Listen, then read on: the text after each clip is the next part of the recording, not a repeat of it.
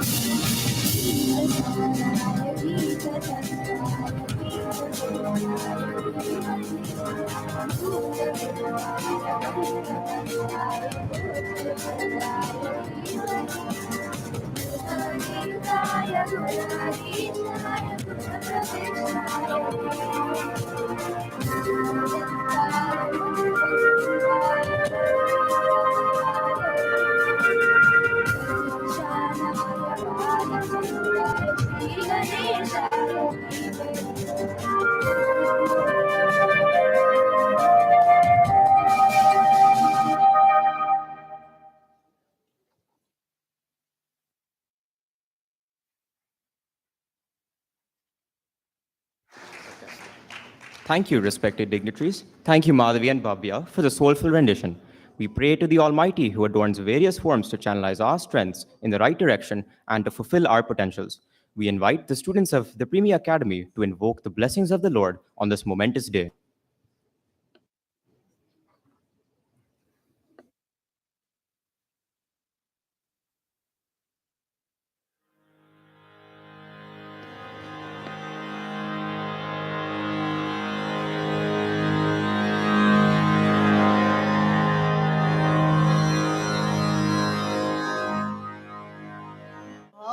आनन्दनर्तन गणपतिं भावये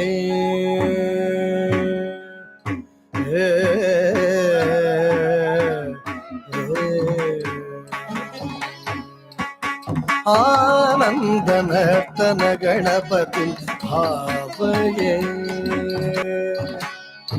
आनन्दनर्तन गणपतिं भावये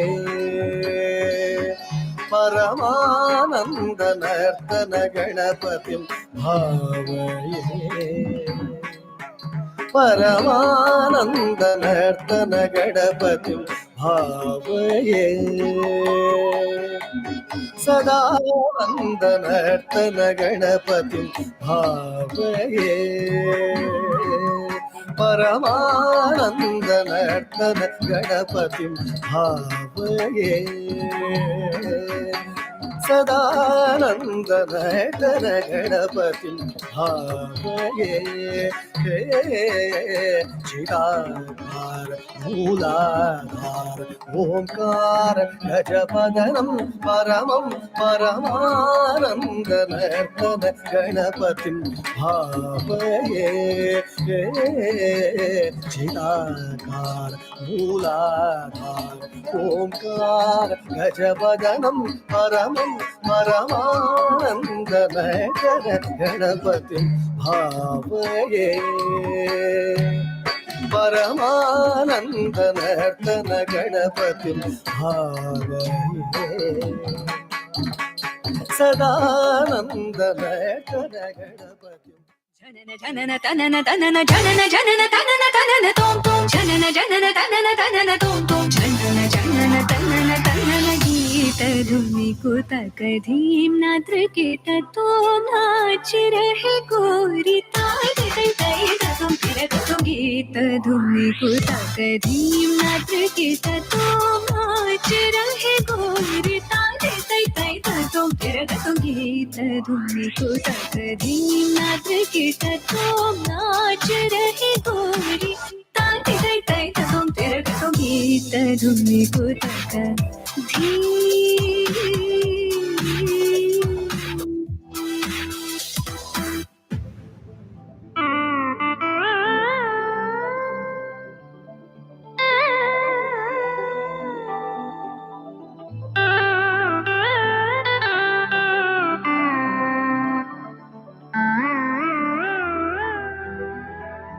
तान गावे तक तल तै तै तान गावे तक तल तै तै तान गावे तक तल तै तै तै तक तना धीम तकिड तक धीम धीम तकिड तक धीम धीम तकिड तक धीम हद तो मत गीत धुनि कुतक धीम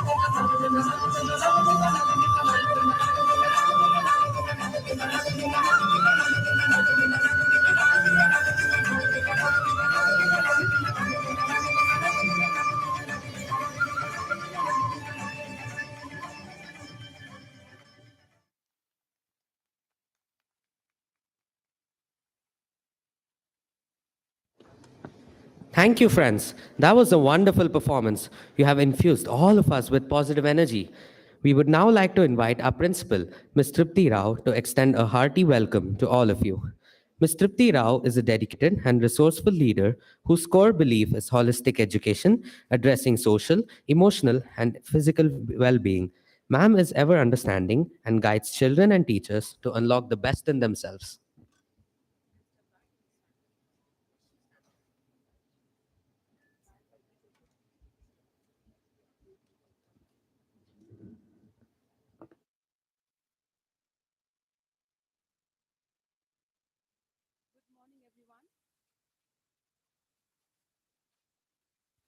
Okay. I will have to wear my specs also. Thank you.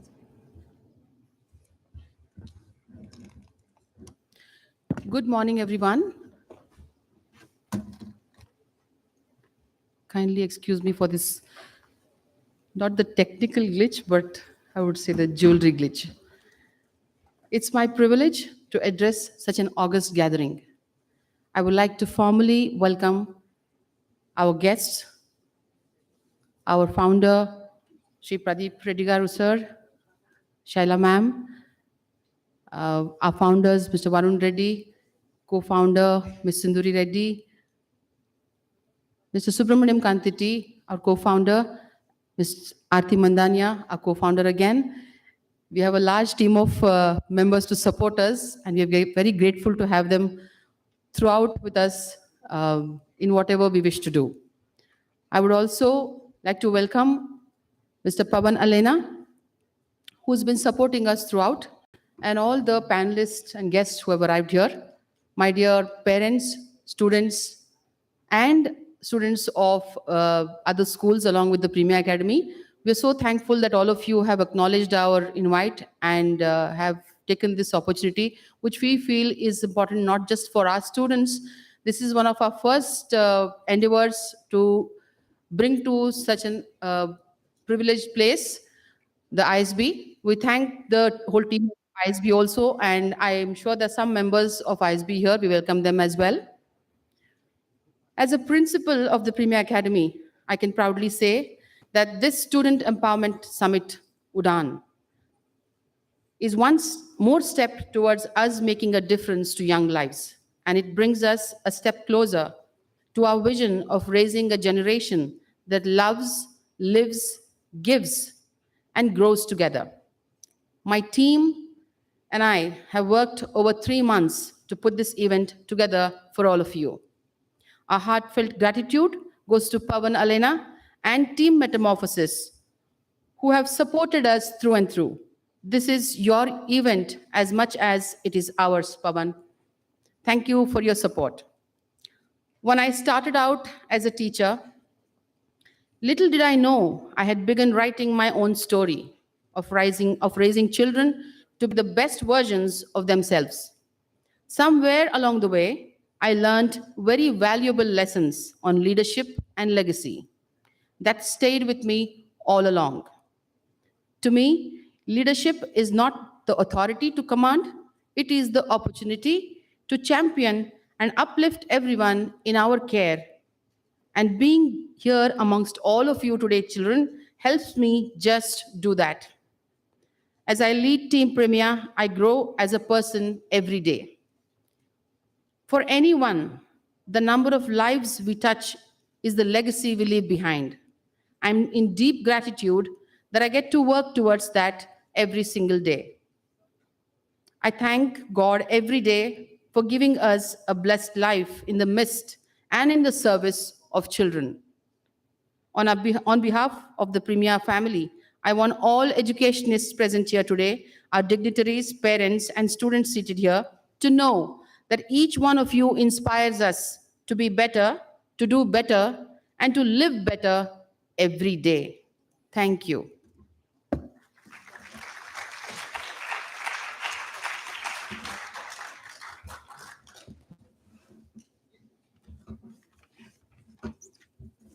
Thank you, Trupti ma'am, for your warm words of welcome. We would now like to invite our founder, Ms. Sindhuri Reddy, to address the gathering.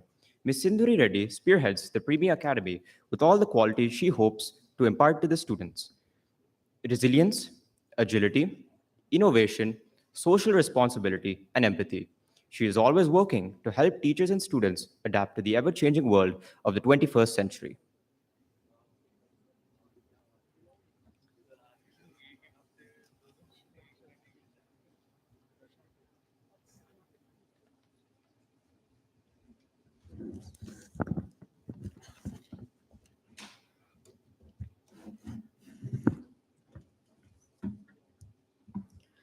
One day, a rich dad took his dear son to a small village.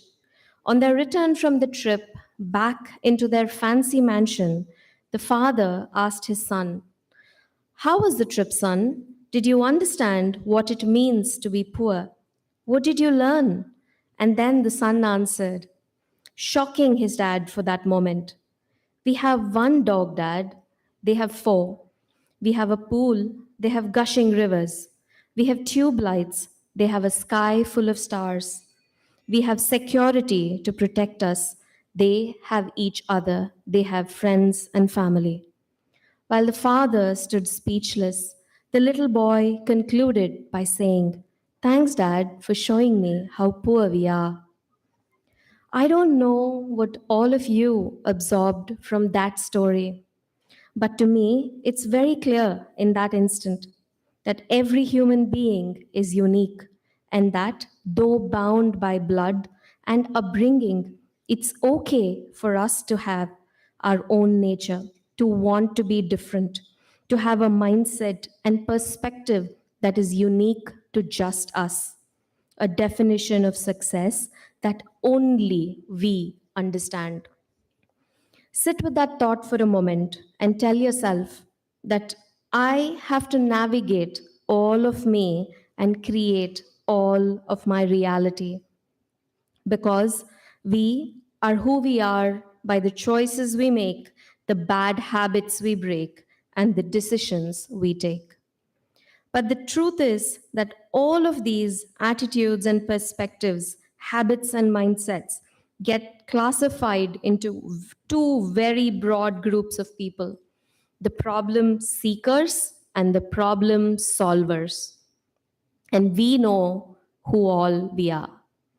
Good morning to one and all present here. I am honored, humbled, and grateful to be standing in front of you today. We welcome you all. I hope all of you enjoy the event as much as we enjoyed putting it together for you. I extend my heartfelt gratitude to all the speakers, panelists, and organizers for gracing this event, for sharing your knowledge and being here to uplift and inspire young India. Young India, this message is only for y'all. Please remember this: problem solvers are the game changers, the path makers, the outliers, the ones that become the heroes, the leaders, and the legends. Unfortunately, or rather astonishingly, this problem solving community only is 5% of the world's population. And we truly hope, each one of us here hopes and prays, that your generation will be the one that pushes that up at least by an inch. That brings me to the mental models and frameworks of attitudes and aptitudes that might help you join the problem solving tribe. The fifth mental model is called the power punch. Remember these 5 words on your fingers. Principles, that's the first one. Always be true to your core values. It makes navigating through life a lot easier. Partnerships, build deep, meaningful relationships. We are social beings. We are and always will be stronger together. 99% of business is people. If you don't understand people, you don't understand business. Prudence. Understand your strengths and weaknesses. Play to them. People who know their strengths are good at life. The ones who know their weaknesses are great at life. Perseverance. Consistency is always the key that opens any door. Motivation and passion are like the waves of the sea, but perseverance is the ocean in itself. Positivity. You cannot have a positive life if you have a negative mind. Life does not give you what you want, life gives you who you are. Remember these 5 words on each of your fingers: principles, partnerships, prudence, perseverance, and positivity. Fold them in, and you'll have your power punch. The fourth framework is called outstanding. Learn, unlearn, relearn, and outlearn. The key message here is to be agile and adaptive. The world is changing and growing at a rapid pace. AI, machine learning, robots are all just the beginning. So embrace that technology because you now compete for work the world over. The earth may be round, but the world is now flat. To be outstanding, you need to outlearn, outwork, and outperform. The third one is the most cliched of them all, but I have my twist on it. It says, live, love, and laugh. Live. The best way to live is to be a living example. So live a little more. Self love and self discipline is the strongest form of love. It changes lives for the better. So love yourself a little more. The deepest of relationships are built on the loudest of laughs. So laugh a little more. The second last one is help and hope. Help all you can. Accept help when you need it. Because none of us is strong as all of us. And hope that the best is yet to come. When you know help is out there, it brings hope, and hope in itself tips dominoes the right way. And the last one, the most important one, make this a brain tattoo if you can, because this is the moat between winning and losing. Life is going to find a way to knock you down. It knocks everyone down. There is no two ways about it. But the magic happens when you take the hit and stand up again. As long as we can lift you up, we will. When we aren't there to do it, help each other up.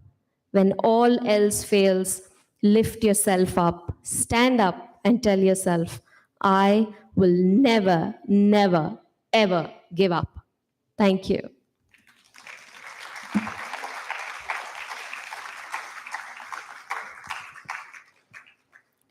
I just have one more thing to add here. Before I give the baton to the experts here, I want each and every one of you to know that everything that you like here and enjoy about this event is put together by Team Premia, Metamorphosis, and iVenture ISB.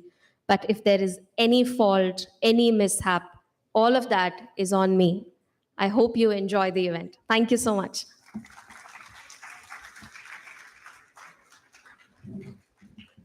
Thank you, Sindhuri ma'am, for those inspiring words. Well, this is just the beginning.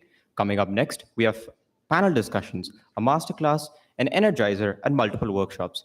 We request Nandika ma'am and Umaima ma'am to take the event forward. Thank you.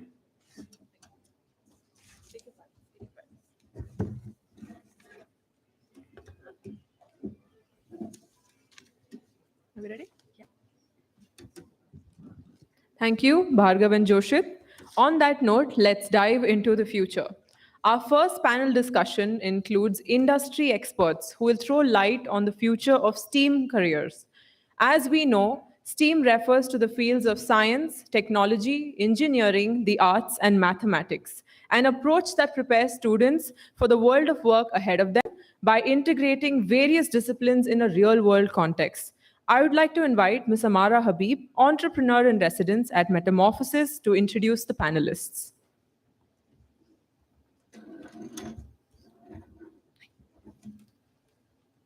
Thank you so much. I'm Amara Habib. I am building Metamorphosis with Pawan and our fabulous team.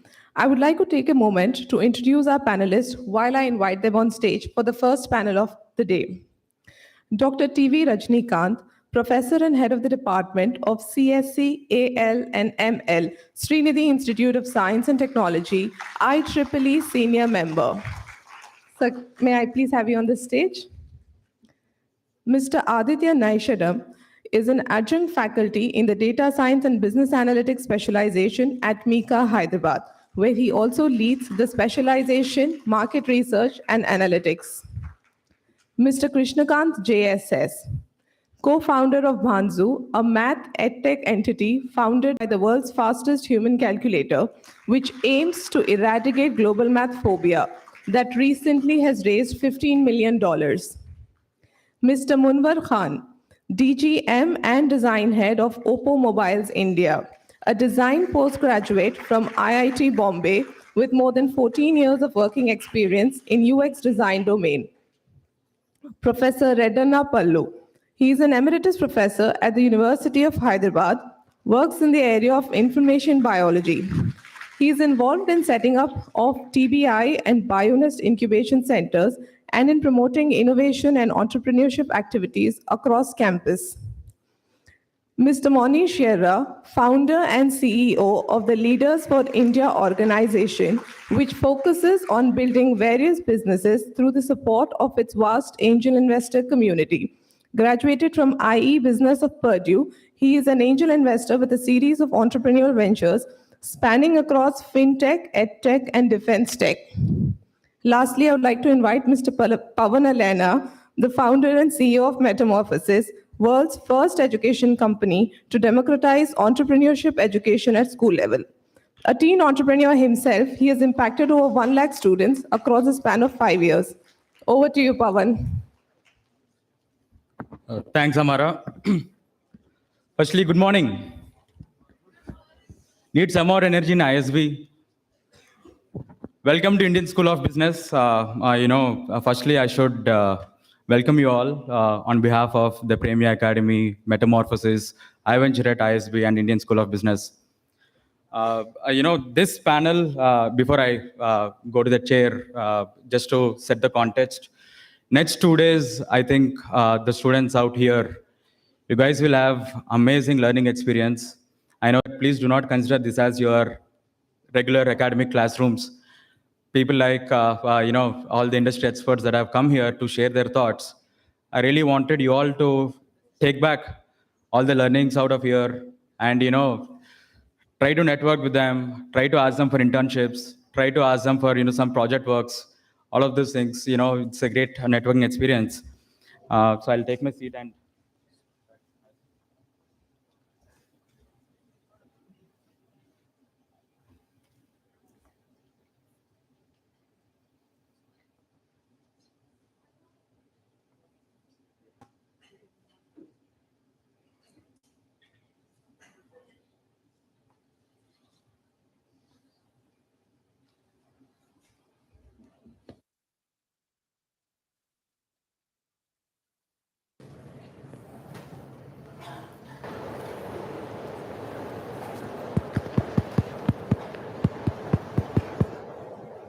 hello, check.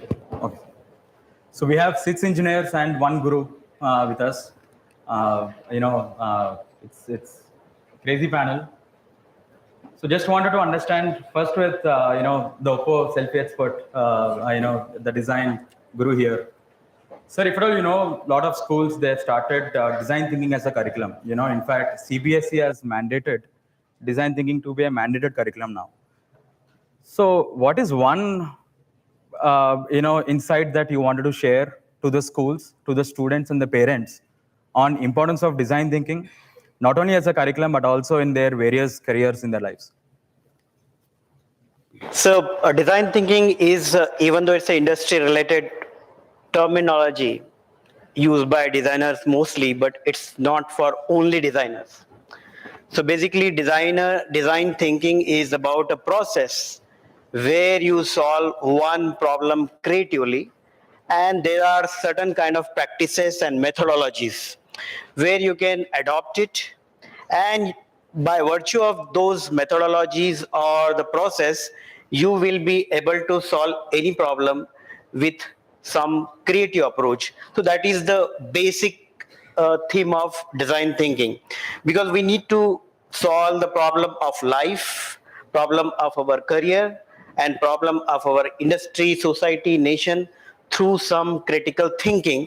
And that's the way how we practice ourselves into that thinking domain. So we are calling it design thinking. So basically it's a creative problem solving methodologies. Great. So design thinking is there in every aspect of your life, is what Munwar sir is telling. Now we have Monish with us. Monish, you wear multiple hats. You have done UG in industrial engineering, you have done MBA from IE, and you have both technology, management, and finance. All the three dimensions that you have been covering. Often, say, for example, for a student of 11th and 12th grade, or students who are finishing their secondary education, a lot of them are confused like me, whether to take up management or technology or say finance. So how was your experience with both technology and management? How soon you want the students to experience either of these dimensions? That's a pretty hello. That's a pretty loaded question, Pawan. But first of all, congratulations to Premia Academy and Metamorphosis for putting together this phenomenal event. Very happy to be here. So I'll give you a little bit about my own journey. When I was studying in my 11th grade and 12th grade, I always had the affinity towards the usual route, the engineering route, maths, physics, and chemistry. But I did a lot of programs, a lot of awareness segments where I got to understand what these curriculums would be going forward and how they would be in the job force. And this happened by meeting with friends, family members, and industry experts. I think that gave me a lot of important critical insights as to how a student can develop their own passion in a particular industry, at the same time excel in that industry going forward. So I was very much into registering for the additional courses, speaking to mentors, speaking to guides, which really helped me a lot. And very early on, when I was doing my industrial engineering at Purdue University, we had a very interesting course called Engineering 131 and 132. I think Aditya will be able to elaborate on that. It actually gave us an insight into each specific engineering design, whether that might be mechanical engineering, industrial engineering, civil, or chemical engineering, where we were given in a workshop format different problem statements to solve with the guidance of specific professors. I think that was definitely a turning point, and I see more and more such workshops coming up even in India for 11th and 12th grade students to benefit from. So I advise all of you to take maximum benefit from those workshops to decide what your career path will be. Great. So internships or say workshops or additional learning will be the key. We have company of the hour today, Bhansu. Even though I miss Bhanu Prakash today, we have Krishna. Thanks for coming, Krishna. Krishna, okay, fine. Let me ask one question to the audience here. How many of you guys are scared of mathematics here? Oh. Okay. Great. Any mathematics teachers here? Okay. Okay. So, yes, Krishna is the teacher. So, Krishna, what you guys are doing is fabulous, right? You guys are trying to create an awareness on phobia, that math phobia, I don't know what it's called. And you guys are introducing some courses like say, speed math. You guys are talking about applied mathematics and all. Just want to know, why should we learn mathematics? Why mathematics is there in our subjects? Absolutely. Am I audible? Am I audible, guys? I was just testing you all. Okay, thank you so much. Thank you so much for the wonderful question, Pawan. I'd be very happy to answer that. So, when we talk about STEM careers or anything in STEM, I feel 90% of it is lies in the last word, last letter M, right? Science requires mathematics, technology requires mathematics, engineering by and large is mathematics, and mathematics obviously is mathematics. So the point is, if I, by looking at the audience here, if I ask everyone, just like you asked ours, how many of you are scared of math? But if you ask you a follow-up question on that, everyone please pay attention. How many of you think that math is boring? I see a lot of that. Math is boring? Okay. A lot of people think that math is very, very boring. And largely the reason is it is not relatable, right? Yeah. If somebody has to learn a language, somebody has to learn a particular subject where there is a tangible outcome, there is a straight away outcome. For a language, you can speak it, right? For mathematics, somebody is going to see watermelons and 100 papayas, who would be able to relate to it, right? And I'm pretty sure all of you here have seen hundreds of jokes and memes on the internet saying that still waiting for the day where I'm happy to algebra and real life. Do you all agree with that? Yeah. Exactly. So that's the kind of problem that we are trying to solve at Panthu. We are introducing students to speed mathematics and more importantly, real-life applications of mathematics. The students get to see, where exactly math is used in the real life, right? And in order to build this confidence in the student, we have these wonderful workshops which we do with schools. And we have observed that just 1.5 hours of workshop, students are able to, become 2 to 3 times quicker in multiplication straight away. And this is called the Panthu effect or the Panthu way of learning. And I guess Panthu way of learning will be changing the way. And most of your opinion on the subject itself is what it is. Thanks, Krishna. So math is everywhere. We can't get rid of mathematics. Absolutely. Okay. So we have professor from University of Hyderabad, Dr. Reddanna Pallu sir. He's from different stream altogether. He's the only one who's not an engineer, but he's a guru for us. He's the professor of life sciences. Sir, I mean, if at all you see a lot of careers related to life sciences, right? I mean, say, you take biophysicists, say geologists. There are recently I've come across one more career option similar to biophysicists. So just wanted to understand why life sciences is always not exposed, right? I mean, say if at all you ask, people will say, my father is an entrepreneur, he's a financier, he's an investor. We have several career options. Why life sciences as such is very much underlying, and what should schools do to give more exposure? Because all these are very high-paying jobs. I mean, geologists and other pretty much high-paying jobs. Why is that? Let me first thank the organizers for inviting me. Let me also invite you all to the campus of your University of Hyderabad campus. ISP is also in the University of Hyderabad campus. How many of you know University of Hyderabad? Yeah, it is just behind the ISP campus, one of the central universities, one among the top 5 universities in the country, exceeding very well in teaching, research, and we recently started innovation and entrepreneurship activities. There are about 60 startup companies located within the campus. So I'm sure all of you love biology. You're not scared of biology, unlike mathematics. See, today, to understand the biology, to address the various problems that we encounter in terms of infectious diseases, we have seen how the COVID-19 pandemic has totally deranged the entire way that we are living. So all this, if we have to understand the problems in biology, it is not just enough to understand only biology part. We need the expertise in all disciplines. Physics, chemistry, mathematics, statistics, computer applications, everything is required. And in fact, because of the involvement of experts from the different disciplines, we are able to understand and address the problems in biology much faster and more efficiently. And that is what we have seen, how fast we have come up with vaccines for the COVID-19. And so that's where University of Hyderabad started a course called as Integrated Masters in Systems Biology.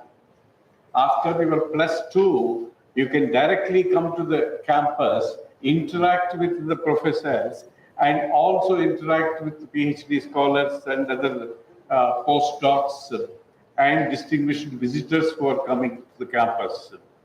And in this systems biology, which is 5 years program, we teach them in the first 2 years mathematics, statistics, computers, applications, and physics, chemistry, and even economics. All these subjects in the first 2 years, and then they enter into the biology.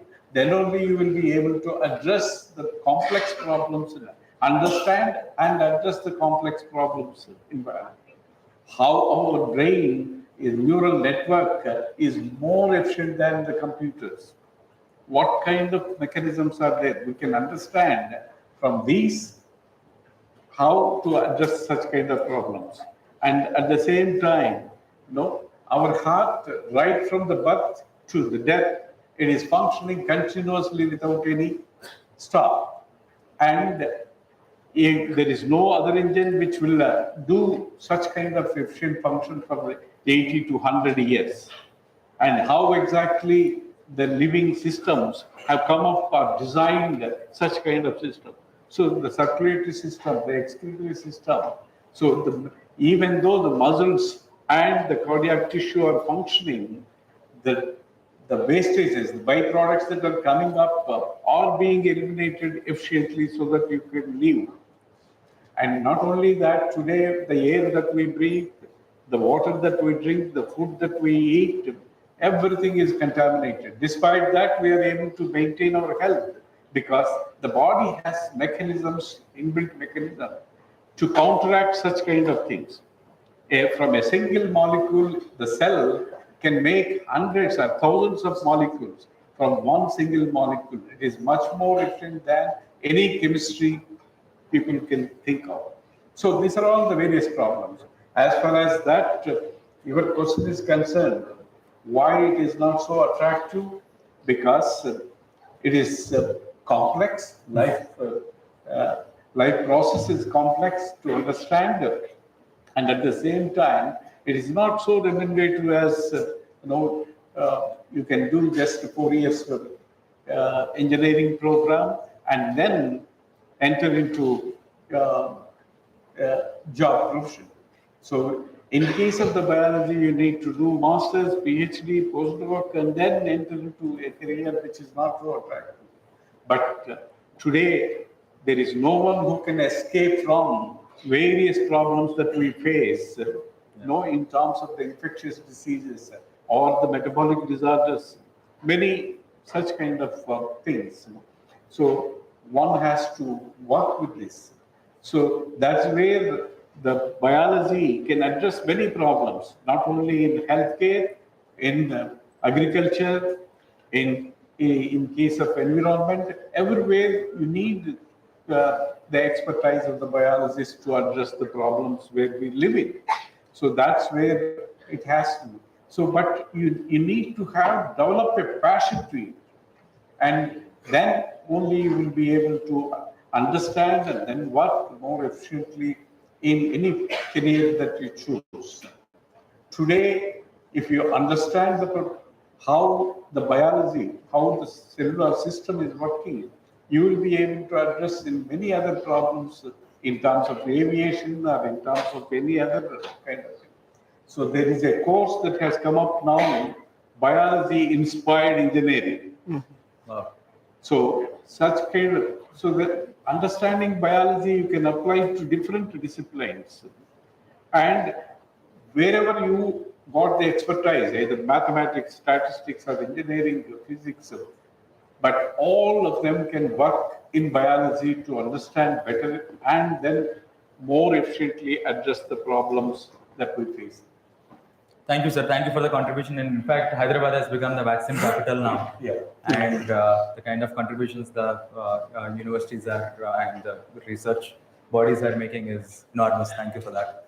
So we have Aditya, another Purdue graduate on the panel now. Aditya, you went to US to pursue your undergrad. I mean, I wanted to kind of give an insight to the parents and also the schools here. I just want to ask one general question, right? I mean, what is the difference between US education model and Indian education model?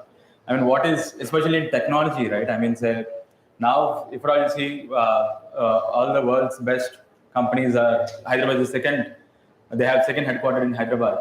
But still, I know people are preferring to go to US to pursue their technology courses. What is missing here? What as a parent, they'll have to contribute, and what the school should contribute to kind of match US and Indian education models? All right. This question. Firstly, thank you for having me here. And whatever I say, please take it with maybe a pinch of salt. What I have found in my experience is the US believes in learning by doing. Right? It's not the road memorizing a formula.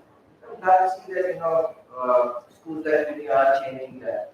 We hear it a lot. Cases probably pay lip service to it one way or the other. But so I remember my first physics lab, and I did my 11th from here. I still remember one of the experiments we did was simple pendulum. And we were there at observation books and writing stuff down. When I went to the US, the same experiment, the professor was like, all right, you got your stuff set up, and you got to go. We are standing over there thinking like, wait, what was happening? Imagine coming from a place where the experiment is set up for you, the diagrams are on the board, right? What you have to do is note down, submit, take your signature, and leave. Right. Now you have to learn how to set up the experiment, how to take down the observations, how to record our results, how to submit them. All of this, it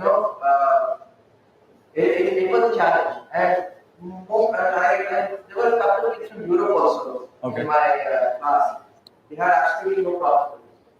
Like, they were on there. So, because in European schools, they tell you to do research right from, 10th grade onwards. And all the Indian kids and Chinese kids, we struggled first couple of labs because we were used to that system where, things were given to us on the day.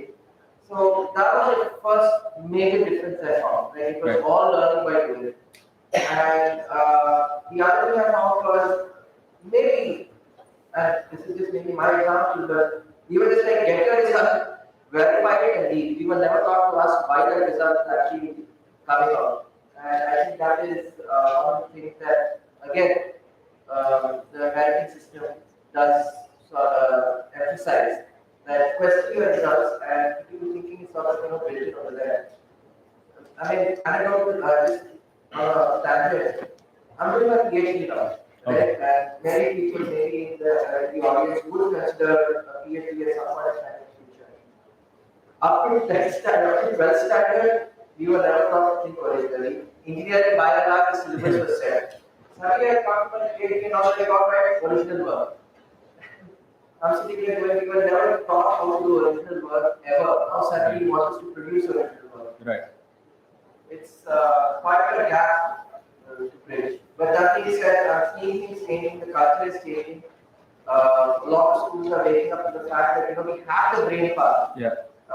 It's slight modification in the way we teach, and we can really change the system over here. Yeah, even we don't want the teachers to be there in the labs, but the consequences. So we need teachers in the labs. But yeah, so thanks for the insight. I think learning by doing is the key.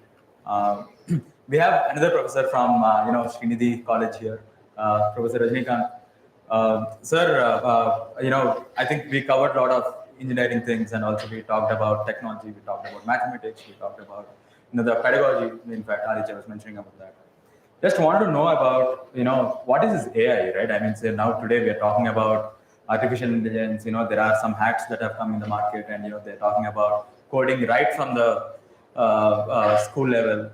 And how much are you for it to learn coding at a very young age? Second thing is, I wanted to know what would be the cons if at all you know coding right from the young age, right? I mean, say, let's say there are many side effects on, say, learning technology right from the school level, right? So how do they manage ethical learning versus this AI, ML, and the new tools that have come now? Where the students are talking about NFTs, they're talking about virtual gamings. So just wanted you to throw some light on that. Very good morning to all of you, and thanks to Premia Academy and Metamorphosis for organizing this event. And let me congratulate the organizers for a good talk for the current scenario. And before going for that, I would like to add 2 sentences about the title of the our. Can I add 2 sentences of our title of the program? Yes. Yeah, STEM. It is started in the year 2001 by National Science Foundation of USA for strengthening the science, technology, engineering, and mathematics. And 2006, George has started looking at the things when she is doing. She is a researcher. She found that arts is very, very important in the aspects of creativity as well as critical innovation. Creativity and innovation, art is very, very important. That's how she has coined, instead of STEM, STEAM. In 2012, the National Research Council of USA started suggesting all the educational institutions to start their schools with up to K-12, the STEM as well as STEAM together. That is how the title has started here. And the career, STEM career, why it has career, the importance of the career I am looking at is, now in US, the current demand for the ordinary student, that is without STEM or STEAM, his salary is suppose roughly $37,000 per annum. If it is a STEAM graduate, his salary will be $84,000. That is the importance, the current scenario we have to look at. All these institutions, we are training our students, and we have to make universal employee for tomorrow's world. So he has to go compulsory through STEAM. That's what I want to brief out on this aspect. And I would like to show you how many of you are interested in music lover. How many of you are music lovers? Just raise your hands. And I will get back to Pawan's questions, answers through this. Yeah. So this is one of the best software you can look at. You can use coding through Python as well as you can make beats. You can make your own album. You may not need not be a musician, expert musician, or you need not be a very good coding expert, but still you can do. This is the Air Sketch. So this is a wonderful software. You can play with coding and you can learn it. Why it is important at the childhood level? So it is make you have creative thinking as well as innovative thinking. See, the STEAM is insisting 135 qualities. 135, that is, first is 1, entrepreneurship skills. And P, that is problem solving skills and project based learning. This is very, very important in the current day of life. And third one, that is C power 5. What I can say is communication skills, collaborative skills, critical thinking, cognitive skills, and these skills make you to get the collaborative. Earlier it was called teamwork. STEM is only with teamwork, now collaborative.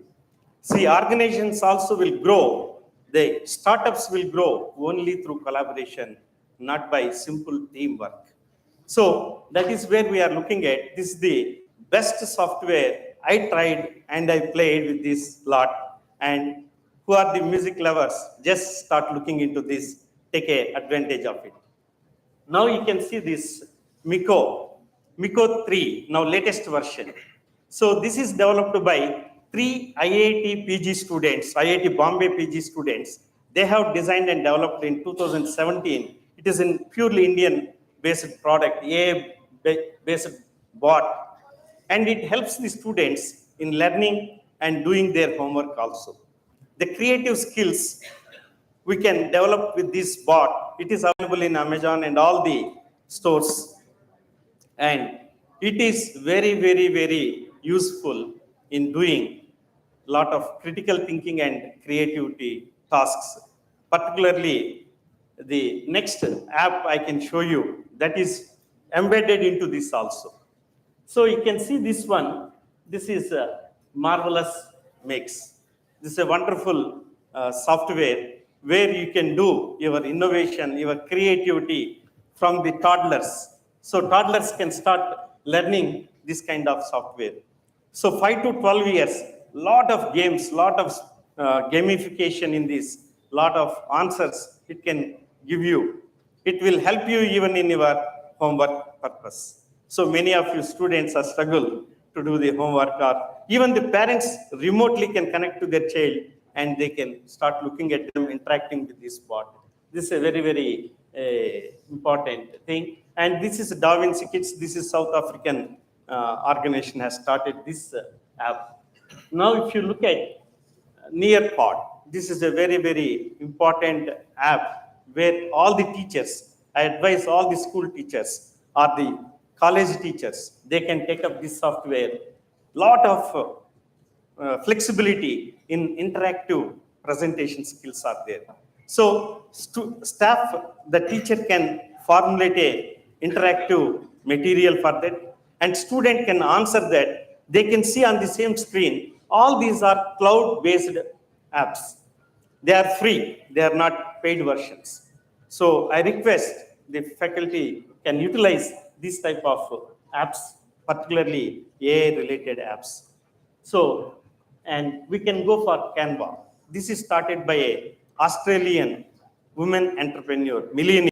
She started this organization, and lot of, actually it is a, what I can say is graphical designer based app, but it is useful for your PPTs, for your presentations or anything.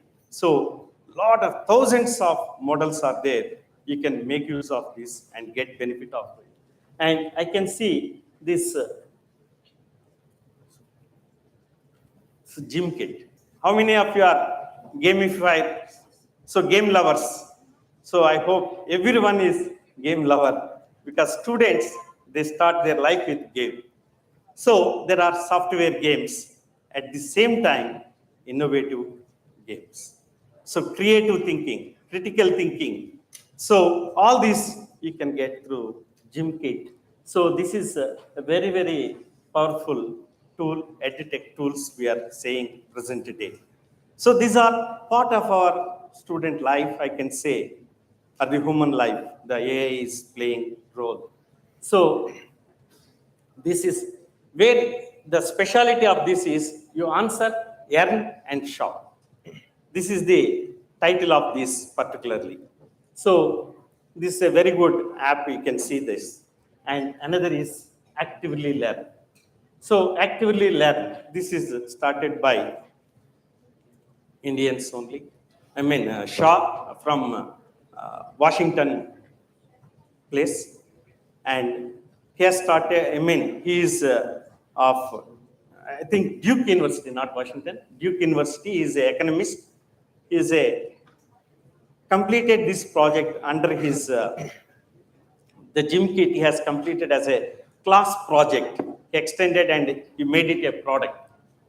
So in the Active Learn, the beautiful feature is I can saw that this interactive questions to a PDF. PDF is a no interactive mode normally. So here you can make it as an interactive mode to the PDF. So that is the beauty of this Active Learn. So, and another is IORAD. So this is a very, very good program for learners and collaborative work. First of all, STEAM is insisting the collaborative work of arts teachers, science teachers, technology, engineering background, and the mathematics teachers. All together, they have to mingle. That is the challenging now present day. So they have to be collaborative to develop the design and develop the curriculum and lessons plans to the students. So this is very, very important software. You can see this. And AIY. artificial intelligence and you. This is by Google's product.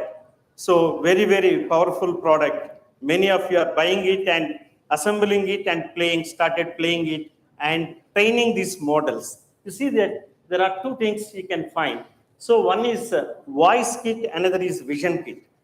So vision kit, you can use it to classify the objects, whether it is a apple or a vegetable or whatever the article you are having, it can able to classify with that. You can start playing with this. So Google has made this possibility. So make, assemble, and play with this. So this is vision kit and voice kit. So, and another is this is personal image classifier. This is developed by MIT. It is free. That's what I would like to suggest all the students start playing with this. There is a game called Peekaboo. How many of you know Peekaboo? Just raise your hands. Peekaboo. The grandparents or the elder parents, they used to play with their grandchildren. Am I right? So, first time when they see the face and they smile, the kid start smiling. Once they close their face, kid gets surprised and surprising face cuts. So, you can start playing those facial impressions with this game. And this is a beautiful ANN, CNN, and RNN, totally neural network advanced algorithms are playing in that. So you are learning simultaneously, you are training the data set. You are training the data set and you are testing, you can post it and you can play whenever or wherever it is. So it is a wonderful game. You start playing even with your mobiles. That is the beautiful app, and it is a purely cloud-based app. Right. And lastly, this STEMpedia. So this is also Indian-based origin, and it is also very, very useful AI robots. Only I have showed few of them to address the questions of Pawan. So they are not making you addict. They are making you to think critically, to make you the 21st, make you to gain 21st century skills. That is what I would like to suggest here. So coding, you have to learn through fun, not another a very serious task. So if you start learning anything through fun, that's where in this team, AI is playing role. Fun is also added through arts, focusing. So these things we can have through these apps. So hope Thank you, sir.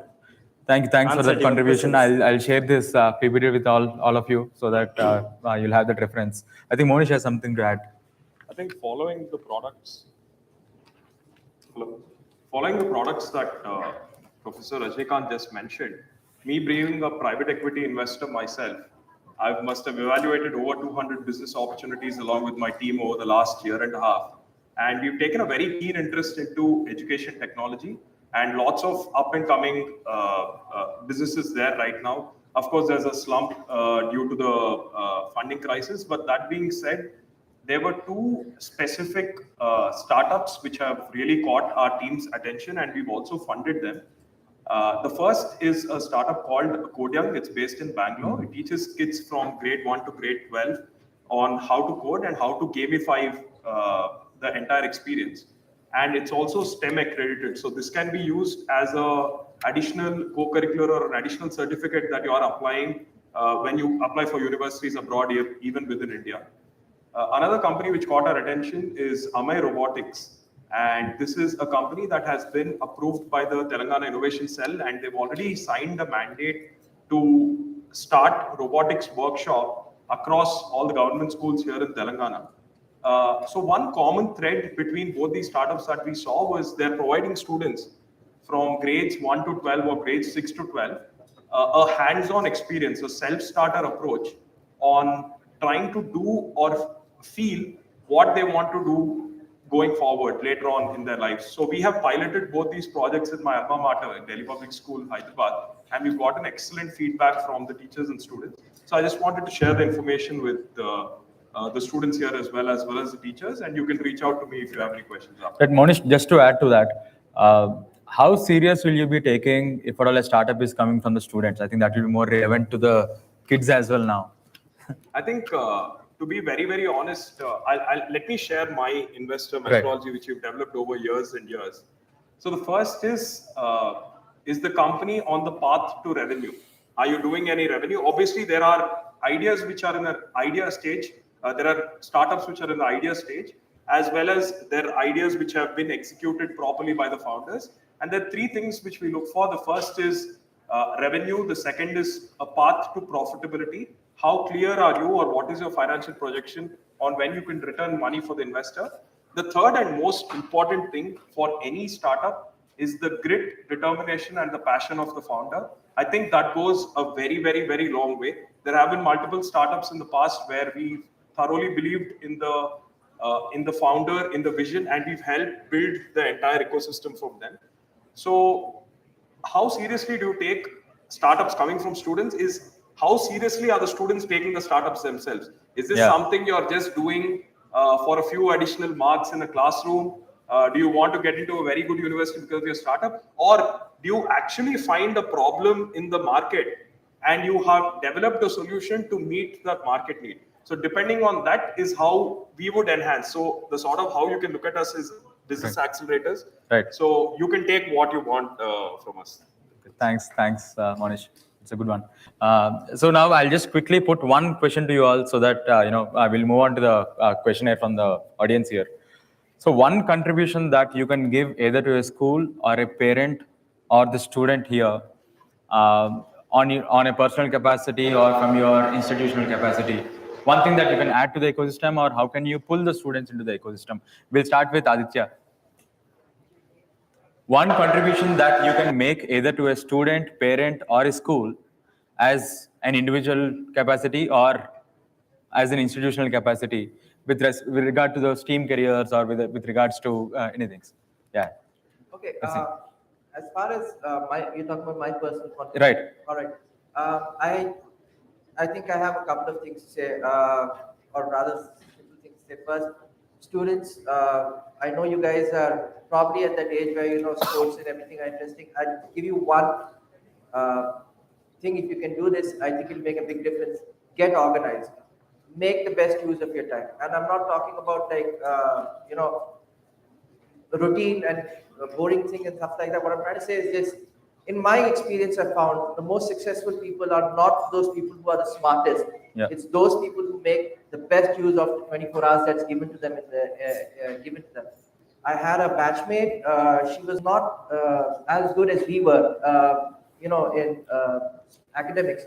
But this girl, she knew which courses she wanted to take, who was the professor she wanted to take that course under, which company she is going to target for an internship. She had the entire 4 years of her college life mapped out, in terms of what specialization she wanted to do. And she succeeded, I think, the best among all of us. So get organized, make good use of your time. Secondly, personally, I think my strengths are in a couple of things. One, I can help students identify their passion very well, because that's something I do for even my students at MICA. Some of them, and they have different things they want to get into. Some of them want a career in analytics, some marketing, some want to take up a PhD. And of course startup. So identifying passion is something that I believe I can help in. So mentoring. If you guys want to reach out to me individually, that's absolutely fine. I love working with students. And the last bit of advice I would give you is surround yourself with people who have the same focus or a greater focus than you have. It's like working out in the gym, right? You work out with somebody who has the same goals as you, or possibly who's a little more fitter than you, so that you get inspired and you push yourself. It's the same thing even in your academic life. Find that group or find those people, make those friends who are just as focused as you are, who have a better focus in life and are sure about where they want to get to. Trust me, it makes a huge difference. I'm not saying don't have fun. I mean, you guys are kids, right? You guys are at school. Having fun is what you're supposed to do. I get it. I've been there. But remember, these things matter, right? Your friend circle matters. The way you use your time matters. What you put into yourself matters. So that's the last bit of advice I have to share. Thanks, Aditya. Thank you so much for that. We have our Krishna from Banzu. Thank you so much for the question. And while looking at the crowd here, I see that, a lot of you are super duper enthusiastic, and thank you so much for, listening to us. So, if there's one thing that I want to highlight here in front of all the parents, teachers, and students, then it is to, take things slightly, on an easier level. Don't stress too much. Don't worry too much. Don't bother too much. As Althea has rightly pointed out, it's extremely important to have fun, right? So make sure whatever you're doing, whatever your goal is, whatever your end goal is, make sure that you have fun at each and every stage of it, right? It is you're meant to have fun at this point of time. And also being said that at Banzu we're making mathematics a very interesting journey for all the students who take a workshop at Banzu or take a course at Banzu. So if you want to know more about what we do at Banzu, the Banzu way of learning or the Banzu effect, then I'd be very happy to answer all of those questions where we actually make the subject not a subject, right? We make it an entire experience where you can have fun with the subject. And being said that, not just me, the entire Banzu team is here, a couple of people actually, so you can interact with them as well post the session. Thanks, Krishna. So we'll kind of talk about Banzu in other platforms as well. We have Munwar sir. Yeah, definitely. I will. I can make this learning device for you as an organization, being a mobile manufacturer, because now it's moreover entertainment device. I can convert into a learning device because this is a window to the world. And I will tell you, because when you will be in a professional world after a few years, I will tell the story how this device is progressing. Basically, the future of mobile is there will be no mobile. Okay. See, look, in before few years, it was impossible to turn the screen like that. And mobile have already traveled from this to this, and we already have one goggle where is most of the things or functions are here, and it will go inside the eye and it will completely disappear. So why not to start not using the mobile as a device, mobile as an experience, but for learning. So I think as an organization, I can contribute in that journey. So you control this device. Nowadays, this device is controlling you. So that will be a big issue, digital health being issue. So I will try to contribute in that your learning journey by designing such kind of experiences. Thank you, sir. Thank you so much for that. Professor, sir, so contribution from University of Hyderabad or you on an individual capacity, how students can be benefited, especially in the stream of life sciences. How can we give them more exposure? How can we create that ecosystem in the schools for life sciences? See, my advice to the students, which I used to give every day, study not for grades. Study any subject that you have interest, develop the passion, enjoy whatever that you are reading, understand it fully well, and the grades anyway will come. Unless you love the subject, unless you show passion and devote your time, you will not be able to. So you may just learn something for the exam and then afterwards you forget it. But whatever that you learn with the passion and devotion and enjoy that whatever that you are doing, then you will exceed, you do exceedingly well. And there is no bar for the students to come and do the projects. In fact, many of the students from abroad come and do projects, but not from the high schools here. I think it is the time that the schools can also utilize the various institutions that we have in Hyderabad. I welcome if anybody is looking for such kind of things, we can put across the faculty in the area of your interest. And then. Sure, sir. Thank you so much. I think that will be really helpful. Monish, your contribution. I think please don't be afraid of failure. You have your parents, you have teachers, you have all of us. We're all trying to build an ecosystem where you're striving for excellence. Please try something new. If you don't try, you're at the same place where you've begun.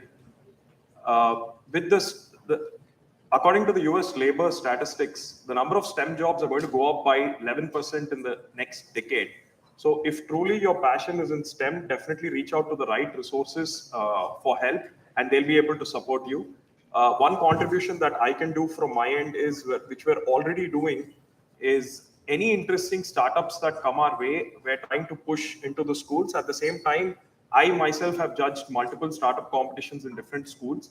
So for the teachers and principals, please encourage more startup ecosystems, more workshops, and call outsiders as the panelists so that students are exposed to how the outside world is outside the school as well.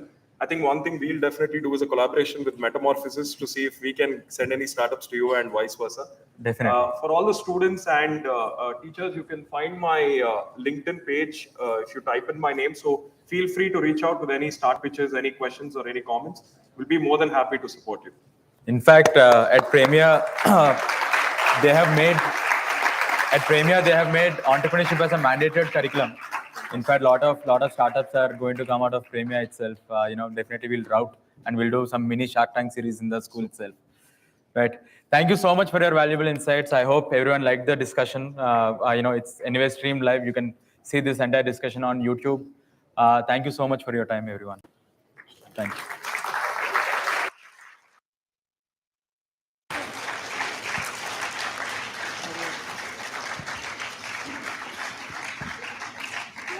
All right, thank you, panelists. We request you to stay back on stage for a quick photograph. Meanwhile, thank you so much for offering a deeper understanding of all the subjects. And not only that, but also touching upon habits and life skills that I'm sure we'll take ahead through our day.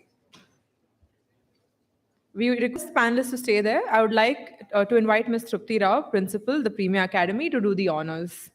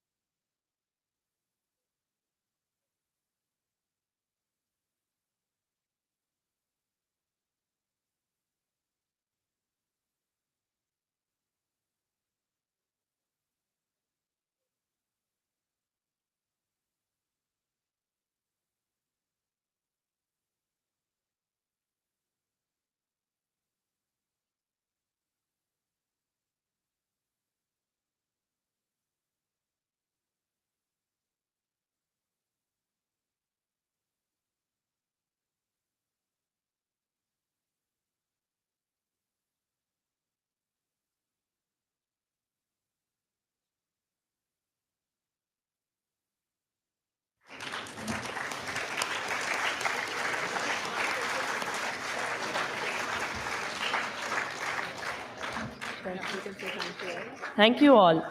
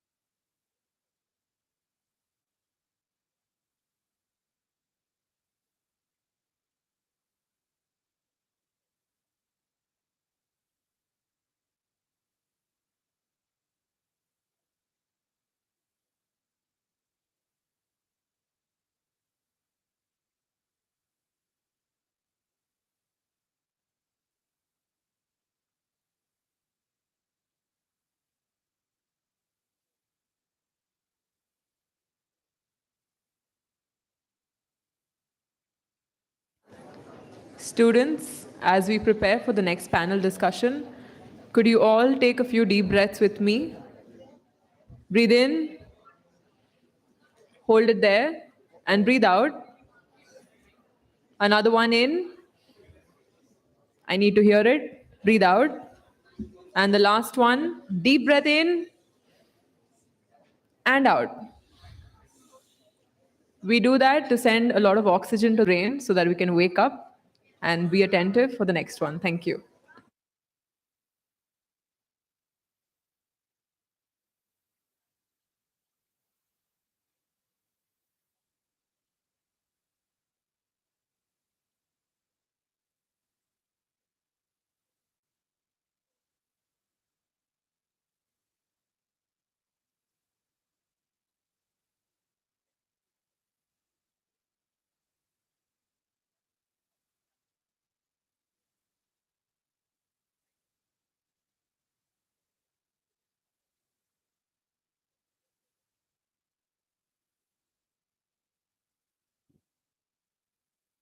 Okay.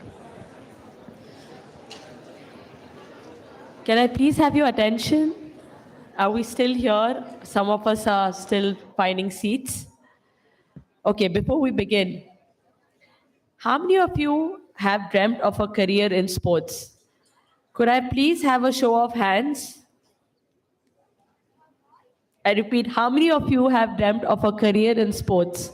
Can I please have a show of hands? Okay. It's not just about passion and physical health anymore. When it comes to sustaining a career in sports, there are multiple niches for athletes and non-athletes alike and educational opportunities that have evolved to support them. I'd like to invite Ms. Amara Habib, entrepreneur in residence at Metamorphosis, to introduce the panelists.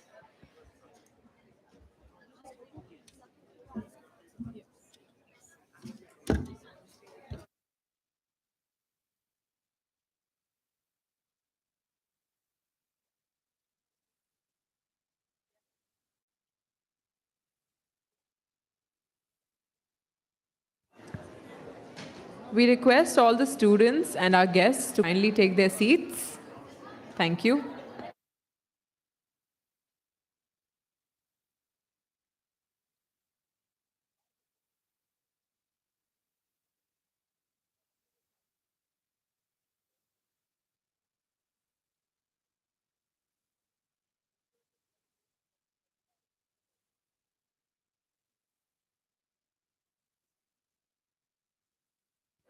I repeat, students, could you please take your seats?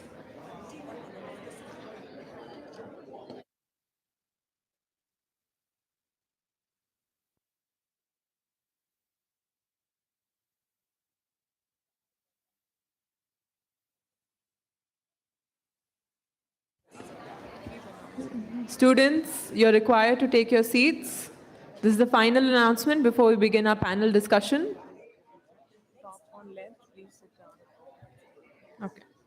Okay, where is it? This. What? This is that. Students on top left, please be seated.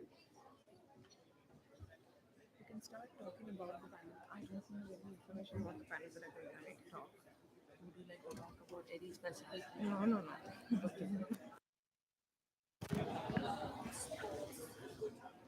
Okay. We have an exciting panel coming up in sports. Can I please request everyone to take their seats?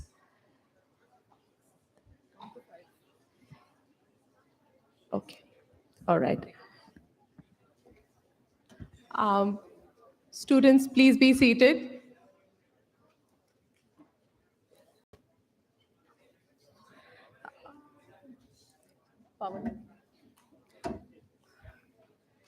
I would like to call on stage Mr. Karthik Yanmandra, Director of Marketing and Business Development at Tight End Global Sports Private Limited.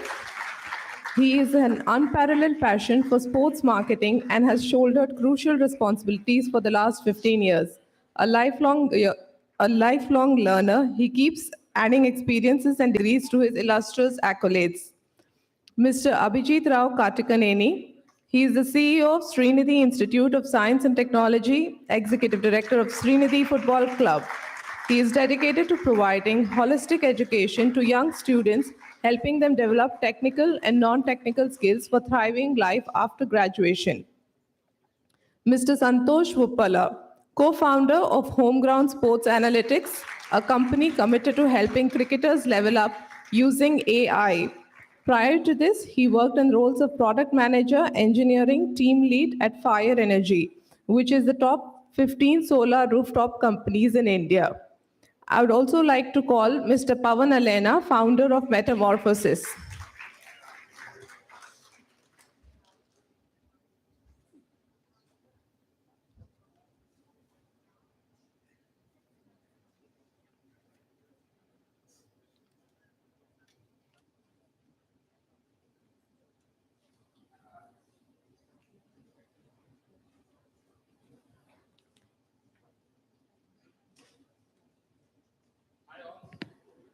Audible? I hope I'm audible. Hi, I'm audible. Okay, I think this is a sports panel we are sitting here, and I think you guys have to be little enthusiastic. I don't see that enthusiasm with you guys. Okay, so how many of you play sports? Great. So are there parents here by any chance? If parents are there, how many of you parents are pushing your children to play sports? The parents I'm asking, not the children. Good to see. I see very less number of parents here. Okay. So we are the panel here, and we are here to talk about career in sports, and we are here to make it more interactive. We don't want to make it boring, talking for hours together. Rather, like we have very less time, so we're going to make it more interactive. Like we're just going to have a very brief talk about what each one of us is doing here. Then we'll give the thing to you, the mic to you, so that you can come shoot your questions to us, and we are happy to answer all your questions. Okay. So coming to me, I'm Karthik Inamandra. So I've been into sports for very long, and I've been working in multiple streams of sports. I've organized many number of events, and I've been working with different clubs, academies, governing bodies across India. So this is a very brief introduction of me. I'm all into sports. So anything you want to talk about sports, you want to discuss anything about the sport, I am the right person for you. I can say that confidently to you. And over to Abhijit now. So, first of all, thank you for having me here.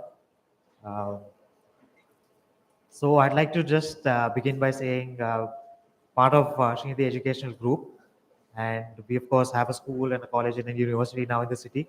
But how we are related to sports properly is actually owning a professional football club, which represents Hyderabad and participates in the Hero I League. It's called Srinidhi Deccan Football Club.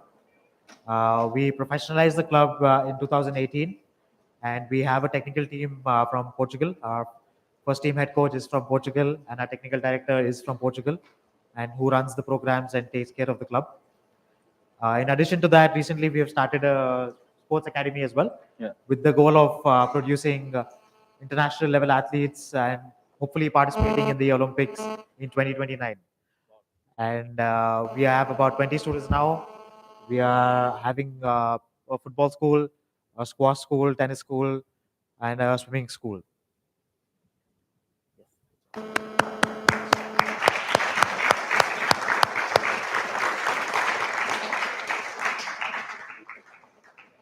So thanks, Pawan. Thanks the Premia Academy for having us here. So I'm Santosh, co-founder of a startup called Homeground.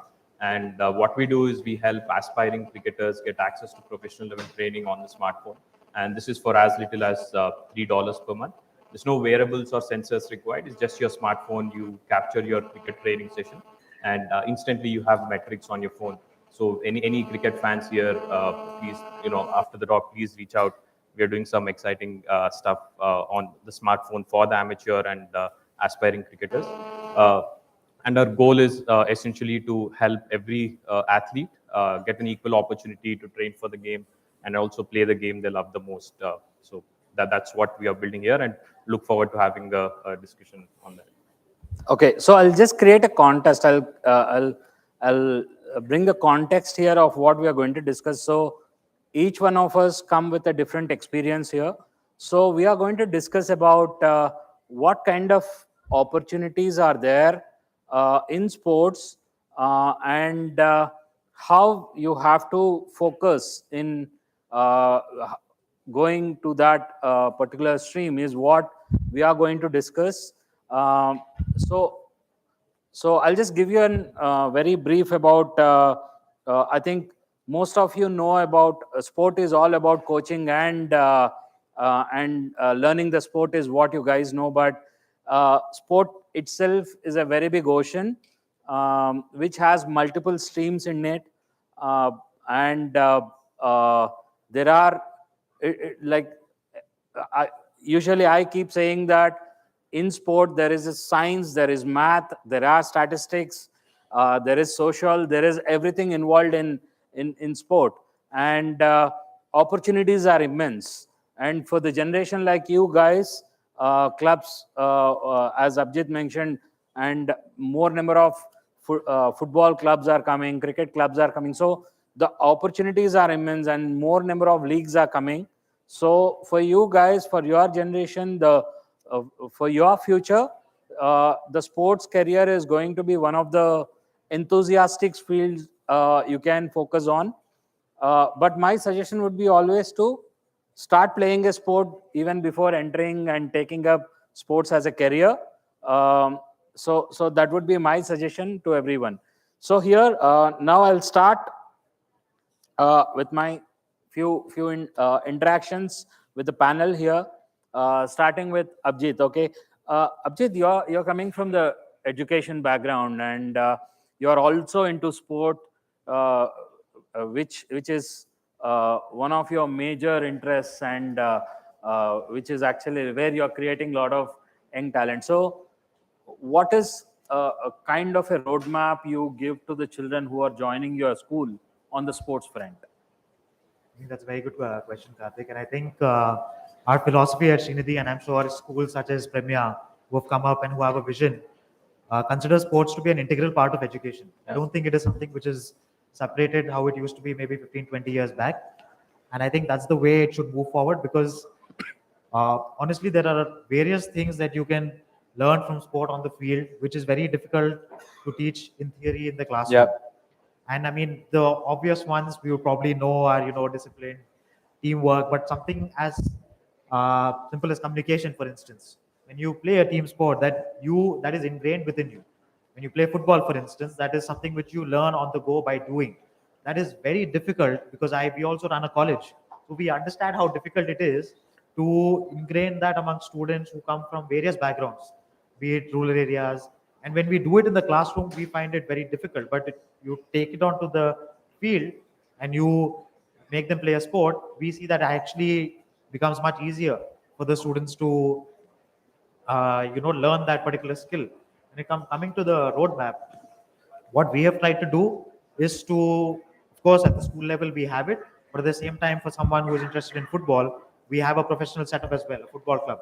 So that is the pathway we want to provide in each sport gradually to all of our students. And most importantly, it's not that you have to only excel on the field when it comes to sports. There are various fields within sport that you can look at, be it sports law, sports medicine, or be in the media, as Karthik, will further probably tell you moving forward. And there are various opportunities in that way. So it is also on the field opportunities, but also off the field. And I think the opportunities are immense. Absolutely. So, in I'll just elaborate from where Abhijit have stopped. So, as Abhijit mentioned, the opportunities are immense. For example, on field, we have two streams in sports. One is on field and off field. On field is all about how you organize an event, how you do the branding, how you do the marketing of an event, is all the on field the work what we focus on.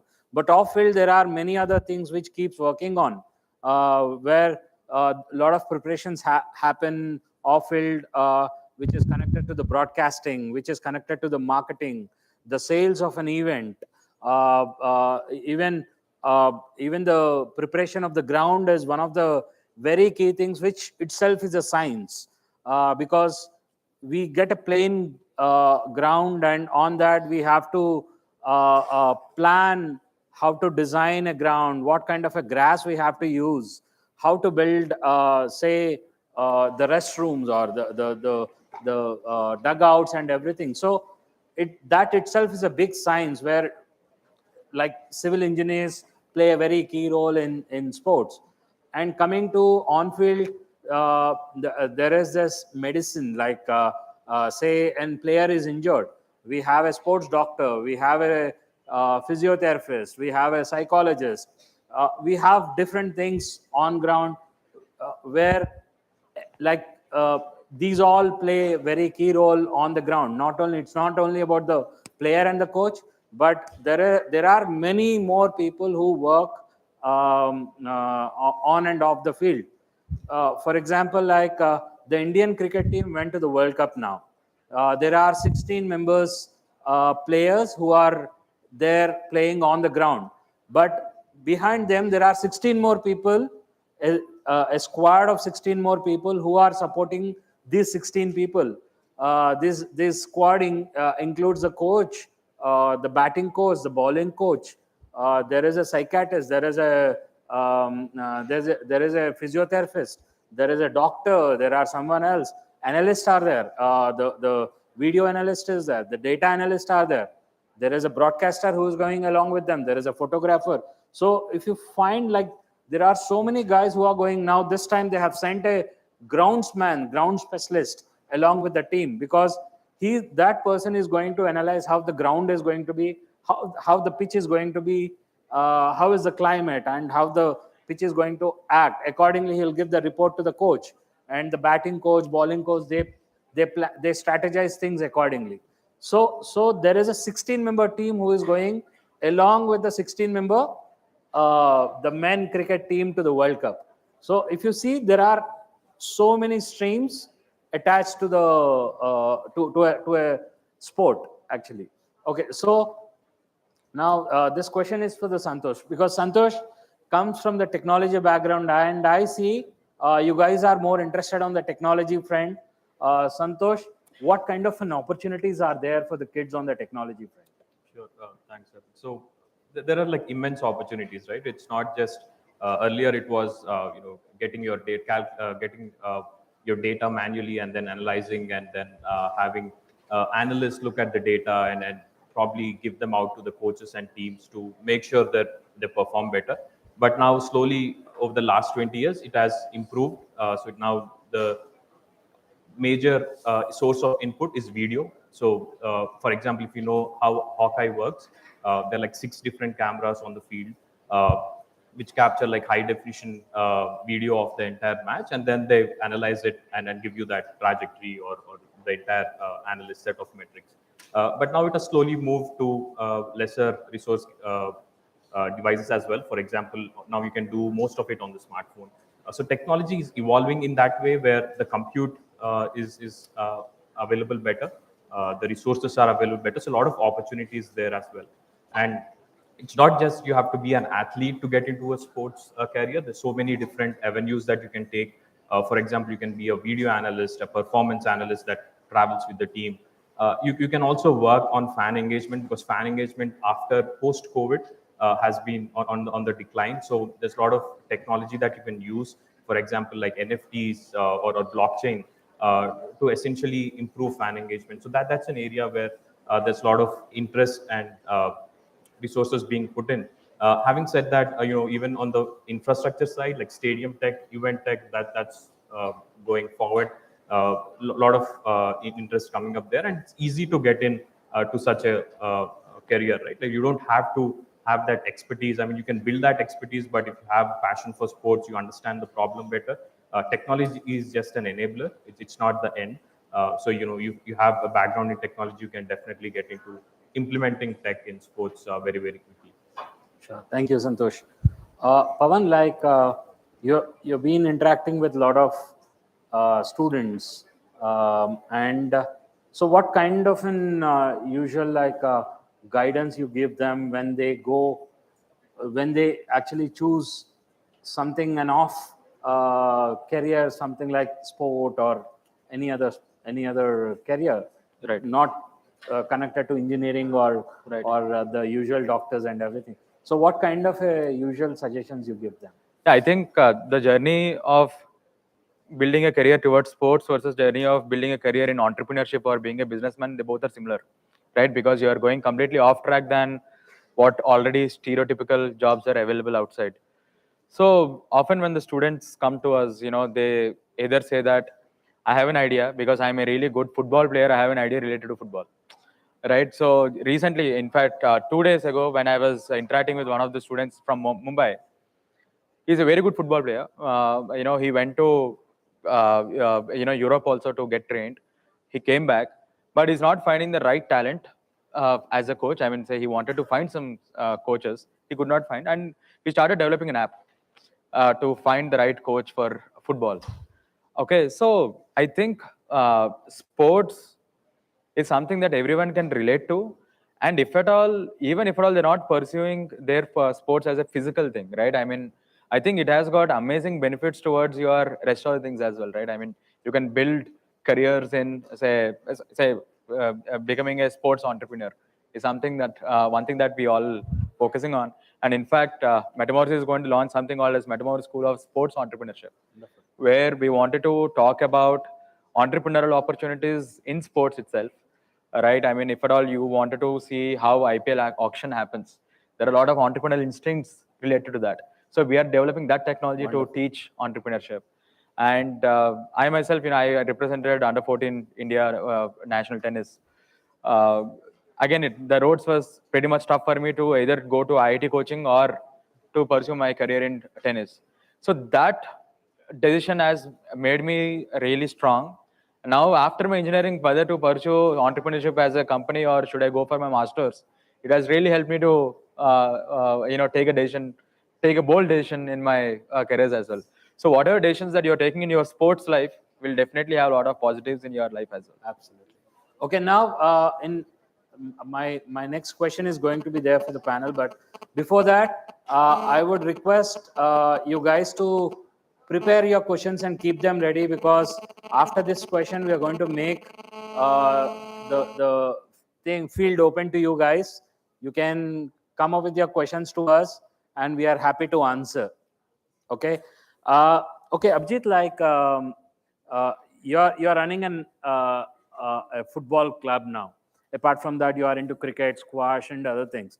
So, coming to the club, you identify the players from different parts of the country. But what about the other members of the team, whoever it could be, who are supporting the team? So, how do you identify them, and what kind of qualifications you look into them? I think mainly we form a core team to begin with within the club. Should be the chairman, myself, the other executive director who is present, and our technical director. That's the way that we would approach it first. And there are a lot of various softwares also right now, which give you a lot of stats about various resource persons within a club. Say that I want a performance analyst. I can go onto that software. I can see the particular person's performance and the credentials and be able to onboard them. So, I mean, I think it's very similar to how you would scout for players. There are various softwares for that. And mainly it is through the network that we have that we build our team. Yes. So what we are doing differently from our I-League clubs at least is having like sports psychologists on board as well with the team. So those are the things that we're trying to set ourselves apart and give that added advantage to our team, that's the way we are trying to, give them that cutting edge when they compete. Wonderful. Thank you. There is a mic or something for them? Yeah, can you please mic to the audience? Okay. Whoever has a question, you can raise your hand, and the mic will come to you. Introduce yourself with your name and which school you're from, which class you're from, and ask your question. And ask to which panel member you want to ask. Like, just mention to which panel member you want to ask this question to. So anyone, anything related to sport, we are happy to answer.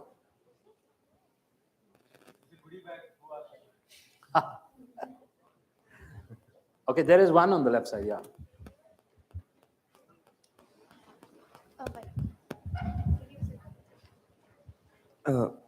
Hey, introduce yourself, which school, which class, okay? My name is Rishabh. I am from JHCS.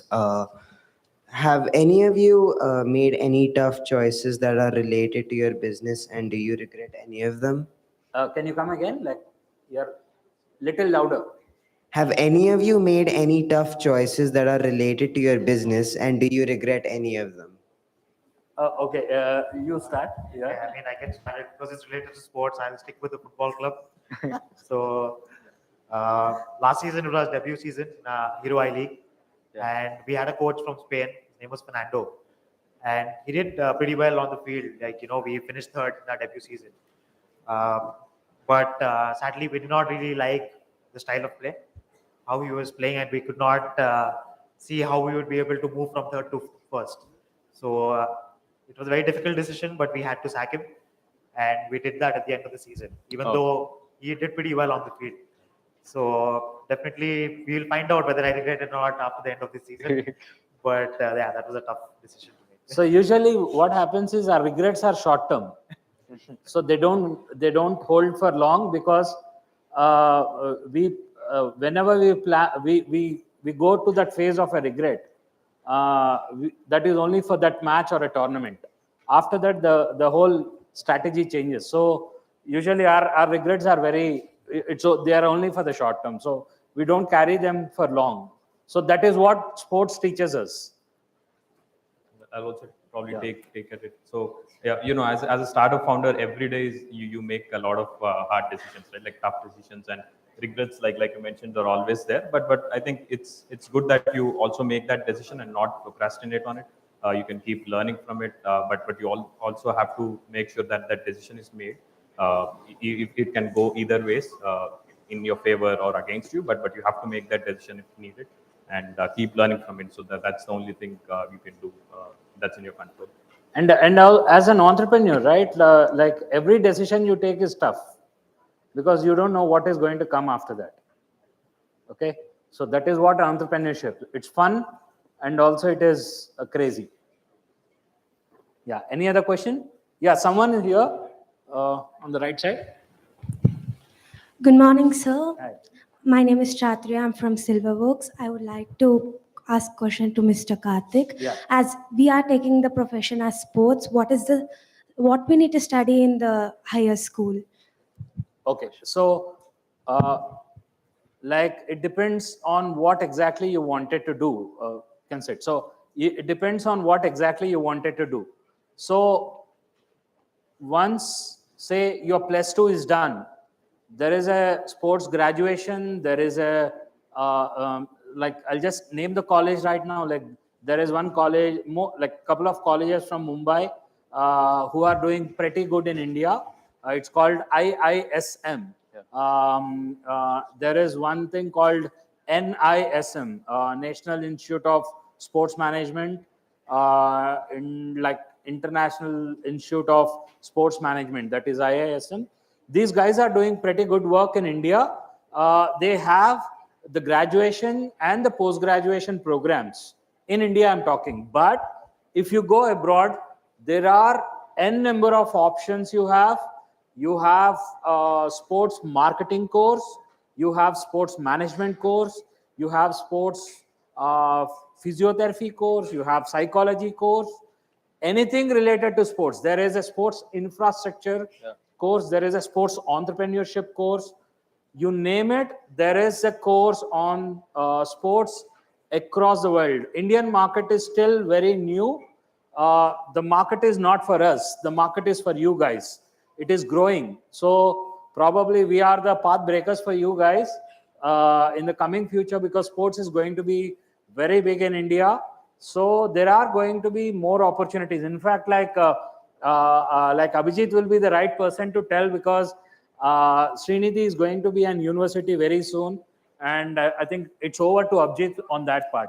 I think Karthik has really summed it up pretty well, but just to add to it shortly, there are various opportunities that you could consider. It can be sports management, or even something as different as law. There's a huge need of sports lawyers in India these days. And, we are working with one of them, so he keeps on telling me as well, the kind of market that there is. Sports medicine is, of course, everyone knows of. There is also digital marketing within sports. And we shortly at the university, when it's going to come up next year, we are going to start a board of programs in sports management. So there are various opportunities, definitely. So you can become a doctor, and you can choose sports as a stream where you can become a sports doctor. You can become a certified physiotherapist and choose sports as a career. So anything and everything, sports is there. So for you guys, it's big. Any other question? Even parents, if parents are there, teachers, even you can ask questions, not related to the education, but yeah, sports, we are happy to answer. Good morning to all of the panelists. I'm Srita from Premia Academy. My question is to all of the panelists, and it's, was your original vision to be in the sports industry? And if not, what were you aiming to become? Who will start? I'll take that probably. So for me, at least, getting into sports and entrepreneurship, it was a personal pain point, right? So I was an aspiring cricketer, I started playing when I was 10 years old, but could not get that professional training. It was really expensive. And then later I moved on to engineering, and that's where I had this tech background. So 20 years later, that's when, the problem still existed, and we thought, we were very passionate about solving it. So that's how we came up with what we are building now with Homeground. So it's personal pain point for us, but it could be anything else for anyone. Probably a tipping point. You see that the sports industry is growing at large and get into that direction. But it's for me personally, it was a pain point that I really wanted to solve for. I think for me, it was something which happened gradually. It was not a very conscious choice. We started the football club with a banner that we wanted to focus on the youth development and grassroots to begin with. And then as we moved along, things changed. We received a bid from the AIFF to maybe participate in the I-League. And that's how things rolled on. So it was not a very conscious choice. We just wanted to do something at the grassroots level to begin with. Okay, so mine is a little different story. So I played cricket for Hyderabad under 16 and under 19. Then I had to quit sport because I was in my 10th standard and my parents were expecting me to get a state rank, which I didn't get. And also I'm a failed entrepreneur. So I tried a couple of ventures and they failed. And sports was the next venture which I thought, and I felt like this will be a best match for me, and I've been into it. And it's not an easy journey. Sports is for Abhijit, it was a little cakewalk, but for a person like me, it's never an easy journey because I had to see every crazy ride in sport, and it's not that easy as it looks outside. So yeah, but it's also fun in the process. It's vice versa for me. I wanted to build a career in sport, but I became an entrepreneur. But for me, if at all I don't play tennis, it's not helping out my career also, because I wanted to have that work-life balance. So today, almost 2 hours a day, I play tennis. So it is helping me my career. I wanted to build that career in sports, but now it is helping my career. Yeah. Someone there, that boy there. Yeah, get up. You. Yeah, you. You said you have a question? Yeah. Sir, what was the tough decision which was like blessing in disguise?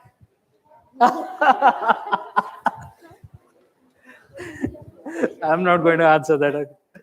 No, I think like the question was asked earlier, and I already answered the same. So I think I would stick with that answer. Yeah.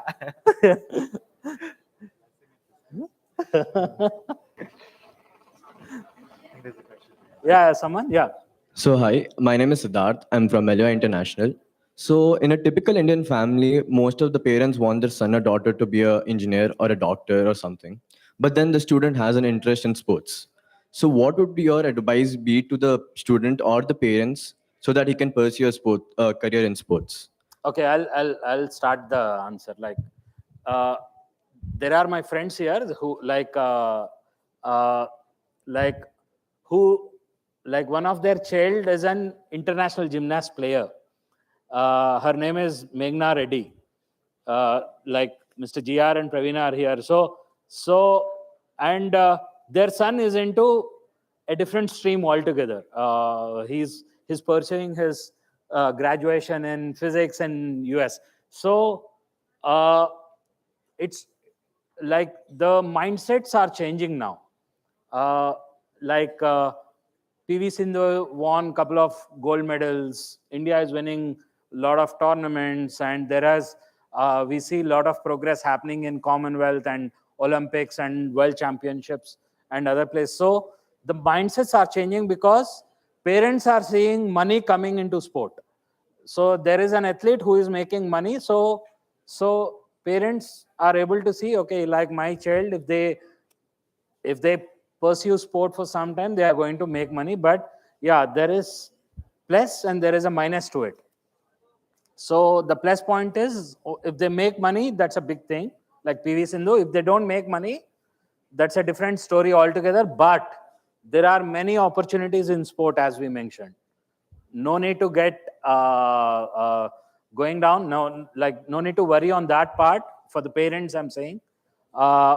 There are immense opportunities. It may be sports science, sports medicine, sports law, sports like anything, engineering. Even you guys won't believe, even a bat, a ball, a football, or even the apparels what an athlete wear is all about sports science.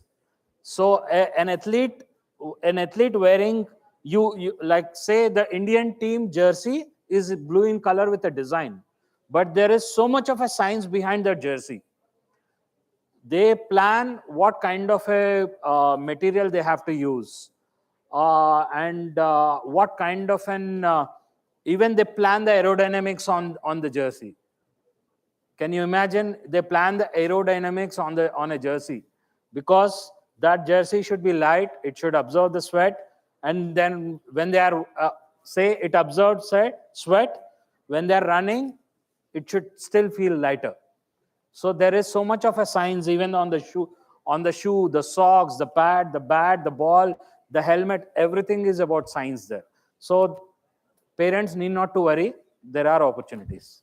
Just to add on to that, I think the MD of Star, Mr. Sanjay Gupta, said in the next 10 years, the sports industry is going to be $10 billion worth within India.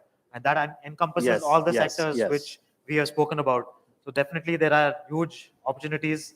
And as Mr. Karthik said, with money coming into sport, I think it's definitely easier to convince your parents now. So, yeah. Thank you so much. That was fantastic. Yeah, one last question. We'll take All one right. last question. Can we make this the last question? We're running Last behind question. time. Yes. All right. So, my question is to Mr. Abhijit. So, this is not a question relating to any career or something like that. But basically, according to you, since you're right now owning a football club, according to you, what is the final solution to India's football league structure dilemma? So I think it's a very good question, and very difficult to answer for anyone in Indian football right now. But I think AFC, the Asian Football Confederation, has set out a roadmap for Indian football, which is to be followed in the next 2 years, which is to have the ISL as the Premier League in India, but also the Hero I-League, which we are participating in currently, to have a system wherein teams who win the Hero I-League get promoted to the ISL, and teams who come last in the ISL are relegated. And there's also a I-League second division, which is below the Hero I-League.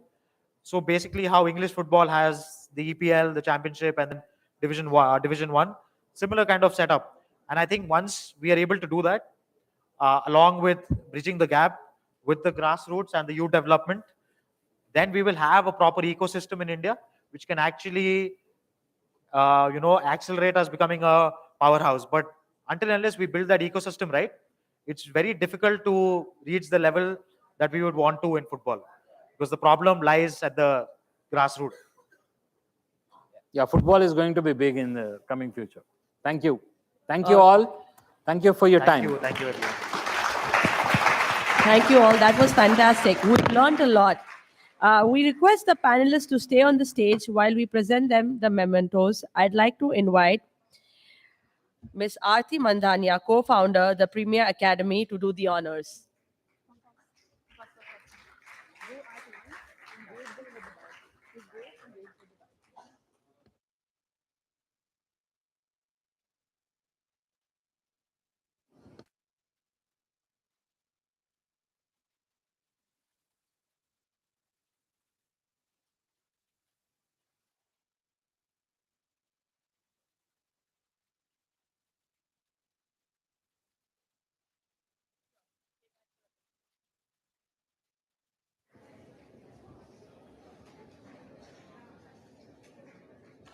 Ma'am, could you stay back for a picture?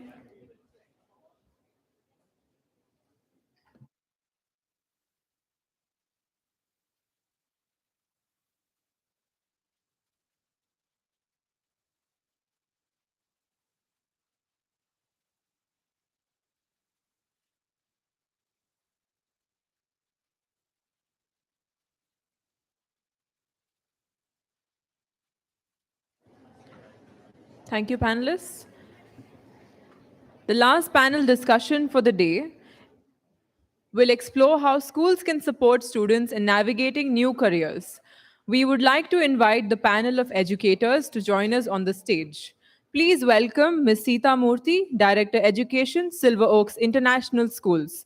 She calls herself the principal learner at the school.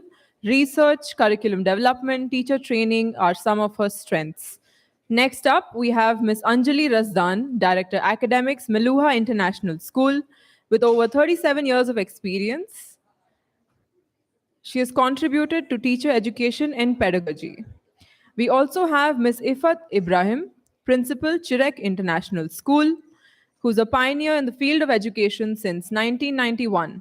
As a principal, she's been carrying on several responsibilities for CBSE as center superintendent and as a valuable resource person. We also have Dr. Mona Mehdi, head of Institute Jain Heritage. With over 27 years of experience, she believes that there is no shortcut to success. It's the work alone that works. We also have Ms. V.N. Chakravarti, Principal, Pragati Central School. With over 25 years of experience in teaching, she's a great leader, good orator, and mentor who has inspired many. Finally, we have the moderator, Ms. Trupti Rao, Principal and our guiding light at the Premia Academy.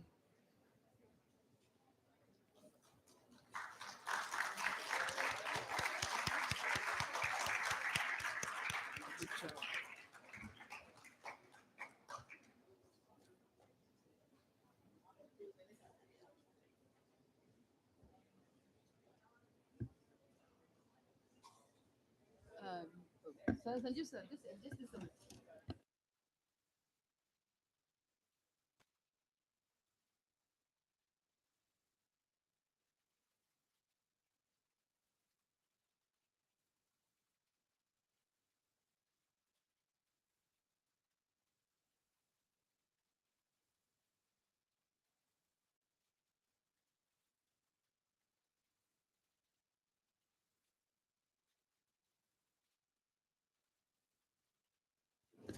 Give a big round of applause.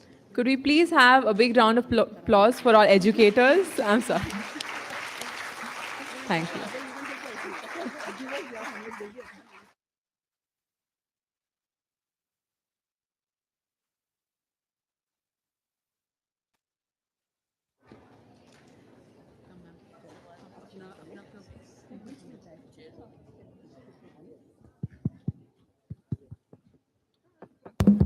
Once again, we have Ms. Sita Murthy, Ms. Anjali Rizdan, Ms. Ifat Ibrahim, Dr. Mona Mehdi, Ms. V.N. Chakravarti, and Ms. Trupti Rao.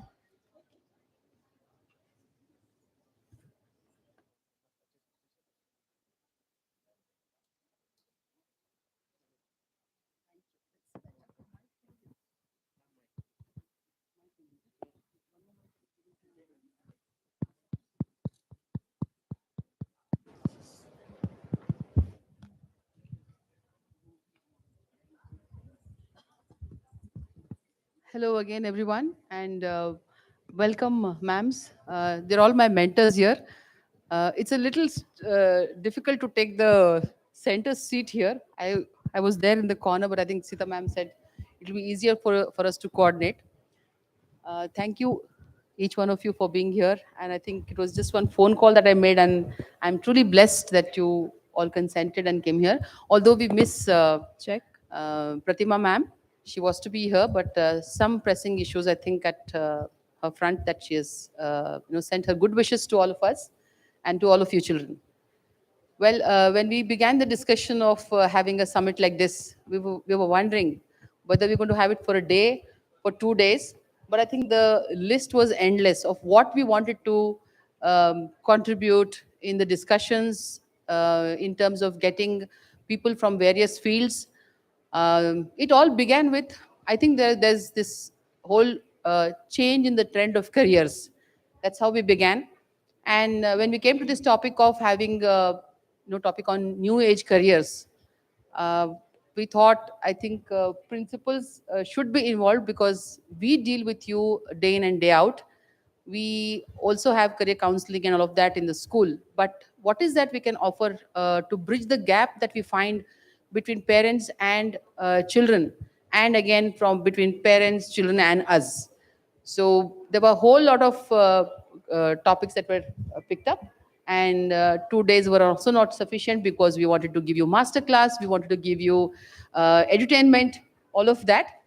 But again, yes, here we are for a 2-day event, and we are very, very happy that all of you have joined here. And I'm also grateful to the parents who have taken time out to be here. Am I audible now? Thank you. I would like to ask all the principals here and school heads, how does your school support career guidance? Are there any challenges you face in implementing this? This is for all of us. Chakravarti, would you want to begin? Okay, so good afternoon, almost good afternoon to all the young people sitting here. In my time, we never discussed about careers, because they were more or less definite paths when we passed out of the school. Till a decade ago also, there was a binary, it's either engineering or medicine. But last 5 years, the careers have been taking different routes in this world, that we, coming from a different generation as principals or the heads of schools, have to be understanding the needs and aptitudes of the current generation. And we also have to know where is the world going to in the next 5 years, 10 years, 15 years. If you remember, the earlier panelists said, football is going to be big in India from henceforth. That means there are careers around football. So this is how we need to keep our ears open and make sure that we bring exposure to our students in the school. More than talking about which career to take, I would consider that we need to help them think critically about it, give them the exposure, and then help them align with their aptitude and the opportunities available. That's what I would say as my opening remark. Thank you, ma'am. Anjali ma'am, to you now. Hello. Once again, good warm welcome to all of you, and a very, very good afternoon. I would like to say the other thing, reverse way. What are the schools doing to promote career counseling? I would go the other way around. The schools are learning from the kids about careers. You know what? Literally speaking, you children, so many of you out here, you teach a lesson or two to us every day. You don't know that you're teaching, And we don't even tell you that we're learning from you. But today we're revealing it out here. So you teach a lesson or two because you're the millennials, of the 21st century. You know that you're the millennials, right? Okay, so millennials don't have horns on their head and a tail behind. They're like everybody else. It's just that they're born in a different era where everything is so different from the time that we were born in our era. So you're the careers of the future. The only issue I find, which schools are also finding, is that I'm not saying that if there are parents around here, pardon me, there are big villains in between. And you know who the villains are? Those who don't know that there are other careers around and let them experiment with it. And those villains are the parents at times. So what the schools now do is they tweak their thinking, saying, okay, if these are the people in between who are kind of coming in the way of the futuristic careers and the providers of those careers, let's see if we can brainstorm them, brainwash them, sink into the times and say, okay, this is what your child can take. Bottom line, I would say at the end of this give and take formula is whatever you are successful, ultimately, is a good career. Thank you. Thank you, Anjali ma'am. That's very, yes, very popular person. A lot of claps for you there. I don't know whether my school gave it and others also joined in. Thank you. Thank you for that clap. Love you.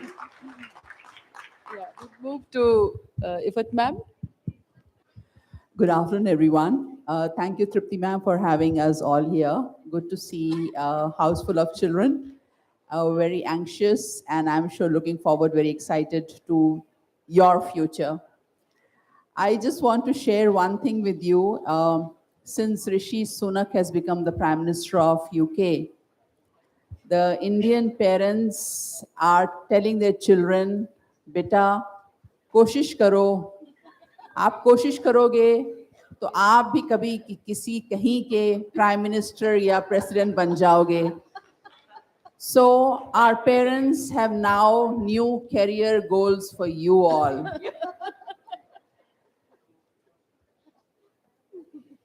What I would like to say is, I think you are all in a very good space. You have all the facilities that you need to look after your future, to create your future. Your parents support you. Your schools support you. You need to make a choice, an informed choice. And please do not hesitate in that. Your parents will support you in whatever that you want to do. It's not like our times. We are way back. We didn't have many choices. We didn't have sessions like this. You are lucky enough. So you should make the best use of this opportunity. And we are all there to support you, your parents and your schools as well. Back to you, Tripti ma'am. Thank you, Ifat ma'am.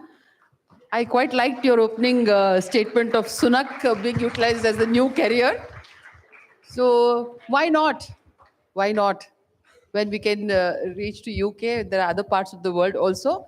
I think Canada is the hub now, so maybe someday we'll have a prime minister there as well from India. From Premia Academy. Thank you, ma'am. Mona ma'am?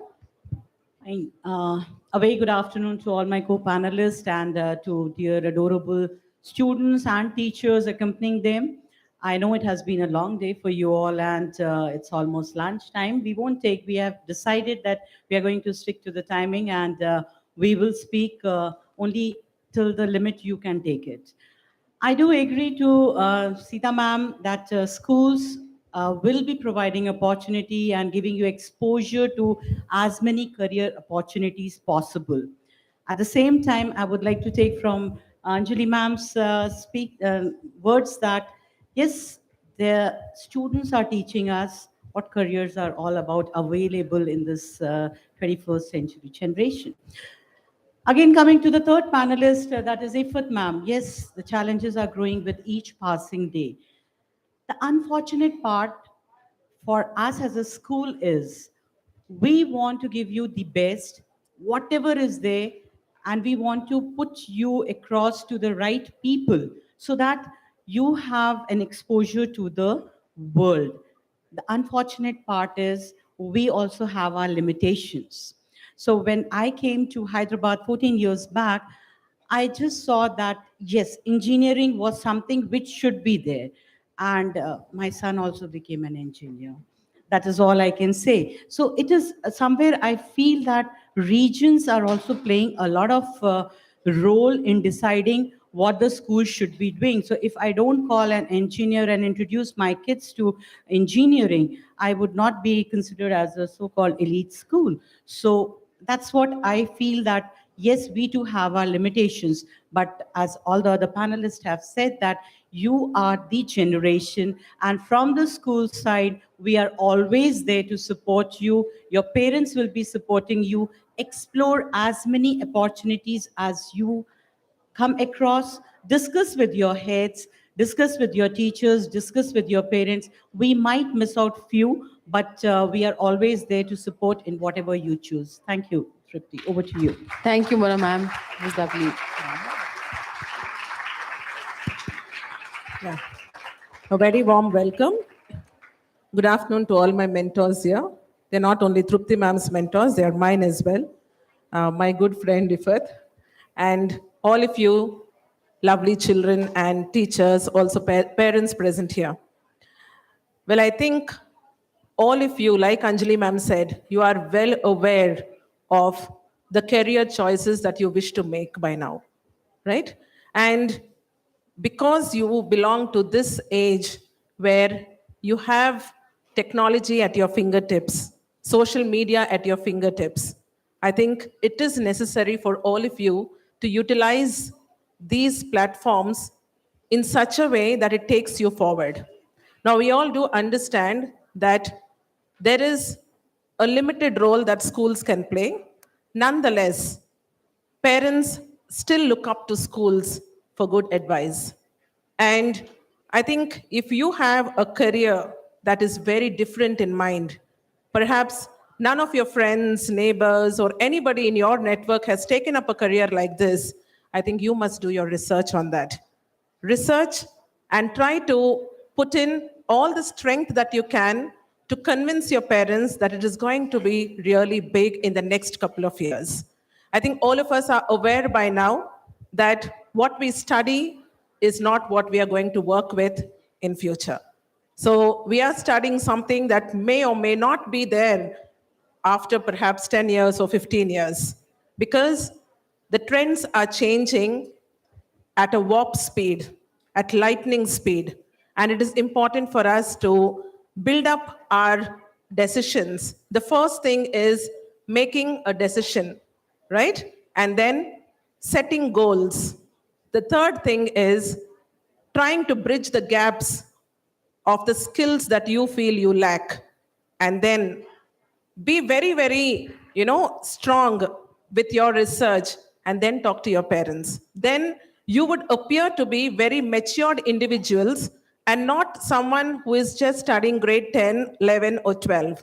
I think you have to go to your parents with data, because parents, do not want to take risks. They always want to go towards roads traveled by many and who set people on the success paths. So obviously, it is not that your parents do not want you to take up such careers. It is just that they perhaps do not have awareness, point one, and they need some kind of strong, support setting, perhaps from schools, from career counselors. Okay, give them the data that you think. And nowadays, it's not that you have friends only living in your apartments or in your classroom. You have friends worldwide through social media. So I think you must use social media as one big platform where you can browse through the career choice that you have in mind. Find out who else has been successful. Take the data, present it, and look confident to your parents. Good luck to all of you. Thank you, Chakravarti. Yeah. Now, since we've heard from all of them children, I think it's a lot that you need to put into your research work or trying to get to understand from people and the environment around you. That is your parents, your friends, your school. And also for the school, also it is very important that we have to have a career cell which guides you properly and also takes a step forward to bridge the gap that is there between the parent, student and the school. I will now have specific questions for each of our panelists. Sita ma'am, I have one question for you. Is it time to reimagine that career guidance is incorporated as a mainstream subject in schools? Tripti, I certainly believe so, but I would not call it curriculum, but a mainstream exposure, because while we are telling young people that, you need to know more about science, mathematics, the future of science and the future of mathematics, where do these subjects come into play in the real world out there? That is the kind of career exposure that I think we need to give them. But in this context, I'd like to bring in another dimension to it. There's a country, our neighboring country, Singapore, okay, very close to us. How they function is the Prime Minister calls all the university heads once in 5 years to tell the universities that this is what the country is planning in terms of industry for the next 10 years. So bring in these courses into the universities. So there's a perfect alignment of planning between the universities and the country's economy and industrialization. We being a very large country, we do not have that kind of system. But like Chakravarti said, who says that we need not be informed ourselves? So maybe I was thinking about these young people. They know very well when is the next Apple product is going to be launched. Yeah. They know very well when is the next BTS album is going to be launched. They also know very well, will all these young people in BTS, are they going to go into the army? Which date are they going to go? Yes. Okay. When they can be so informed, they need to be informed about what is it they will do next 5 years, 10 years, and 15 years. I think in the school, more than telling them about the careers, inculcating the responsibility and accountability to their own choices in life, I personally feel that's more important, because it's not that they don't know. When they organize Model United Nation, they know how to market it. As a person from a different generation, I probably would know only how to make a poster. But these young people will know how to market it. So for someone who already have creativity and access to opportunities, I think most important thing the schools have to inculcate is responsibility and accountability towards planning and mapping their careers. That's what I would look at. Absolutely, ma'am. Thank you so much for that valued input there. Yeah. Yes, along with giving career counseling, I think the exposure instead of a mainstream curriculum, or maybe some time out, not as a one period per week, I would say. It can be an exposure like this in a smaller way in the school system itself for children. And I think we should also begin very young and not just restrict it to high school or dump it when they go to 11th or 12th. I agree with you, because I think most of the schools already have products, online platforms where students are registered and they get exposure, they get webinars, and they know which university is offering which course. So that thing the school should do. Yeah. But primarily, school should inculcate that responsibility and accountability. That's what I look at. Thank you so much, ma'am. And I'm sure all of you there are listening, all the backbenchers and the middle benchers and the ones right in front of us. Thank you, Sita ma'am. I now move on to Chakravarti. With new age careers propping up, how do you think we can prep for this? Schools, I mean. Yeah. Well, I read an article published by Mindler, which is an online career counseling platform. They've done a survey for about 10,000 students across age groups 14 to 25. Sorry, 14 to 21. Children, I want all of you to listen carefully. Okay? And They wanted to actually find out how much of a career awareness students have and what are their choices. And the finding is that among these 10,000 students aged 14 to 21, 93% of students mentioned that they want to get into careers which are predominantly of 7 types. And I'm talking about Indian student community. All right? And these 7 careers, I think you know very well, ranging from, yes, accounts and finance, engineering, medicine, management, law, design, etc. And what they go on to say is, while students have awareness of only about 7 different careers, there are 250 new age careers and on demand in India. So where is 7? Where is 250? And all of them are very lucrative. Because at this point in time, what comes to your mind is, I do have a career on mind, but my parents would ask me, how lucrative would that be? How much would you be earning out of it? Right? The second thing is that all of these 250 careers range around 40 domains and offer 5,000 different job types. That is quite a data, right? And we must all understand by now that India has the highest youth population. More than 50% of our country, they range less than 25 years. And ours is the highest population that has youngsters.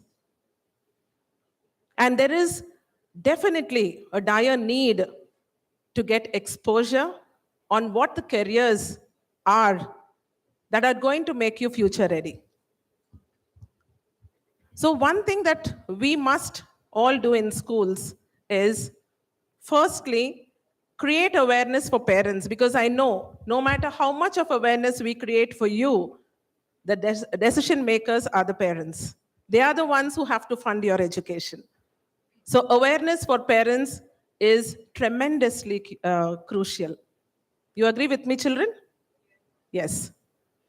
All said and done, it is also necessary for teachers in schools to also have a good awareness, reasonably good awareness, because usually parents reach out to teachers and schools to take a suggestion or two on what are the careers available, what is it that my son should get into or my daughter should get into. I would suggest all of you children to, I think all of you have hobbies. Look at enriching yourselves in those hobbies, because these hobbies one day could also become careers.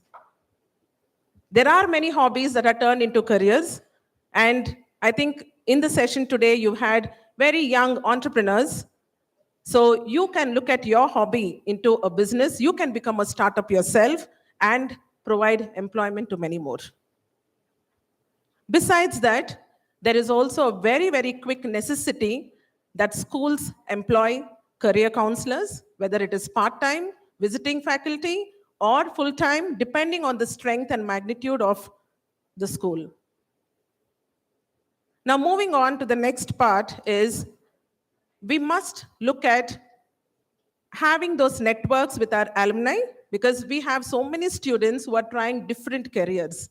I think schools, Trupti, can invite, these students or maybe their friends who have taken up something very different. They must come. And I think, once these people come, because usually though we ask parents to come for a career talk, many parents, they don't find time. So if we can have webinars, okay, for parents, have these students from the same school or maybe a different school, same age group, who have taken up different careers, and tell them how successful they are, because every student must look at inducing confidence in their parents that you get me to do this, support me to do this, and I will make it big in this area. So I think these are few things that we all can definitely look at. And I think All of you are very, very well aware of the careers. But like I said, 250 is a huge, number. I think all of us must do a lot of research on what these 250 skills are. Thank you. Thank you, Chakravarti. I think the data you have told is what is available is very, very diverse, and it's only going to multiply. And it's lot of it is going to be obsolete also. However, I feel for us as schools to prep up, I think as Sita ma'am said, we need to we need to be aware. We need to be open-minded to what children come up with. As small as a little activity in the class can be a trigger to a bigger picture. And if we give a deaf ear, or if the teacher has not absorbed that from the child or given that child a scope to hear out again and just brush it aside, we've done a lot of damage to the child. I think we need to be, as schools, as mentors, as teachers, more aware, more absorbing to what the child has to say or to express, and ensure that we bring in people like Pawan and Metamorphosis to help us out in incubating their ideas and take it ahead. Thanks, Chakravarti. And now I move on to my next question to Ifat. What are the alternative courses we need to offer to help them make right choices? Thank you, Tripti. I think we think that CBSE, I'm sure that most of the schools are CBSE schools here. We think that CBSE is probably a little laid back as compared to the international curricula. But I'm sure, and my colleagues here will agree with me, that CBSE also has been very forward in offering a lot of skill-based subjects. So while I agree with my colleagues here, especially Chakravarti, when you must understand, when, for example, take my example. When I was a student doing masters, at that particular time, this was 40 years back, probably, it was that time when computers came into being.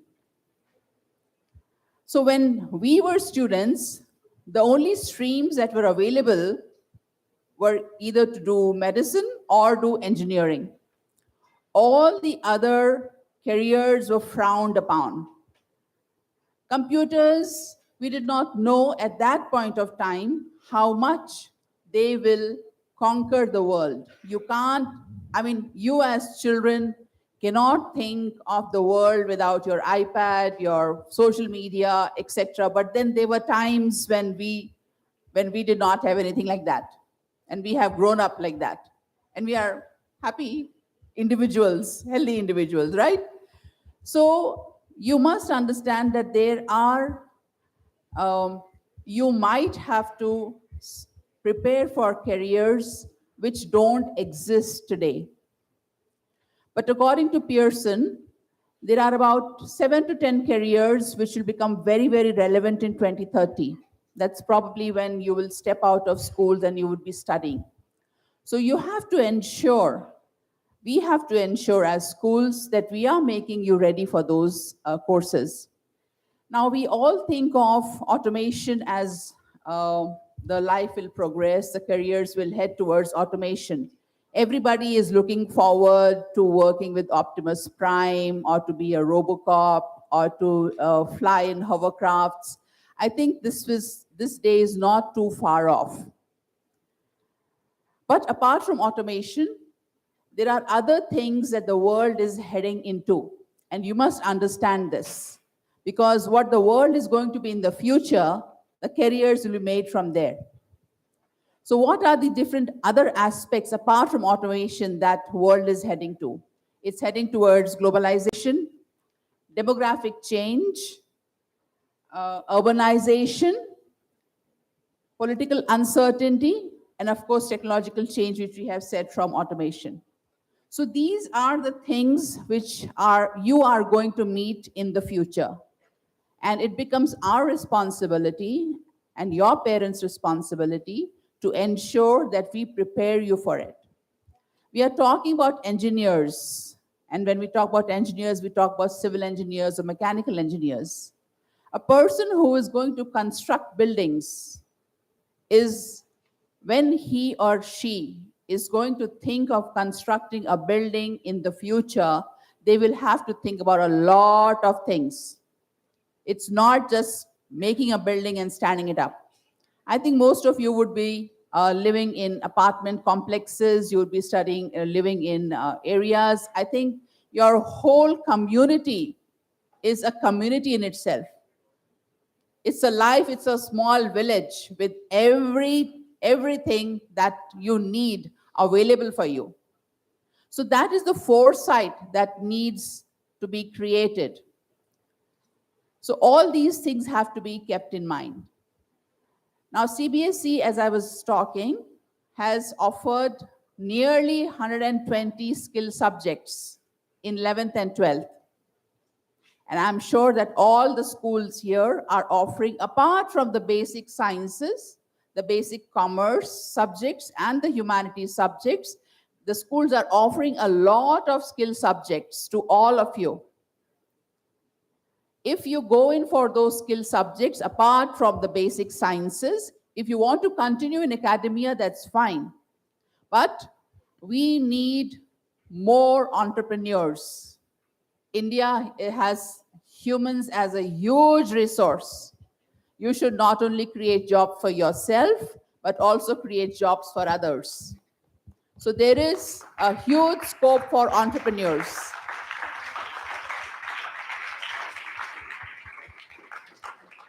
As Chakravarti was saying, your hobby can become your career.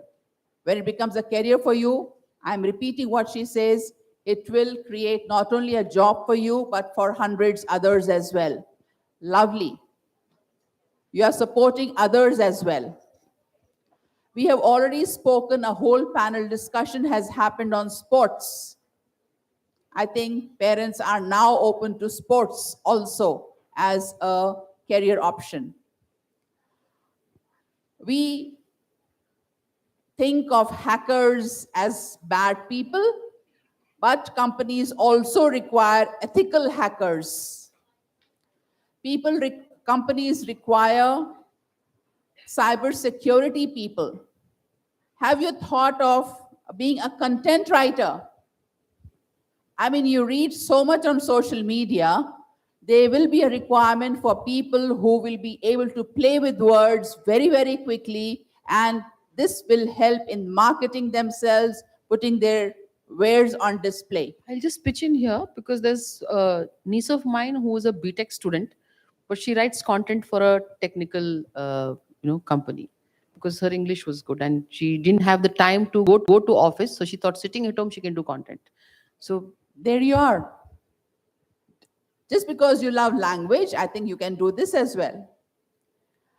One career that I think we can push for is defense. I think a very important career goal for many of you could be in the defense.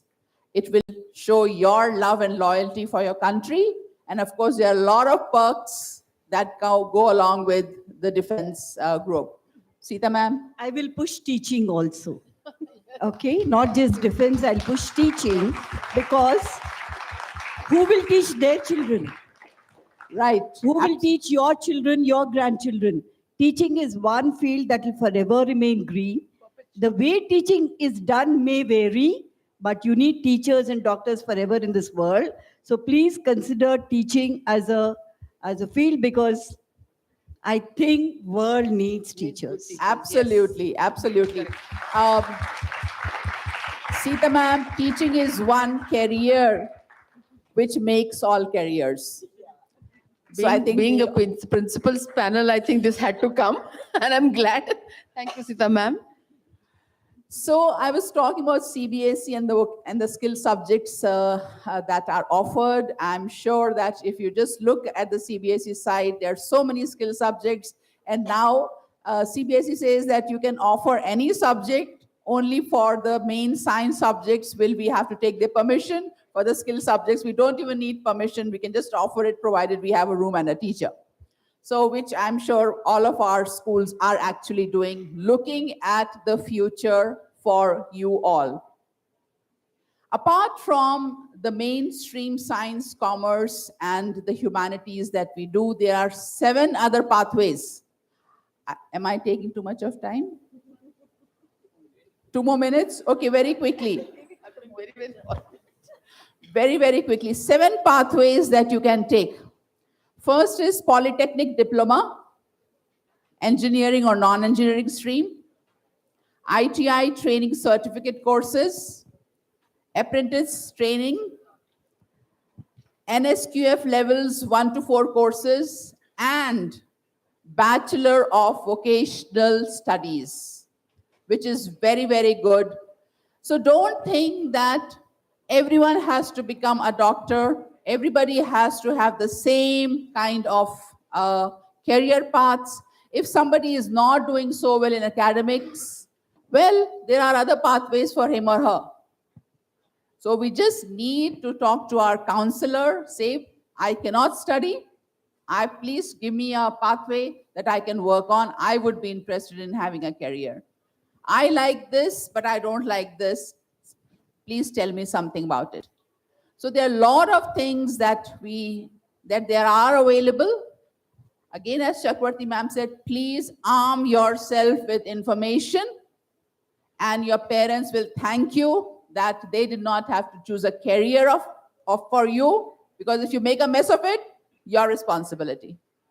But I'm sure if you are thinking of doing it, you will do a wonderful job.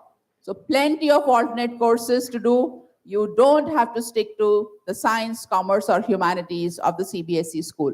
Back to Tripti ma'am. Thank you, Fath ma'am.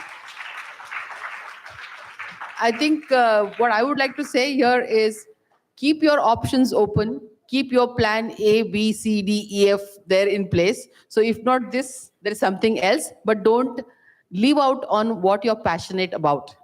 If you are not heard anywhere, talk to somebody. Yeah.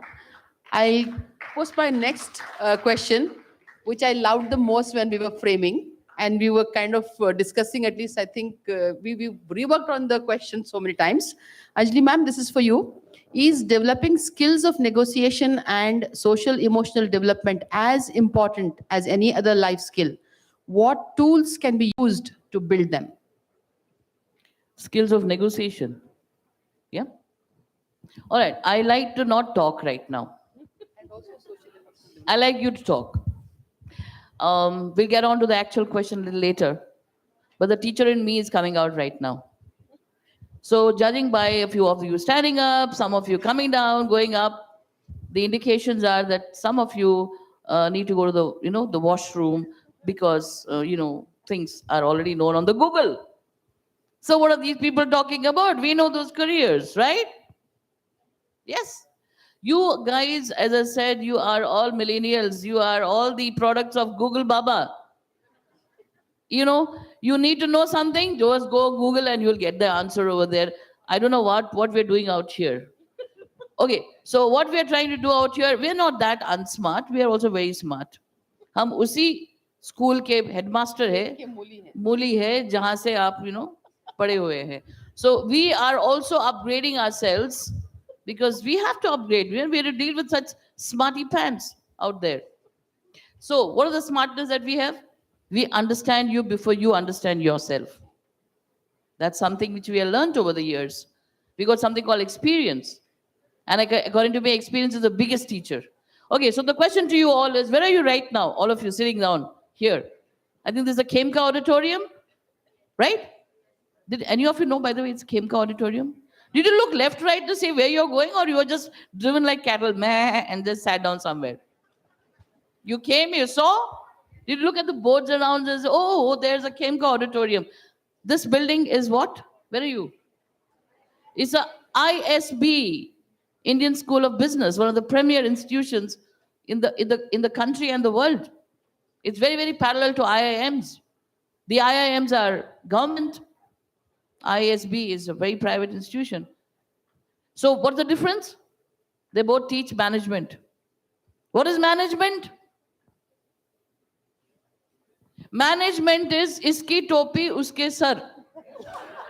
Absolutely. So, and which you guys are very, very focused at and very good at. I love the word good. You know, you children are fantastic because you're born in the century that really belongs to you. We are struggling with being like you. But in the struggle, we have only one edge, and that's experience. We have had a lot of hits, we have had misses, and then we learn how to get from the misses to the hits and be successful. That's one thing that we are trying to teach. The other thing I'd like to ask you all is, do you know your strengths? Do you know every one of you has a strength? Or many? Everyone. The only problem is we don't know whether it's there. Oh, is it in my shoe, under my, wherever? You have strength.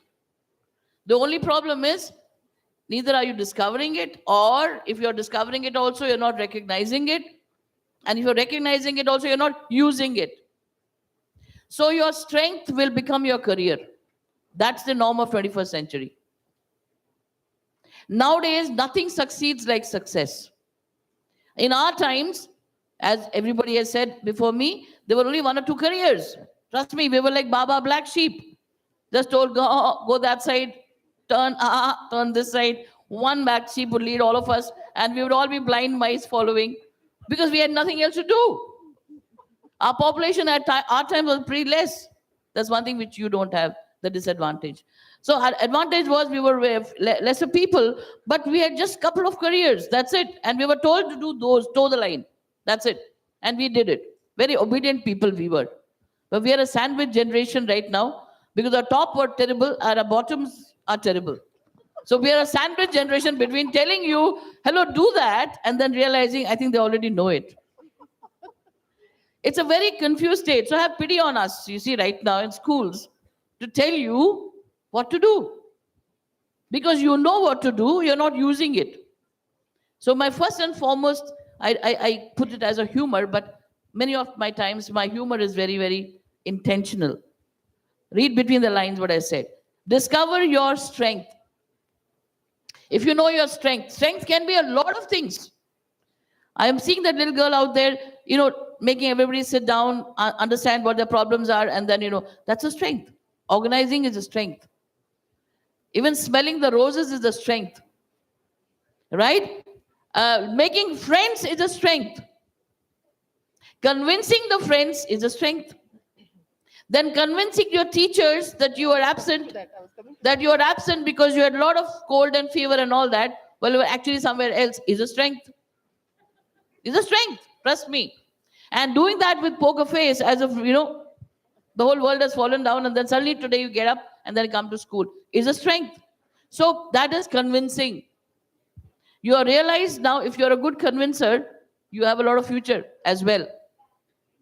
So get on, I repeat again, more and more times, your strength is in yourself, and everybody on this universe is born with some fundamental strength. The only problem is we are not discovering it. And I'll just tell you a little story to kind of sum up what ma'am has asked. You like stories? Who doesn't like stories? I'm going to make it very interesting. As per the Hindu mythology, there were gods out there. We have a lot of gods out there, isn't it? Wonderful. And there were these 3 main gods.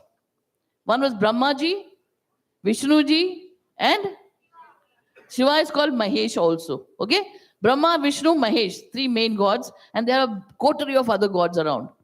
Now, this story revolves around a time, millions of years ago, when the humans had reached such magnanimity of power that they could rule the universes, Such a lot of yoga and Shakti and all that they had. So, and ego started setting in the gods as well. You see, after all, they are humanoid. So the 3 decided that, these humans have got a lot of power and they're misusing it. They're abusing that power. They started becoming proud and started doing all that. So then these 3 gods decided, what do we do? Then the senior most god is Brahmaji. He's the oldest one. I'm not sure how old is he, but he's millions of years old. Still going on alive, somewhere around, God knows. So he said, okay, we have only one way to get this out of this mess, because if these humans get so powerful, They might even throw the gods out of there. So they got actually intimidated, by the human power. That's what we have. So they said, okay, the only one way is that take this power out from them. That's the only way. Then these people will come back to ground level, and thereafter world will be a lovely place to live in. We'll again come back and be gods, So they said, okay, that's a very good idea, everybody. So they called a meeting with all the other gods. They said, okay, gods, everybody, gods, goddesses, all of us, we are looking at an idea where we can take this power of the humans. It's very easy to take the power, but to hide it so that they don't get it. So everybody had a little bit of meeting and said, okay, you're getting your chances, come up with somebody, please tell us. So there was one god who got up, I think it was Vishnu ji. He said, I know where to do it. They said, where? He said, under the ocean. Just take that power, hide it deep under the ocean, and that's it. These humans can't see it. Brahmaji, you could see everything. He said, come on. We're not talking about today. We're talking about many, many millions years later. There's Reliance and all, they're going to come and dig under the ground. For oil. And there they're going to discover their power. Come on, that's a bad idea. They will still get it. These humans, you know how they are. They'll dig under that, they'll get it, and they'll get the power. No, bad idea. Okay, Mahesh ji, he said, I think I got another idea. We'll put it on the top of the mountain. Where? Mount Everest, maybe. Is that the highest one? Which is the second highest? Kanchenjunga. Okay, it's somewhere not in India, I'm told. I also don't know the answer, by the way. So they said, we're going to hide it on the top of the Mount Everest. Storytelling session going on. They said, oh, that's wonderful. And Mahesh ji said, you see, I've been always there on that Mount Everest and meditating, and I find not a single human, nobody's coming, not even birds come there, It's that up, on the, so that's a safe place to hide. And then Brahmaji said, I can foresee, like Nostradamus, I can foresee these couple of people coming and climbing up Mount Everest. Who are they? Who are they? Tenzing, Hillary, etc. The first people who climb the Mount Everest. I can see them climbing. And then they're going to climb up, and what's going to happen then? They're going to take that fantastic treasure. Bad idea. I said, okay. So even that is gone. So we can't hide upstairs. We can't hide, under the water. Let's go under the ground. Under the ground, again, that was a bad idea because they're going to build tunnels one of the days. And now I was told somewhere between there's going to be electrical, cable lining laid. Bad idea. Finally, they thought and thought and thought. They said, what do we do now? Should we just let them rule and, we are in danger? And they're getting really, really aggressive. When humans get a lot of power, they get aggressive. They're supposed to be humble, but they get very aggressive. So they said, what do we do? They said, the only way to do is now to take that power. So then Brahmaji thought and thought, finally said, bingo, got it. I am going to do something about this. I know where to hide. Anybody knows the answer? Brahmaji said, one place where these humans will never ever look is inside them. So take this, put it inside them, and we're going to sleep in peace. That's exactly what happened after that day. So they took the power, hid it inside every human, and this nice little creature of humans, which is you and me all together, we didn't look inside to know that we got power inside us, we got the strength inside us, we got some sort of thing inside us which we can use it for so many things. And I think some of you just discovered it right now. Did you? Yeah. So if you just discovered it right now, let me tell you that this is a mythological story, but there has a lot of things in it. Do we ever look inside us? Hardly. We look outside everywhere, but we never look inside us. So one of the ways to get your careers, I'm not giving you a very professional advice about careers, but I'm not a career counselor. You'll have plenty of people to give you professional advices. But one of the fundamental, the grassroots level, the bedrock of anything is a teacher, as Sita ma'am rightly said. Be a good teacher, because if you think your strength is to convince people, and teaching is a fantastic way of convincing. You can suddenly be told, be on the tree. You can be told to be how you realize yourself on the top of the Mount Everest. You can do whatever else when you're just sitting down here. That's the power of the teacher. But then realize your potential first. So as a school, And if you think that's what should be our responsibility, the least we can do is make the kids realize that they have something inside them besides physics, chemistry, mathematics, biology, and stuff like that. There's something more inside them which can be culminated and groomed into a career. And today, career is so many ways. Please explore that. Go to Google Baba, you'll find it out. I hope that answers your question. Thank you. Thank you, Anjali ma'am, for that lovely story. I think we have a paucity of time, but I'll take 2 more minutes. Umaima, thank you for that banner.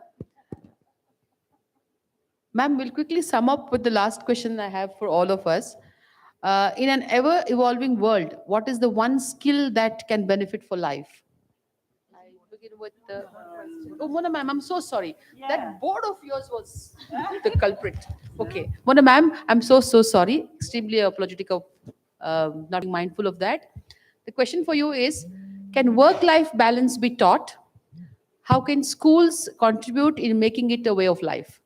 I think, Tripti, thank you for remembering that I'm here. And work-life balance is the essence, what we should have had it in the panel as well. So anyhow, we exceeded the time. I think I'll take not more than 2 to 3 minutes. So work-life balance is a cycle. It's not an achievement. Don't ever think that we are going to give you gyan on achieving something. It has to be at every level, at every place, and schools play a vital role in that. The reason being is a balanced timetable, a balanced curriculum, too many activities, too much of study material given. All these things, if the schools take care of, the students will be having a work-life balance, I can assure, at least in the school. But here, the students are sitting, so it's important for you to know how to have a work-life balance. You need to prioritize yourself. That's very, very important. What are your priorities? You have Dasera vacation, no studies. You have Diwali vacation, no studies. You are burning the midnight lamp to study just a day before the exam, and then you feel stressed out. You have anxiety. How about having the work-life balance from the first day when you join the school? You can have every luxury of life. You can watch a movie, you can go out for playing, you can do your work on time, your assignments on time, provided you have structured it. And you also need to be emotionally balanced because crisis will come. No one told that the life will be very easy. I'm making it clear that if you want to please everyone, please sell ice creams. Don't be students. Because for students, life is going to be full of work, challenges, and as the panelists have already told you all, that you are going to have plethora of activities and careers in front of you. Remember, you will keep switching. I also wanted to add one thing is, no matter if you have been an engineer and all of a sudden you realize that engineering you're not passionate about, no harm. Don't worry for the entire world. Think if you something else you're passionate about, please change it. But be happy in whatever you do. Your happiness is something which is required by the school and by the parents as well. And to have a happy life, you need to have a work-life balance. And as this is a gathering of educators and students, it is important for you all to know that have a very balanced structure at the school, a very balanced structure for your personal life to really lead a comfortable, happy life. Else, the challenges which the world is going to throw on you will be too much for you to take it up. So with this note, I think Tripti, over to you, because I've already seen the 2 Thank minutes. you so much, ma'am. 0 minutes. Thank For you. keeping up with that time. And I think very nicely said that we should start as young as school kids only for work-life balance. It was a broader question for all of us, but I think Trupti, as just to students, add, Trupti, yeah, sure. in fact, there are many teachers who weren't teachers right from the beginning, but they switch into teaching to maintain that work-life balance. In my school, I have doctors, okay, surgeons turned into teachers. I have corporate accountants turned into teachers only because they are not able to manage the work-life balance. So I think teaching, like Sita ma'am and the others said, yes, it's a wonderful choice. Yeah, usually people take up as a last choice, but I think that's the best choice they've done. Because I think as mostly you'll find females coming as teachers, but we do have male teachers also. I think that whole thing of, they have taken the priority of their children being taken care of, and that's why I think they chose teaching as a profession. But I've seen many of them who've joined for pastime or without no option or whatever the reason is. I think that's become their mainstream career, and they're very happy and performing their duties very well with a good balance at both ends. And children, all of us also need to keep this in mind, that when we give you projects and when we give you,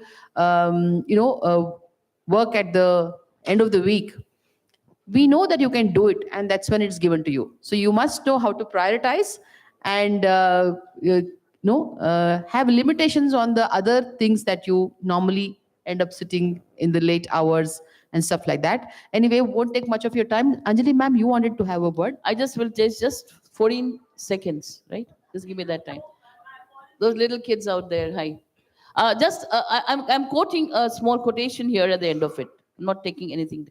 And the quotation is in Urdu. How many of you know Urdu? Even if you don't know Urdu, it's like Hindi.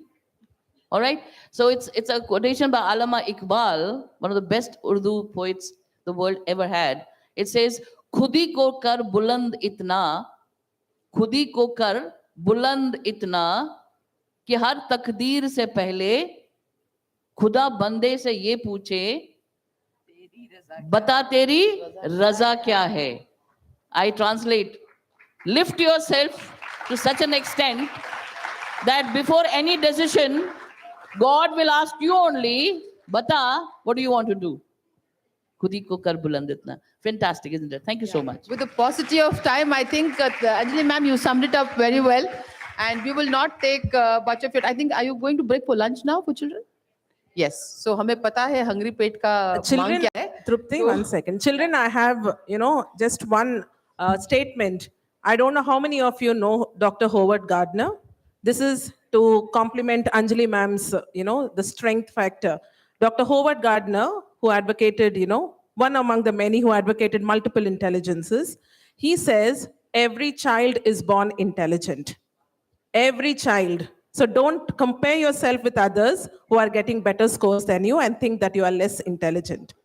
Every child is born intelligent. However, each one of you is differently intelligent. And all the very, very best to you.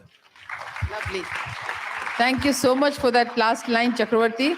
And thank you, ma'ams, each of you, Sita ma'am, Anjali ma'am, Ifat ma'am, Mona ma'am, and Chakravarti as well. And we will now ask... Ma'ams, please be seated. Please be seated for a minute. We just have... Surprise. We have a surprise for you. We love surprises. Okay. They'll bring it. We certainly have gained quite an insight. I would request the audience to remain seated. Students, please take your seats. Students, please remain seated. All right. I was saying we've certainly gained quite an insight to a point where I wish I had the opportunity to listen to this panel discussion when I was 14, and I may reconsider my career at this point because you got my mind going while you were speaking. So thank you so much, ma'ams. And now I would like to request Ms. Pooja Kapoor, Head of Operations at Metamorphosis, to come and unveil the Easy Entrepreneurship Workbooks.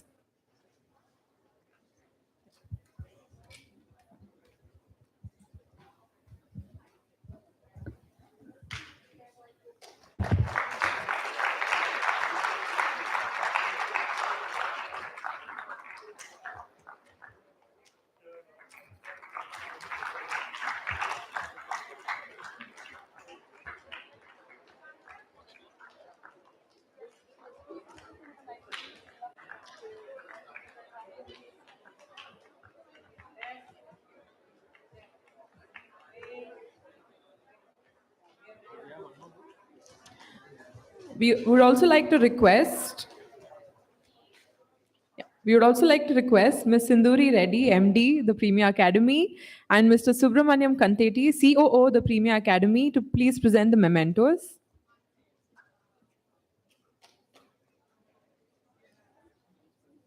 Good morning.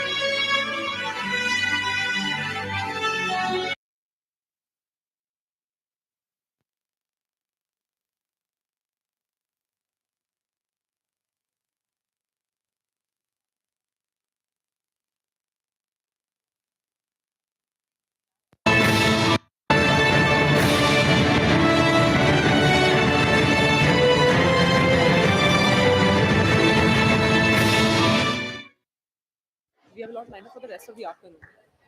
What an enlightening afternoon so far. We have a lot of things lined up post lunch. So until then, let's be seated. And I have a couple of riddles I'd like to play. Meanwhile, do you like riddles? Yes, no, maybe. Okay. Okay. So if you answer at least 5 riddles, you get to go for lunch earlier than the rest. How about that? Okay. Okay. The first riddle is we can see what can fill a room. Can somebody tell me what can fill a room? Raise your hand.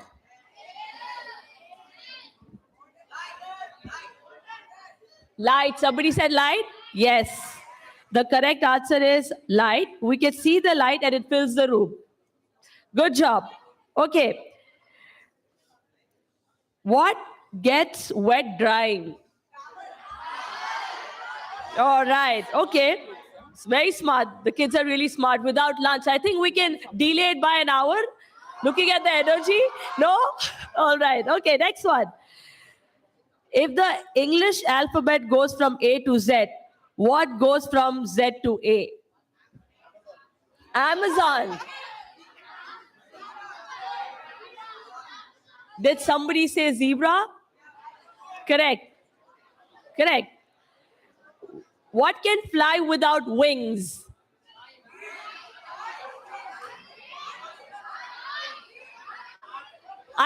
Somebody told me Red Bull. It's not true. It's not true. Time. Somebody said time. Correct. Correct. What is at the end of a rainbow?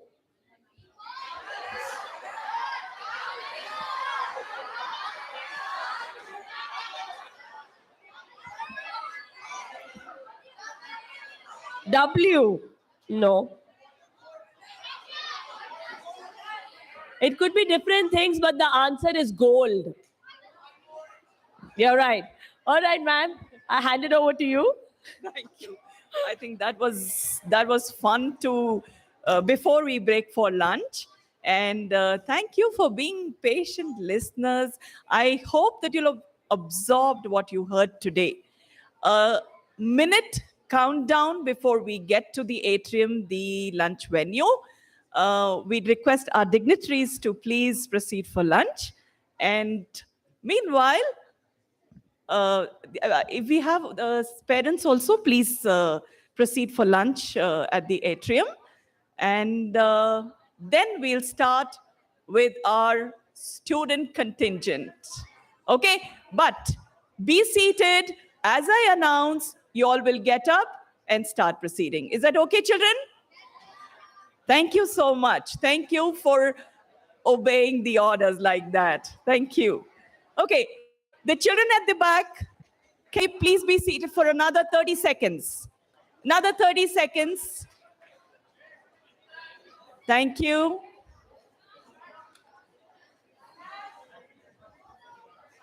Some students can guide their parents to.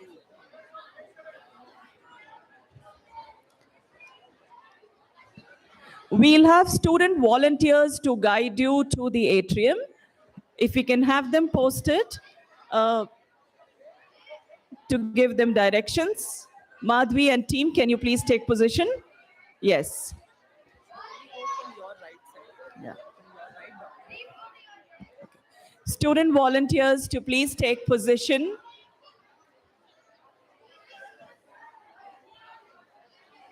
And we request the dispersal will happen from my right. From my right, please do not use the left staircase for going for the lunch. Avoid the left. You'll all take the right as we move. Get ready to go for the lunch. Okay? The Premia Academy, we are the hosts. Stay calm as we have our friends from other schools to go, and then we'll follow. All right? So we'll start with the school on this side, Silver Oaks and Meloha. Is that? Yes? Silver Oaks and Meloha can start walking to the right side to the atrium. And remember, we all got to be back at, what's the time? 1:30. So we'll all be back by 1:30 out here. Yes, slowly and steadily.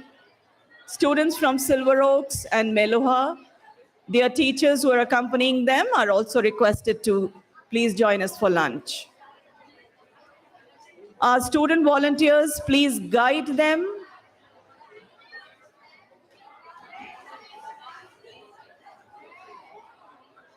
Student volunteers. Madhvi and team, I hope you're there posted. Okay. That's what, go there.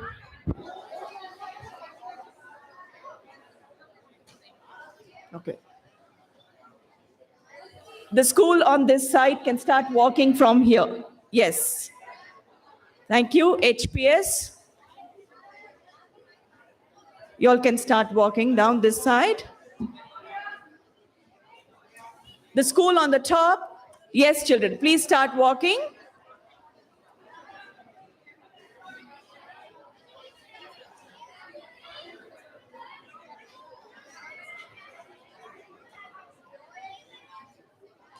Teachers who are accompanying the students from HPS and the other schools also please join for lunch.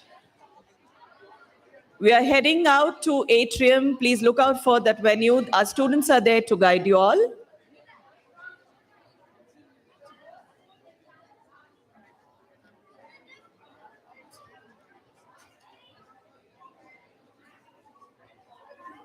Yes, children, you can please continue walking down.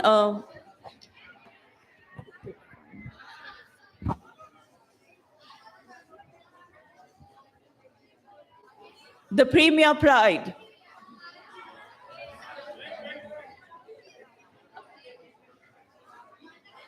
I just said the Premia Pride. Make us proud. The Premia Pride. Make us proud. Thank you.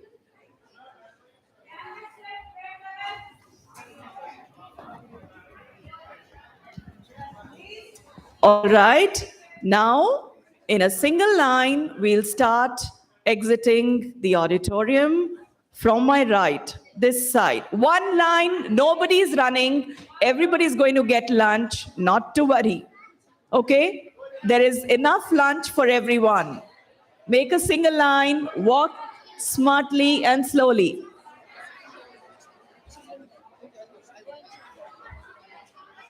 Dear teachers, please accompany the students.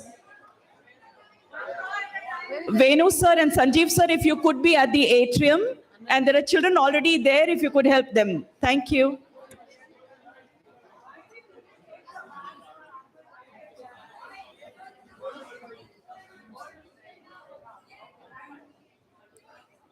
Yes, please keep walking swiftly and smartly. Nobody's running.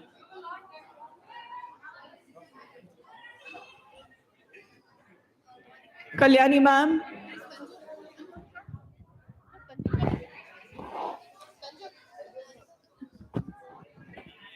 Yes, Kalyani ma'am, you will also please accompany the students.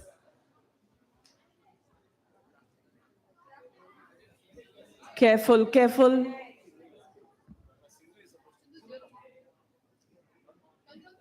Yes, dear teachers, please be with them and ensure things are going smoothly. Thank you so much. Thank you.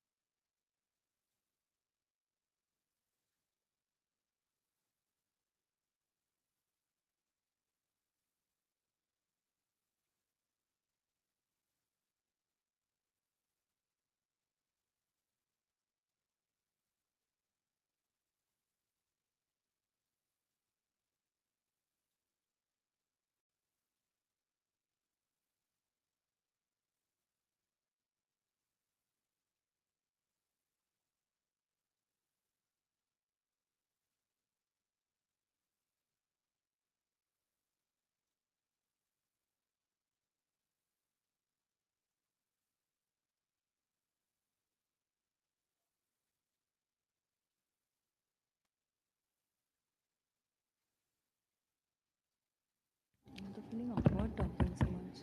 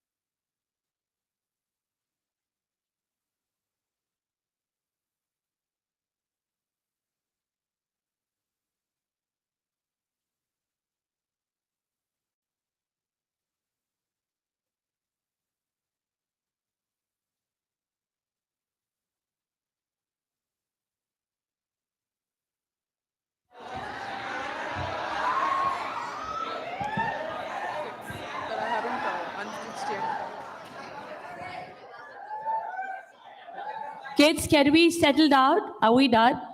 Or are we waiting for more hooting and cheering? No? Okay, good to know. So can we settle down?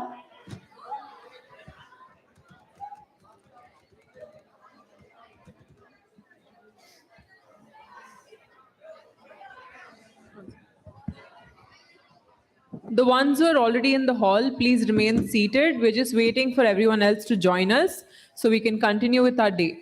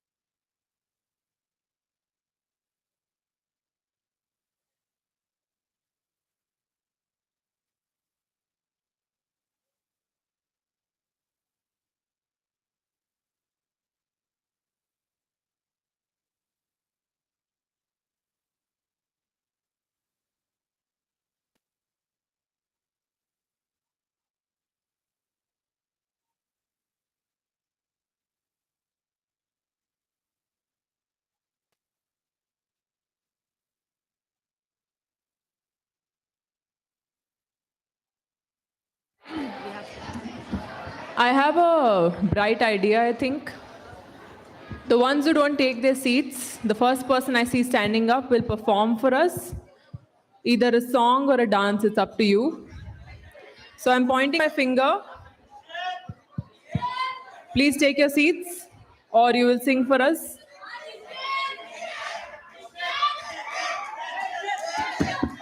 Okay. Anyone else who would like to join in? Please quickly take your seats.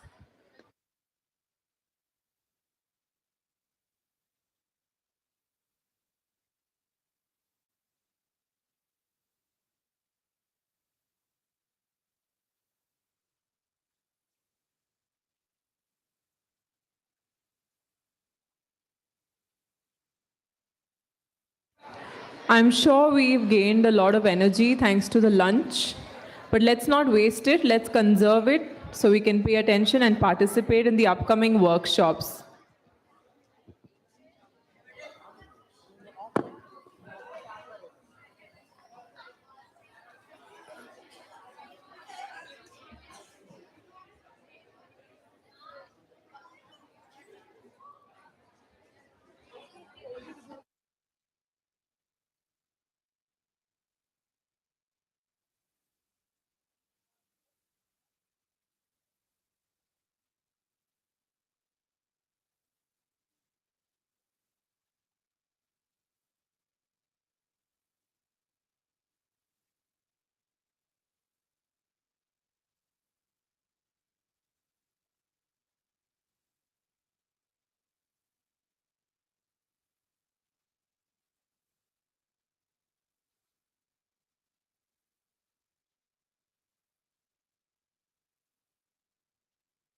Audience, please maintain silence. Audience.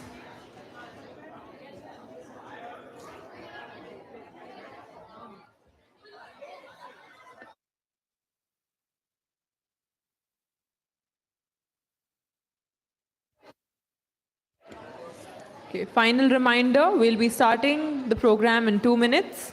We shall resume, so kindly take your seats and please maintain silence.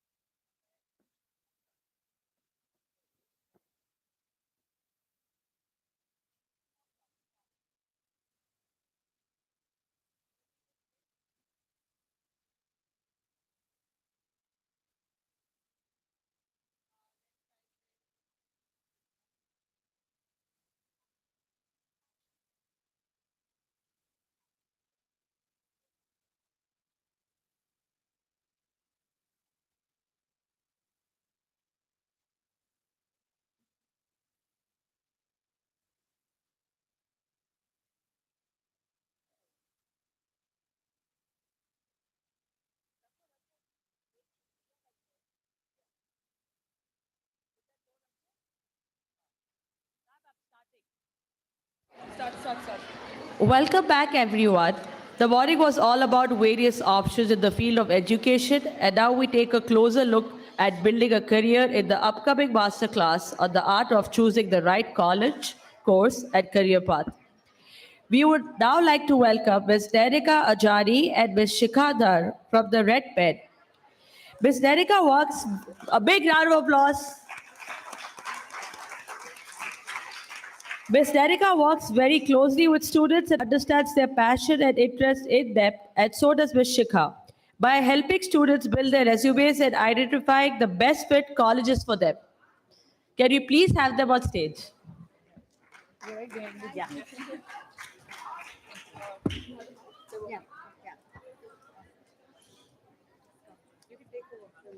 Hello.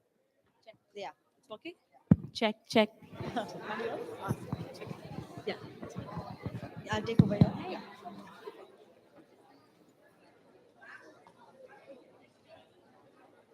Hi, everyone. I hope all of you have eaten well and are energized to hear us through the next masterclass, which is on a very, very important topic.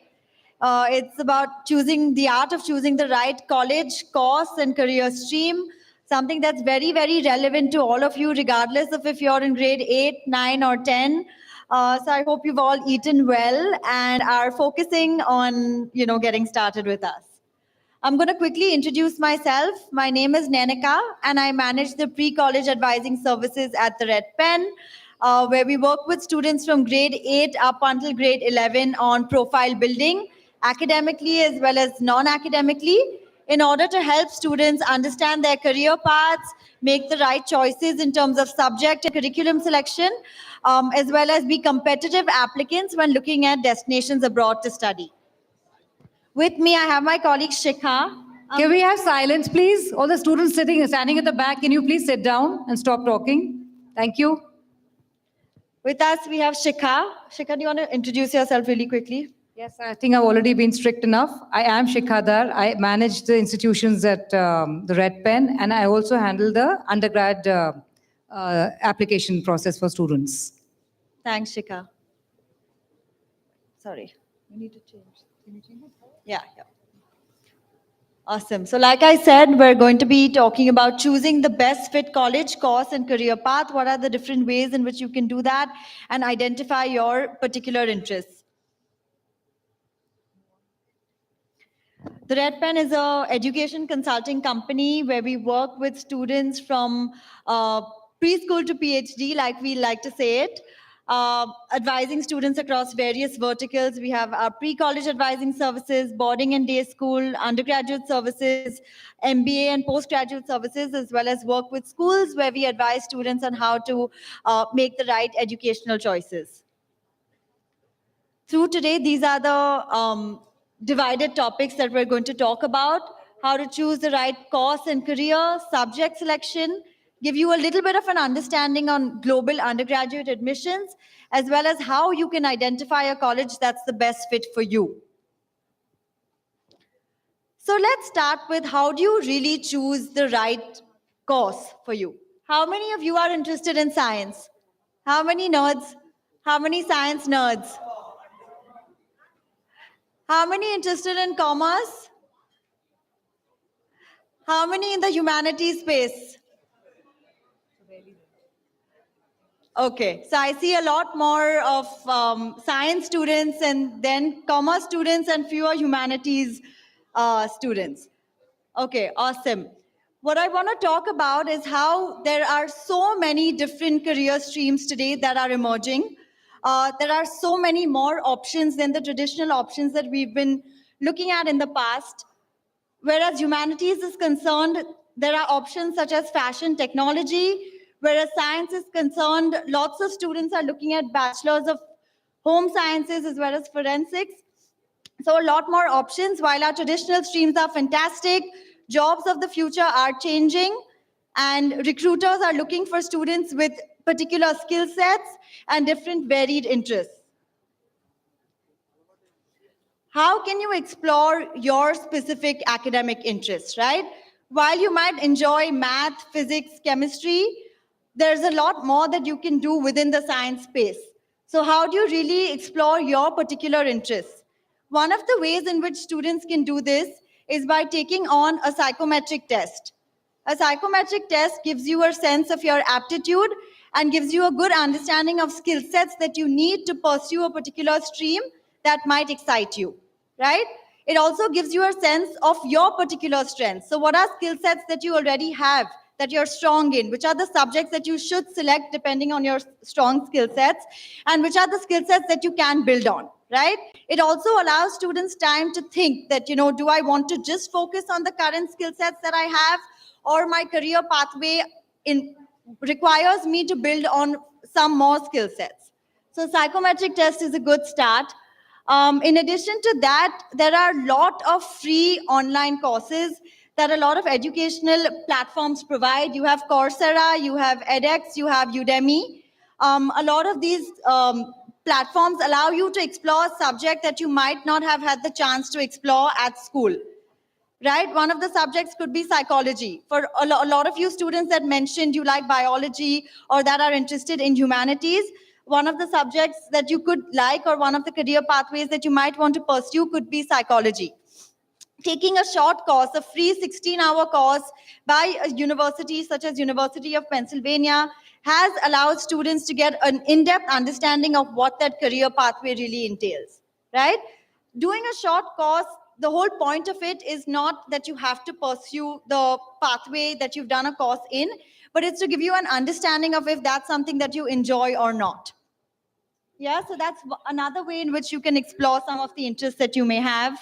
Summer programs, again, a fantastic way, 2 to 3 weeks during your summer is a good way to spend some time at a lot of these summer programs. Lots of our liberal arts schools within India, Ashoka, Kriya, Flame, OP Jindal, Ahmedabad University, a lot of them offer summer programs that you can pursue, once again, to further explore your interest towards a particular subject area.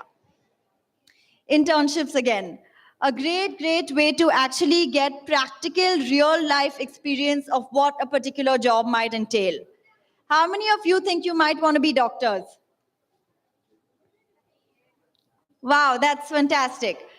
Okay, great. So while you might enjoy your, physics, chemistry, bio, math at school, it is important for you to understand what it really takes to be a doctor. At this point, shadowing a particular doctor or being involved or just watching or overseeing some sort of lab work is a good way to understand if this is something that you actually are interested in pursuing, or is it just that you like the subjects that, and that could potentially are important for a medical student to look at. So here are 4 of the key ways in which you can explore your academic interests. Like I said in the start of this presentation, skill set development is more important due to changing career landscapes. Jobs of the future are constantly changing. So many jobs that, we didn't know would exist currently exist. And in the next 10 to 20 years, a lot of the jobs that are currently prevalent will be non-existent. So it is very, very important for students to focus on developing their skills, be it analytical skills, evaluative skills, communication skills, critical thinking skills, adaptability, right? With the whole changing circumstances across the globe, it's very, very important to be adaptable to different jobs and different circumstances. Here are a couple of the skills that I'm going to show you that are important regardless of whatever career pathway you might want to choose. So there's leadership and teamwork. Teamwork is relevant and important regardless of what you do. It's something that a lot of recruiters are looking at. Teamwork is something that, it happens at the school level, it happens at a higher education level, and also happens at a job or business level. So building teamwork and leadership skills are very important. Again, critical thinking and communication. Problems are constantly emerging, different problems, newer problems. How do you really tackle those? How do you think critically to come up with innovative solutions to tackle problems that exist? Adaptability and problem solving, like I just said. Digital and analytical skills, very, very important once again. Ethical living, again, lots of emphasis on sustainability, on doing the right thing. There's a lot of merit given to, these particular skills. That's important that you start developing early on.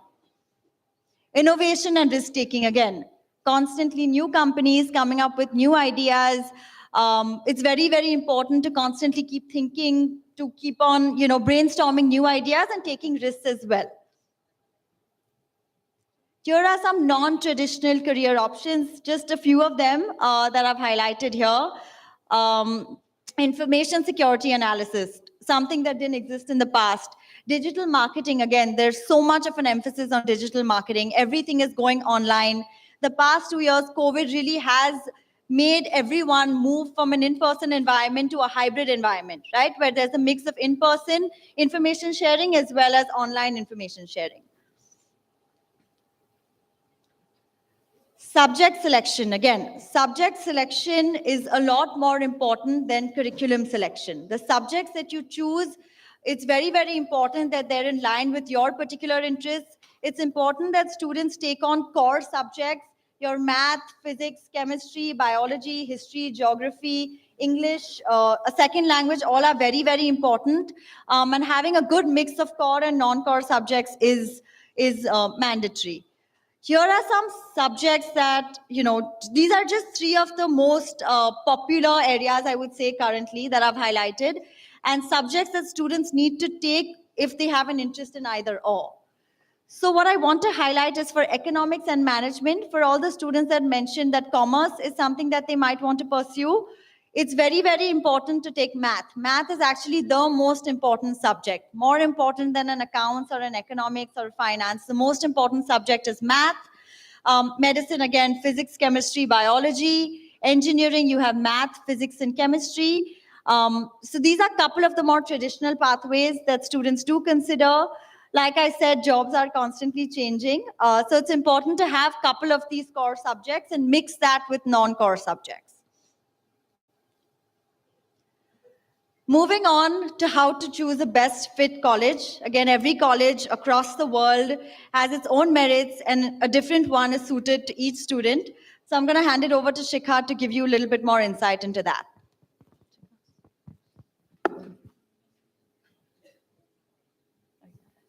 Thank you, Nenika. So again, the best fit colleges, we are talking, I think most of you are looking at overseas education or India. Can I have a hands up for India only, undergrad in India? And anyone looking at overseas? Oh, there's quite a few. And I'm assuming you guys are all in 11th or 12th class? 11th?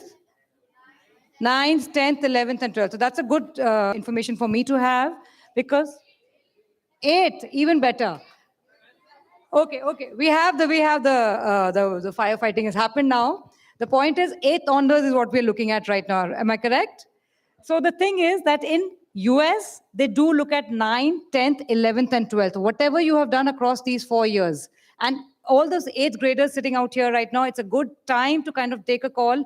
Do you really want to consider going to US? Because it is literally, if you have CBSE and you have 6 subjects, application work is the 7th subject. There's a lot of work involved when you're looking at US colleges. A whole bunch of testing happens. A whole bunch of essay writing happens. It's like giving a JEE exam just for e-applications. All right, so that's for US, and that's why we call it complicated process.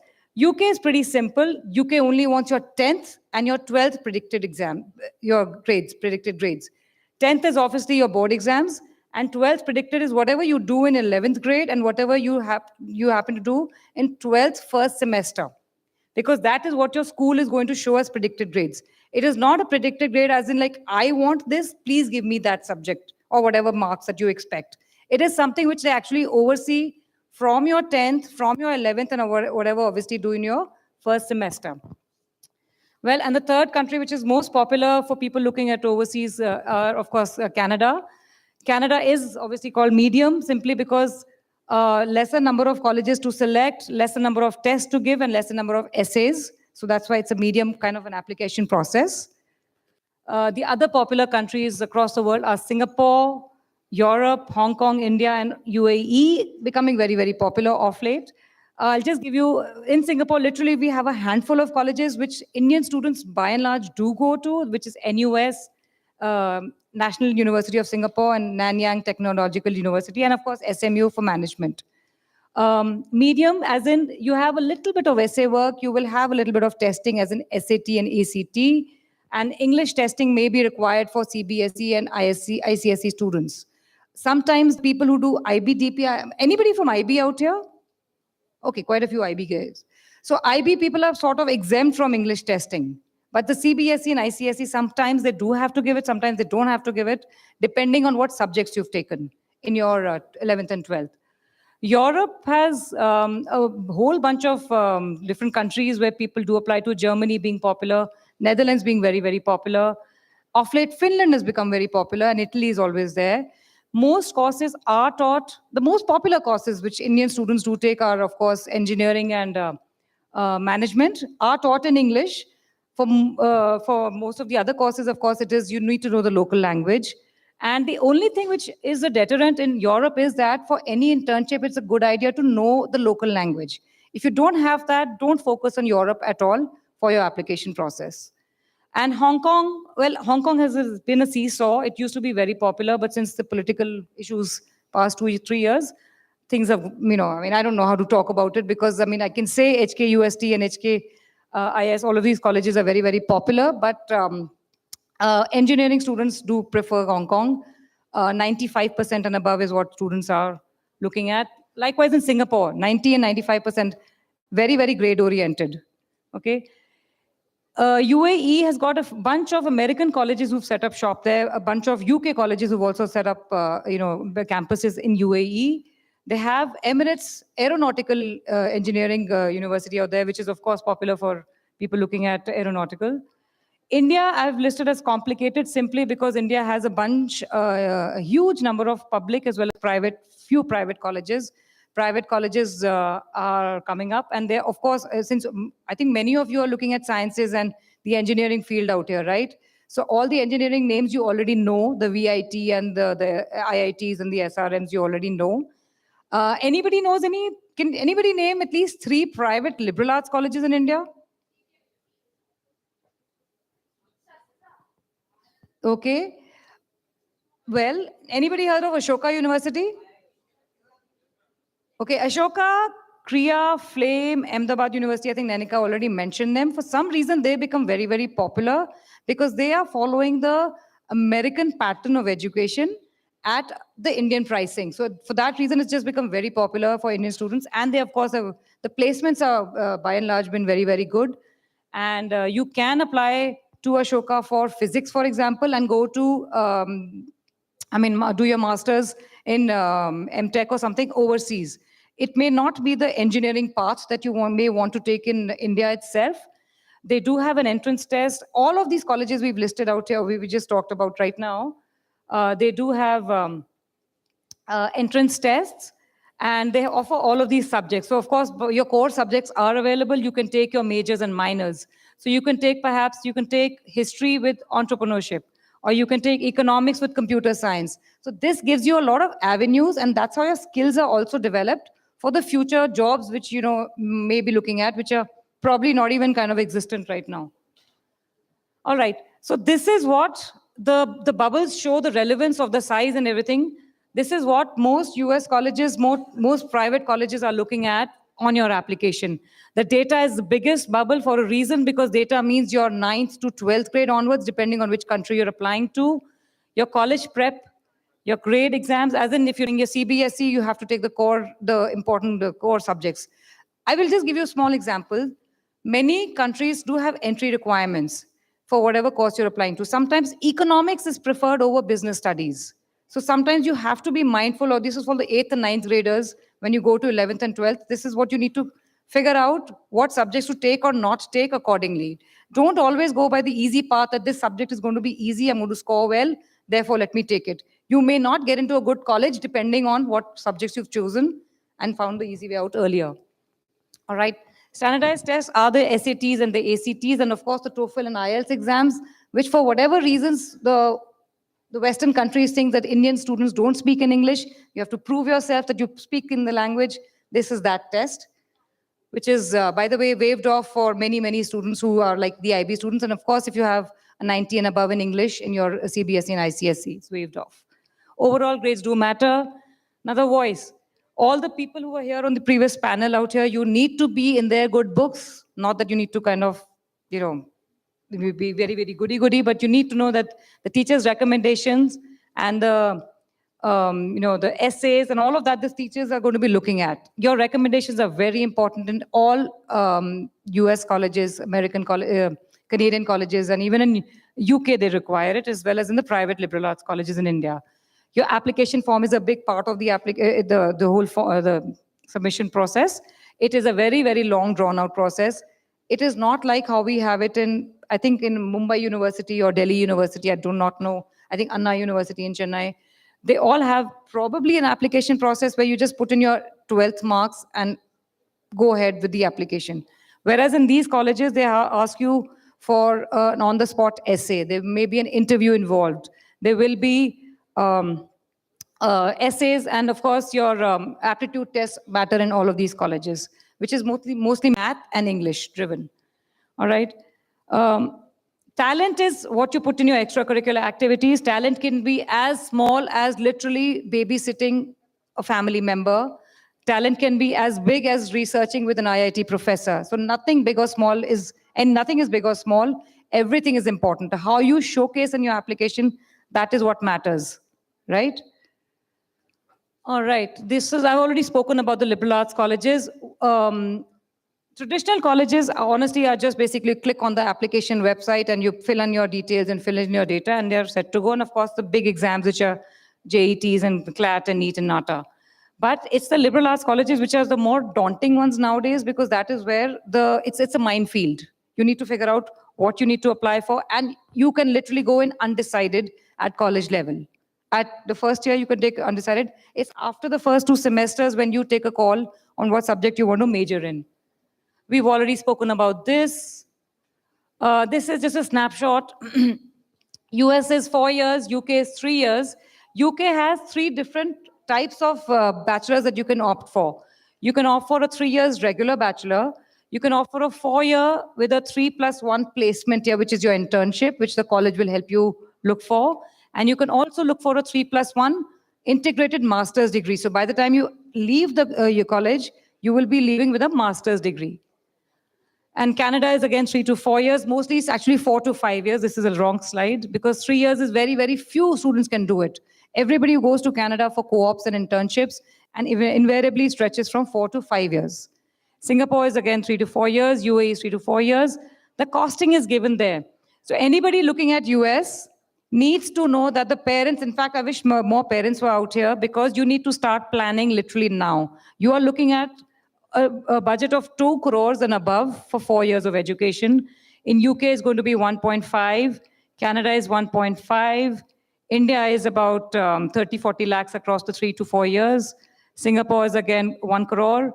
And UAE is again 1 crore rupees. The thing is, many students do like to look at US because it's, if anybody is doing the JEE path, they understand if they don't get into the JEE ranking, then the next best option is US, because US just wants your marks, your extracurriculars, and your essays.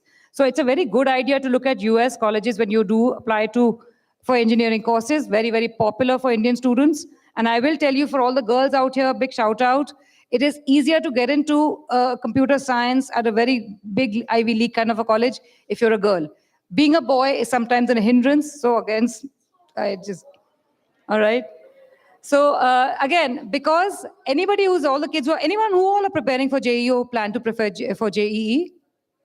Okay, not very many. Because JEE, if the second option is when people say, okay, India is not happening, I'll go to US, not realizing US is a very expensive venture. Sometimes it is advisable to take physics or math at college level somewhere else and go and do your master's in your tech courses. All right, college research is for all the 9th and 10th graders, this you can start now, but for the 11th and 12th graders, this is what should have happened already. Your academics should have been sorted. Admissions is, of course, the forms that you fill up. Tuition and finances I just spoke about. You as a family should sit together and decide what is feasible, what is not. No one should be pressurizing their parents that, I need to go abroad and you've got to fund the money. Doesn't work like that.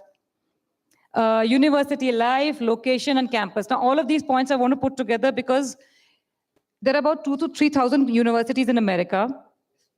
All of these factors actually play a part. You can't just say, I want to go to NYU, for example, because it's in New York City. One of the most expensive colleges, does not have a campus, and the university life is sort of mixed. There's no campus, so there's no university life as such. Tuition's expensive. If you're looking at University of California, it's got 50,000 students. You need to know the size of the college. All of these factors do come in. Most applications should be not more than 10 to 12 per student. Do not apply to more because, as I said in the beginning, it is like a 7th subject if you're doing 6 subjects. It is a lot of work happening there. Ask the IB students, you're doing 6 subjects, this is going to be a 7th subject.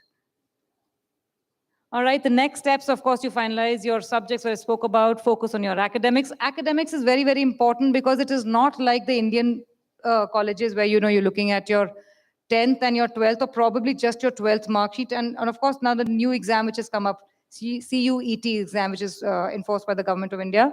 But you're going to be looking at all your high school marks because that is going to go as part of your transcript. So if you have a seesaw also, 9th is good, 10th is not so great, 11th is fine, 12th is average, does affect. But if you have 9th low, 10th gone up, 11th has gone up, and 12th is phenomenal, that's probably a better bet. Because it's okay to have lower grades in the lowest classes because everybody knows that, when you jump from 10th to 11th, settling into academics is a little tough. So everybody does come with a little, sometimes lower grades. It's fine. Well, I think that's it. Any questions? Okay, anybody wants to ask about the SAT or ACT? Does anybody know about that? Like many colleges in US, it's optional now to give the test. So if you do not, all the 12th graders, yeah, go ahead, please. I don't know, I can scream.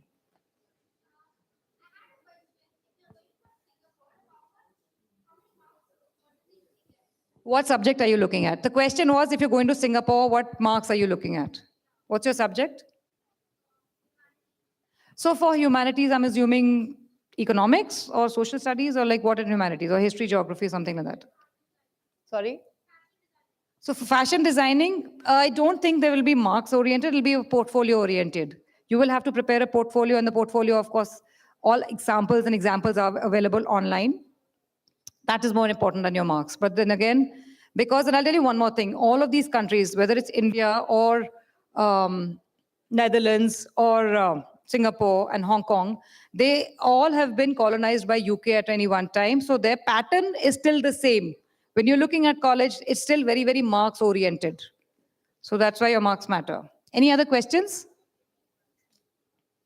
Okay, can you please be as loud? Sorry, I couldn't get you. The subject which Government of India introduced. It's not the subject, it's a test, CUET, the Common University Entrance Test.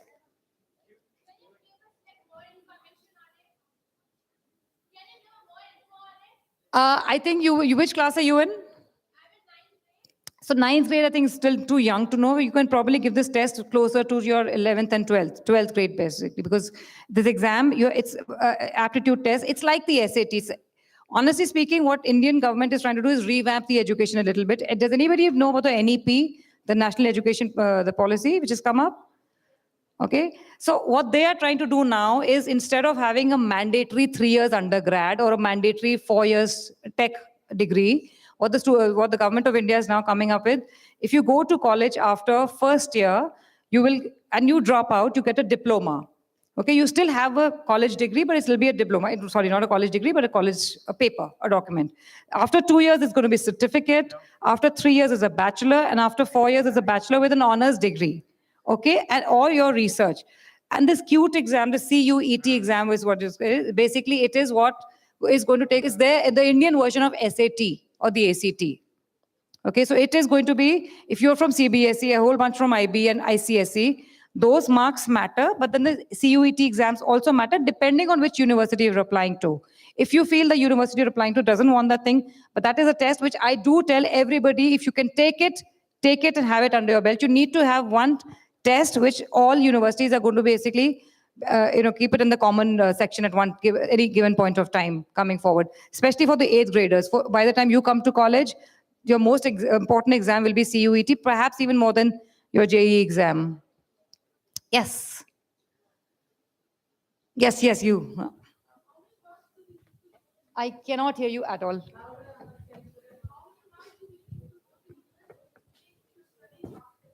To study architecture in US, and what board are you in? CBSE. So CBSE does require your physics and math marks to be good, and it should be 80, 85 and above for sure. Okay, depending on which university you're looking at. Like a Columbia University will tell you, Columbia and Cornell, which are Ivy League colleges, they do prefer a high percent, okay? Then there are smaller ones like Pratt and PRATT, Pratt. And there's another one called CCA, California College of Arts. They are okay with the 70, 75 and above, but a portfolio matters in all of these universities. Sometimes an interview also is part of it. Like Cornell and will have an interview, a CCA may not have an interview, but all of these universities very strong portfolio they want. Okay, and portfolio differs from each university. It can be 10 slides to 12 slides. So marks matter, but portfolio is more important. I think it's the same question somebody asked for Singapore right now. Yes, please, go ahead. Yes, you.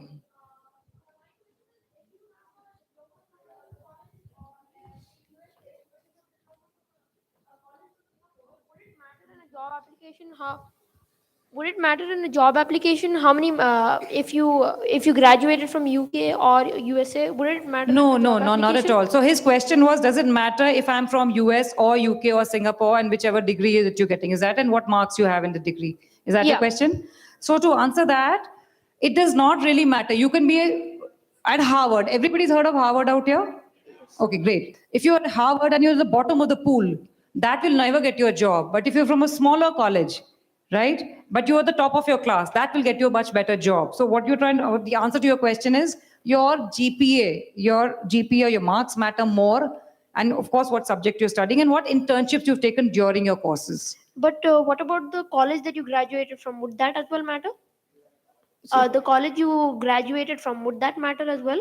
So if you're going to look for a job right after college, depending on where you studied from, right? If you're looking at a job right after undergrad, then you should be looking at internships at that time, because just with a bachelor's degree, sometimes you need at least 2 to 3 years of work experience to kind of settle in. Whether with a master's, you'll get a different league of jobs. And of course, the salaries also differ. I hope I answered your question. Any more questions? Do we have time? Ma'am, I have a question. Sorry, go ahead. So, ma'am, if you're looking in Canada for psychology, how much marks should we get? Psychology, Canada, depending on which university you're looking at. Again, CBSE?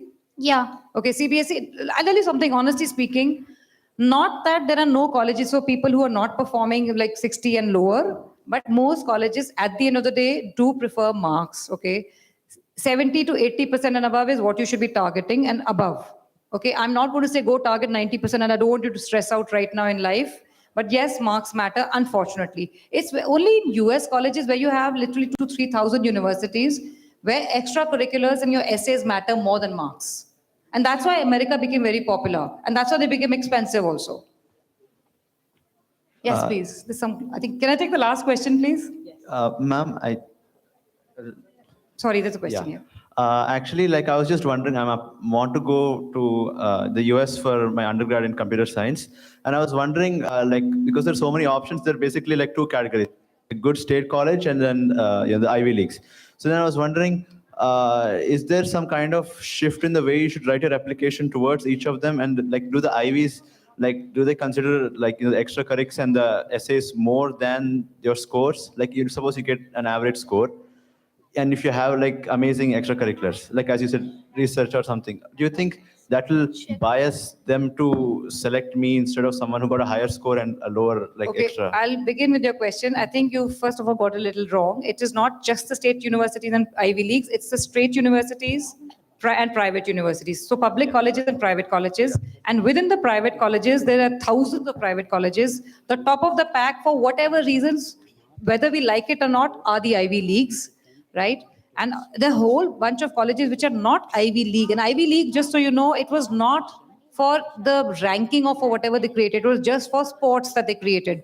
The name Ivy actually comes from the plantation on their buildings. And all of these buildings are similar, therefore Ivy League. They become popular, and yes, it does matter. It does matter a lot in life that you're from Harvard.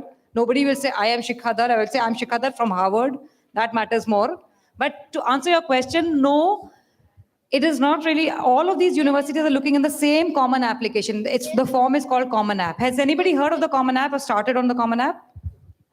All right. If not, if whoever's in 12th grade and looking at US, your Common App should be ready to submit for early action colleges right now. They have 10 activities. Okay. All the same Common App goes to the public universities also. So a University of Pennsylvania, which is a Ivy League, and a Penn State, Pennsylvania State University, which is a private public college. Both are looking in the same form. So I think that's what you're asking. Do they matter more, or do the other ones are looking less? Right?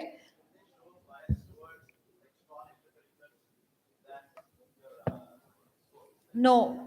So yeah, just to kind of pipe in, the first thing that universities look at are your academics. So that's the number one bubble or bucket that they look at. But admissions officers say that if we only looked at academics, our classes would be 60 instead of 20. So how do they distinguish that 20 out of 60? That's where your extracurricular activities and your essays and your letters of recommendations and everything else that you've done comes into play. So academics definitely is key, and after that these areas come. So of course, if a student can have a stellar essay, but if your academics are not at par with the other students that are applying, it would be harder to get in. Yeah, ma'am. Excuse. Good afternoon, ma'am. Hi. How do you suggest universities for corporate law, and what GPA is needed? And could you please suggest universities for corporate law within India? For corporate law in India? Yes, ma'am. See, every state has their own national law university, or see, Bombay has one, Delhi has one, okay? Private ones, OP Jindal has become very, very popular. Okay, and then you have to give that exam. Okay, after the exam, there's an interview also. Okay, I think you can meet with you're from which school? The Premia Academy. I'm in 11th grade. Okay, what I'm asking is, get in touch with us. Somehow we can give you a longer list, because at the top tip of my tongue right now, I don't remember too many of them, but I do know there's a CLAT exam which is involved. Sure, ma'am. All right. Ma'am, what is the procedure, to be honest, like after 12th? What is the procedure? Yes, ma'am. You fill up the form, you give a test, and you clear the interview. And if you're invited, then you join the college or not. Thank you, ma'am. Thank you so much. Ma'am, excuse me. Ma'am, what would the part-time job opportunities be there if a student goes abroad? This is for which country? For US or UK? For US and UK, most international students can only work on campus. I think just off late, I think the news has started coming out that you can do a little bit of extended hours outside campus. But most students do a lot of waiting, which is considered not so great out here. But they do actually waiting tables in US, and it's nothing wrong with that. So honestly, and a lot of people also work within the college library, or they work as a research assistant or a TA or teaching assistant. Ma'am? Okay, I think time is up. Sorry. You can meet me. We are here. If anybody has questions, can ask. So, kids, we can have this session after this also. Right now, we're running a little late, so I'd like to move on. All right. Thank you for taking us through the process of choosing the right career path. We would like to stay on as we present the mementos and for a quick photo as well. Thank you, Ms. Nanika and Ms. Shikha. Now, I'd like to call Ms. Supti Rao, Principal, Premia Academy, to do the honors. A big round of applause.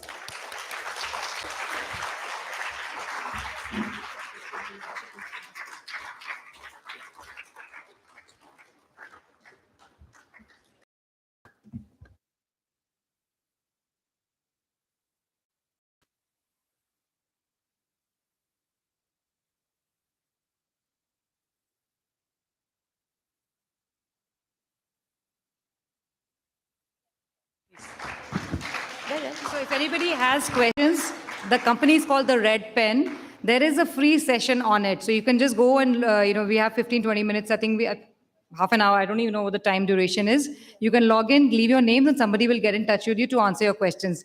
I think this gentleman in the orange, I think you had some questions. You can ask us online. We'll answer them. All right. Thank you so much. Having lunch.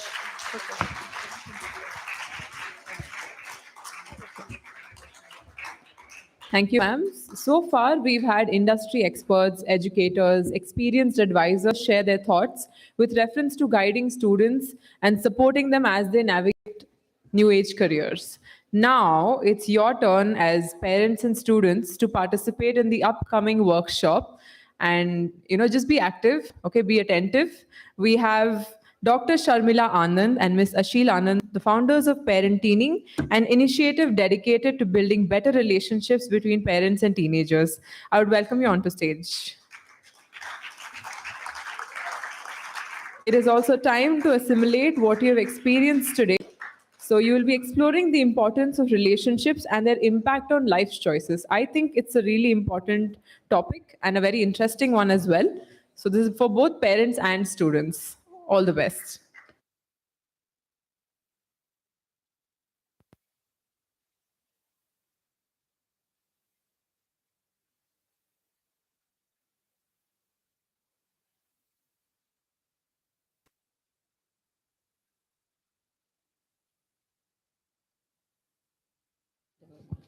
I have some QR codes.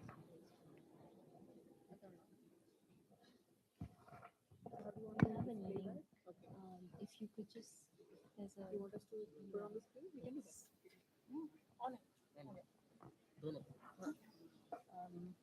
Just a second. Rashmi ma'am, if you want to show something now, should I send it to you on WhatsApp? You don't have their phones. Okay. You could send it. Can someone tell me why did the chickens cross the road?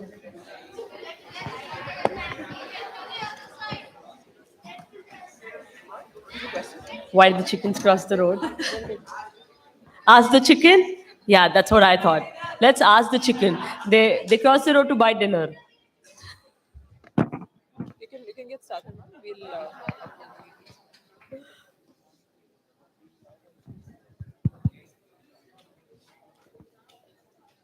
Actually, that's okay. We'll do that later on.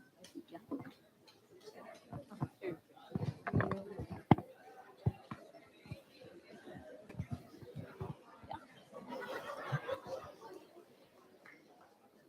Yes. You can clap. Absolutely. Thank you.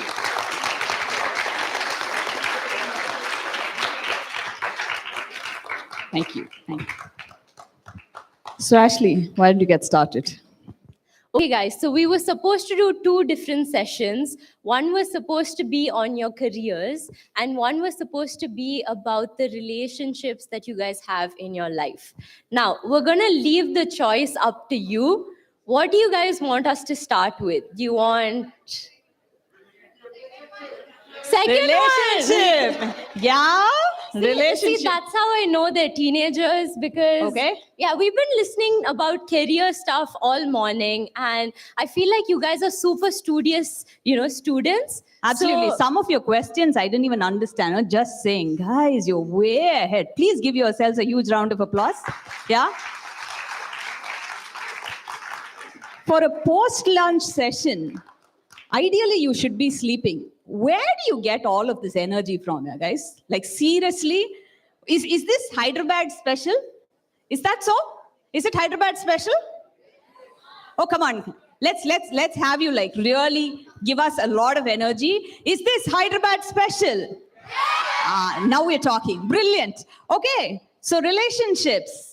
Okay, Ashley, why don't you get started again? Because, as parents, the minute you talk about relationships, suddenly this pin drop silence, as if it just doesn't exist. Does that happen at your home? The minute you talk about relationship,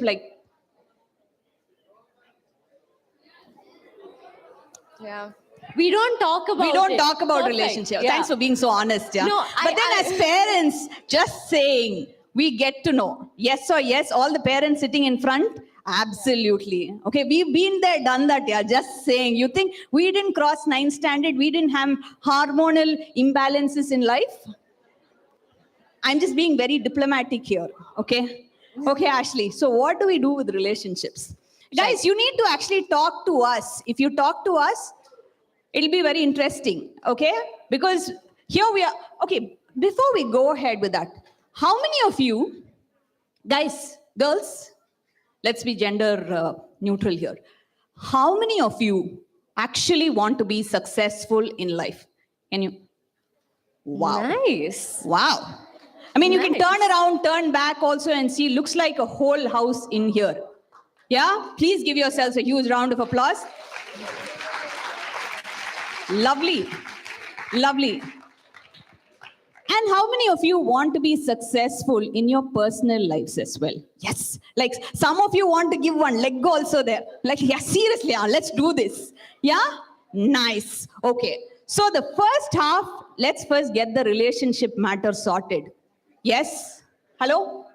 And then we'll go to academics. There's been a lot of academics going on. I'm sure you know where you want, which country you want to know, where you want to study, what you want to study, which job you want to take after that. You are like sorted, yeah, guys. Let's get the relationship started. Amma, I'll sit down. You get started, then I'll come and join. Like seriously. Oh, by the way, just saying, I have a back problem, so you'll have to excuse me with my back. Is that all right? Do I have your permission? Thank you so much. Okay, Ashley, please get started. Okay, guys. So I don't know about you, but before I turned 18, the concept of boys in my life just did not exist. You know, the minute I used to talk about a boy in school, it was almost as if my mom's ears would just shut off. Do you guys have this going on in your house as well? Yes? Yeah? No? Oh, wow. Lucky Hey, guys. you're a boy, dude. Like, come on. Why will you have it? Let's talk about girls then, okay?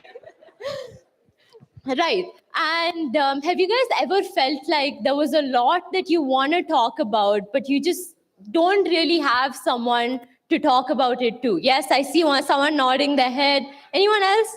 Yeah, absolutely. So we end up talking to our friends about it, and all of that is nice. But at the end of the day, when it comes to something, and, you know, we're always given this ultimatum that, you know, either, you know, you can have fun in life, or you can, you know, do well in academics and really settle down. Do you guys have that as well?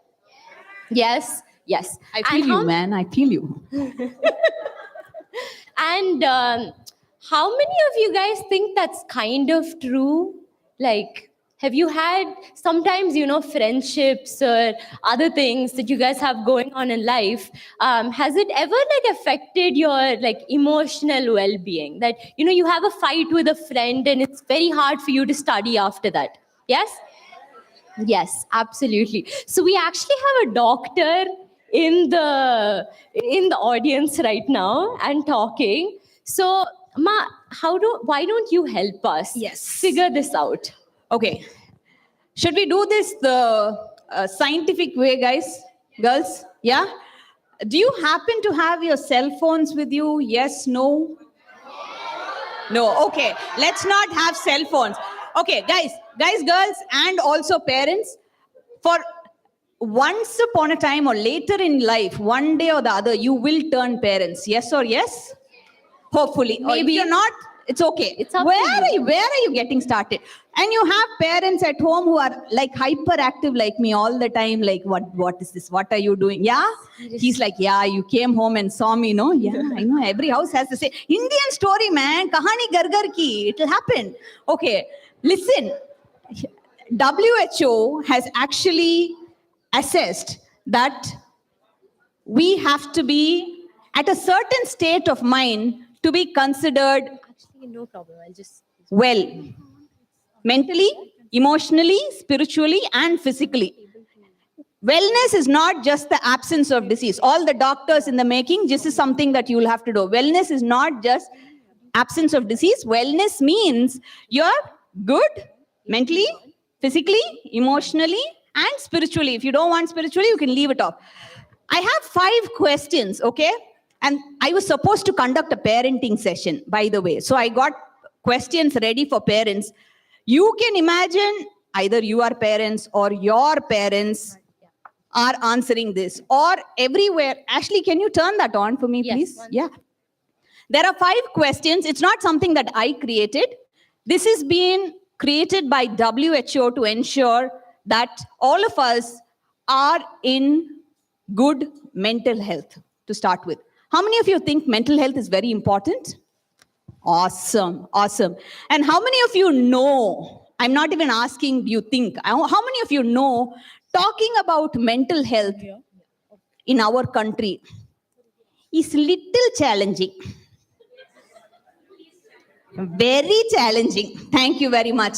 So here it's okay, huh? Hyderabad, you're good. Yeah. Say, I want to shift to Hyderabad. I just like you. I absolutely like you all. You're just open. So I'm going to be, or both of us are trying to have hot conversation with you. Don't get excited.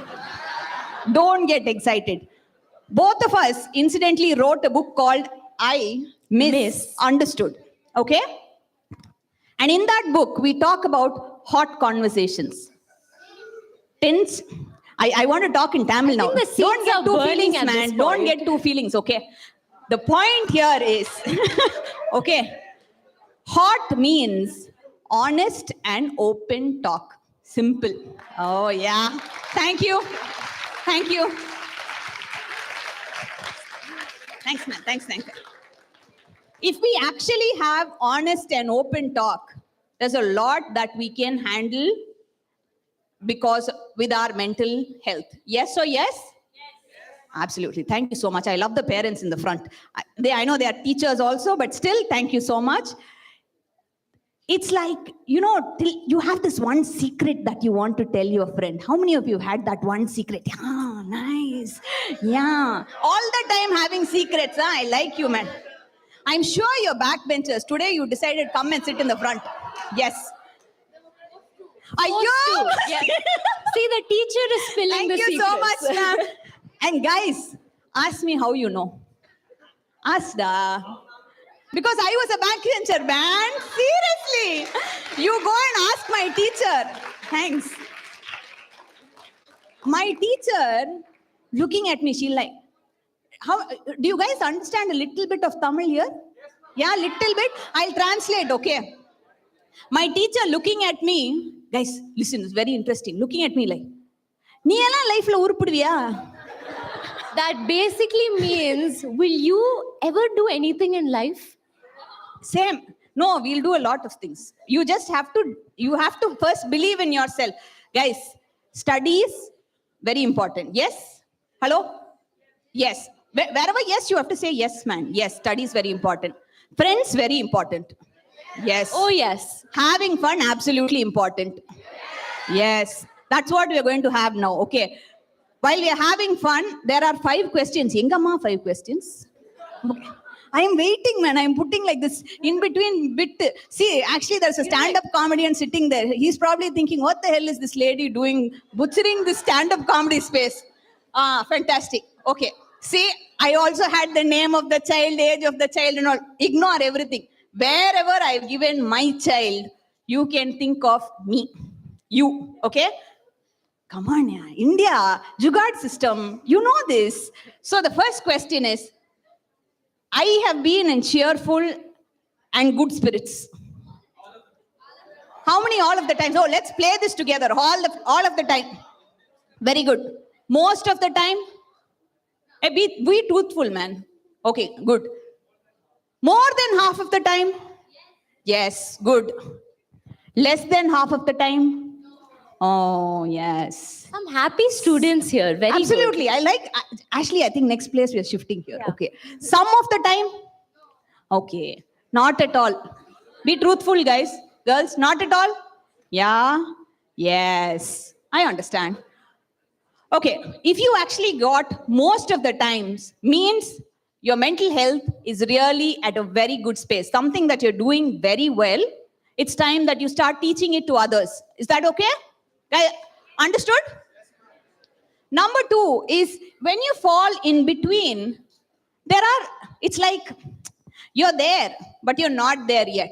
You get that? You're like a 70% kid or a 60% kid. Absolutely. Yeah?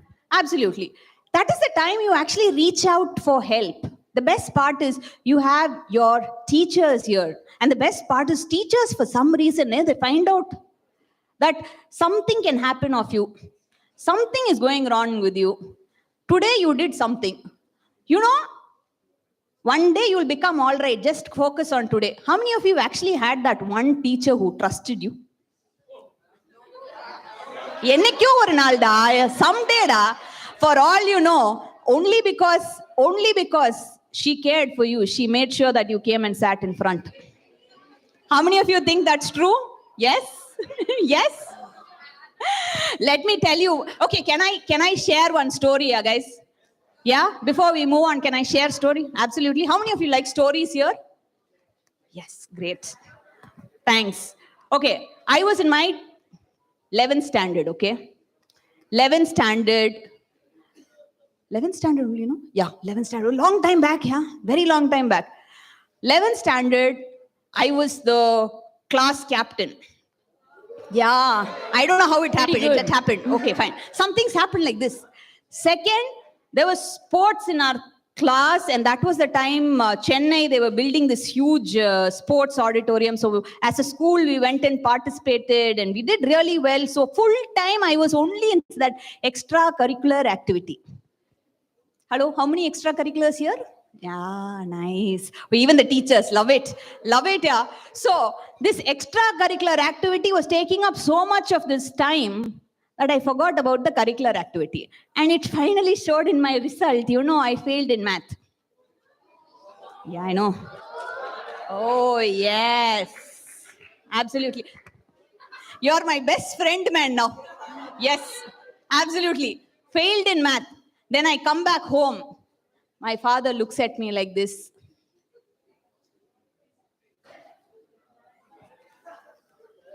Speechless. She left him speechless. Yeah.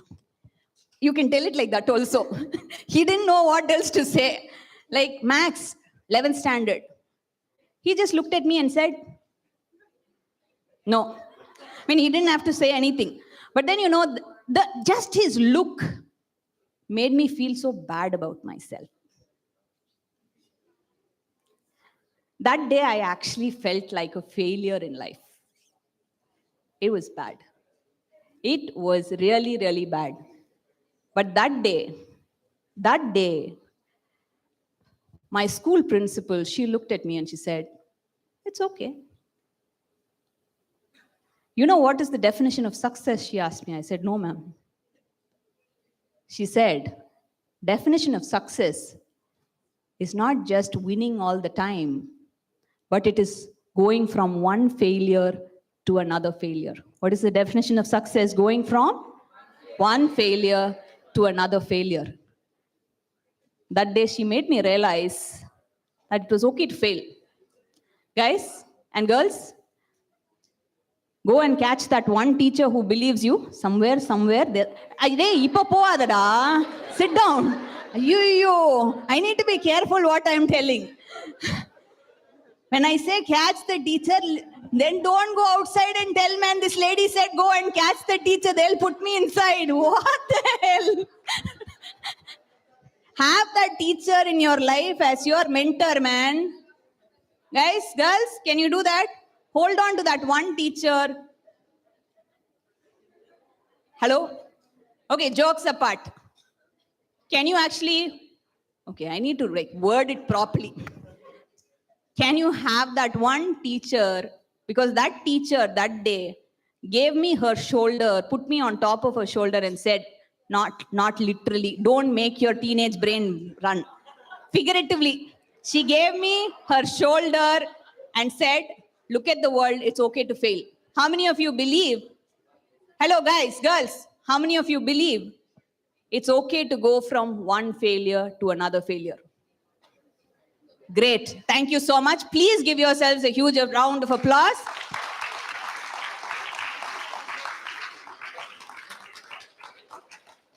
You want to take them through the questions again? Yes, absolutely. Okay. Okay, so let's do this like a numbering system, okay? So if you get the topmost, which is all the time, just write down a 5 in your notebook. If you get the second one, that is most of the time, write down 4, and then so on and so forth. So from the top 5 all the way to the bottom, we're not gonna take no time at all into consideration, because I think as teenagers, we can be cheerful sometimes and in good spirits sometimes. Yes? Okay, We'll talk perfect. about spirits also after some time. Later on. Okay, next one. So when you guys are done, just say done. Yeah, I think we're done. Shall we move on to the next Perfect. question? Yeah. Okay. So are you calm and relaxed most of the time? All the time? Yes? All the time, people? Yes, all the time. Wow. Do you guys not go to school? Like, do exams not stress you out? Oh my goodness. Okay, that's great. Okay, so if again, all the time, you have to write down 5, most of the time 4, so on and so forth. Once you guys are done, just say done again. Okay, ma'am, can we go to the next question? Okay. How often are you guys active and vigorous? Ooh. For now, I'll say 200% all of you are active and vigorous, but Especially in these general. kids. Yeah. Yes, all the time, most of the time, more than half of the time. Done? Yeah. So this could include people who are active in sports. I saw some kids dancing outside, so those people probably very active. Yes? Okay, awesome. How often do you guys wake up fresh and rested? All of the time? Never. Yes. Okay, see, I relate to this because if you are a teenager and you have access to YouTube or Netflix, you probably stayed up late and binged watch something and then woken up very groggy. Yes? Is that all the time? Okay, awesome. And how many of you guys have days that are just filled with things that actually interest you? No time at all. Oh my, guys, Today. all the time? All the time? Very good. Okay. So we have a mixed crowd. Yes. No time at all and all the time. Okay, awesome. So once you guys are done with writing down the numbers, can you guys quickly go ahead and tally it up? Yeah? Max. Come on, guys, mental maths. Max. Yes? 5 into 5, You guys have a 25. number? Guys, tallying up the number means adding all the numbers together and giving me a number. 14, okay. 85? 25, okay. I was like, wow. Awesome. 25? 5. 5. Yes. Okay, 5. Wow. Okay, guys. Thank you. So we have a bunch of numbers, but what do these numbers mean? Okay. All the 25s? Awesome. 20 to 25, you're in absolutely fantastic space up here. Good. Very good. All those between 10 and 20. Lovely. So you're human. Congratulate yourself. Like seriously. Good job. Okay. You're human. You have some good days. You have some not so good days. But the one thing that I will tell you as a doctor is on your not so good days or even during your good days, have at least 3 people you can reach out to. How many people? 3. Yes. 1. Sorry? Parents, that would be lovely. If you... Friends, okay. Okay, we'll keep friends third, okay. In between, make sure, guys, definitely reach out to your teachers. I'm sure you have counselors in school. Hello, yes? Lovely. And it's not a taboo to reach out for help, okay? Guys and girls, shh, hear me out.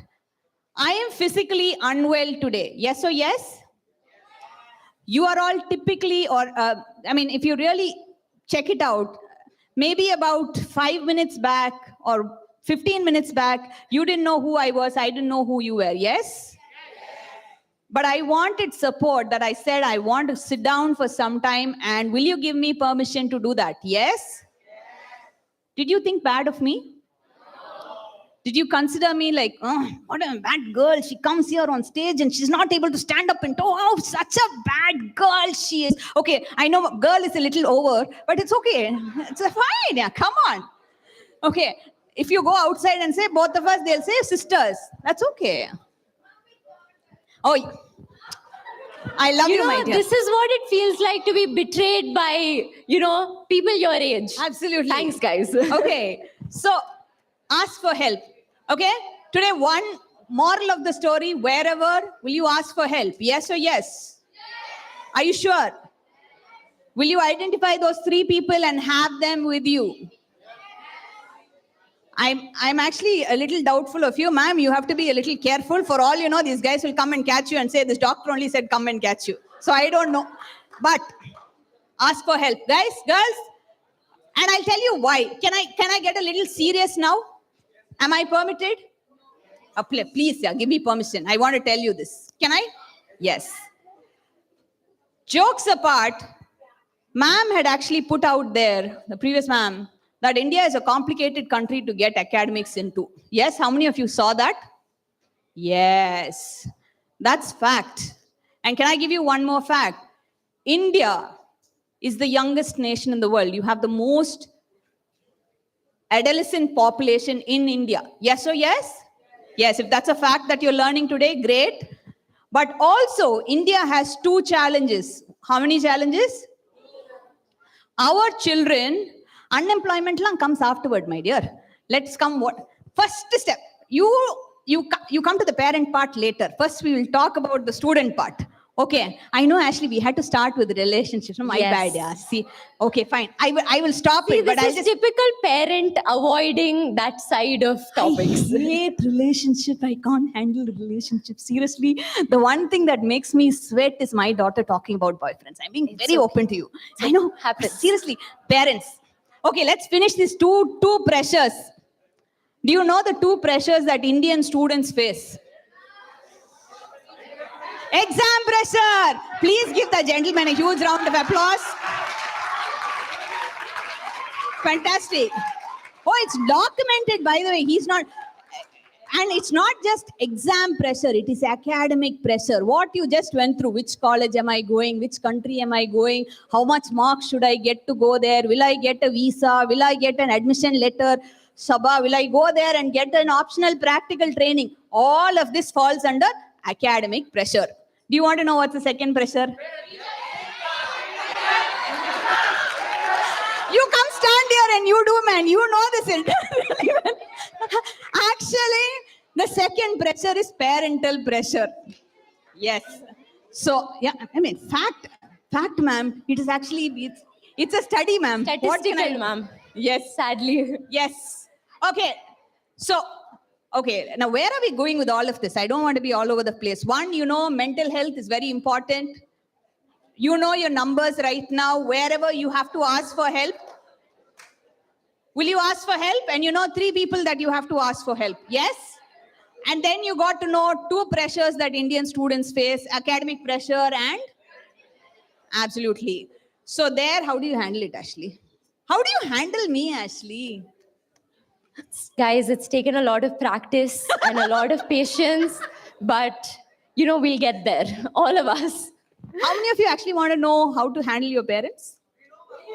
I know they've been handling it for like 16, 15, 14 years 100%, okay. Okay, but before that, can I tell you guys a little statistic that's a little scary, but as the youth of India, it's something that we should know of. Is that okay? Do I have your permission? So while India has the youngest adolescents population, we are also the leading Asian country in teen suicide rates. And this is because of 2 things.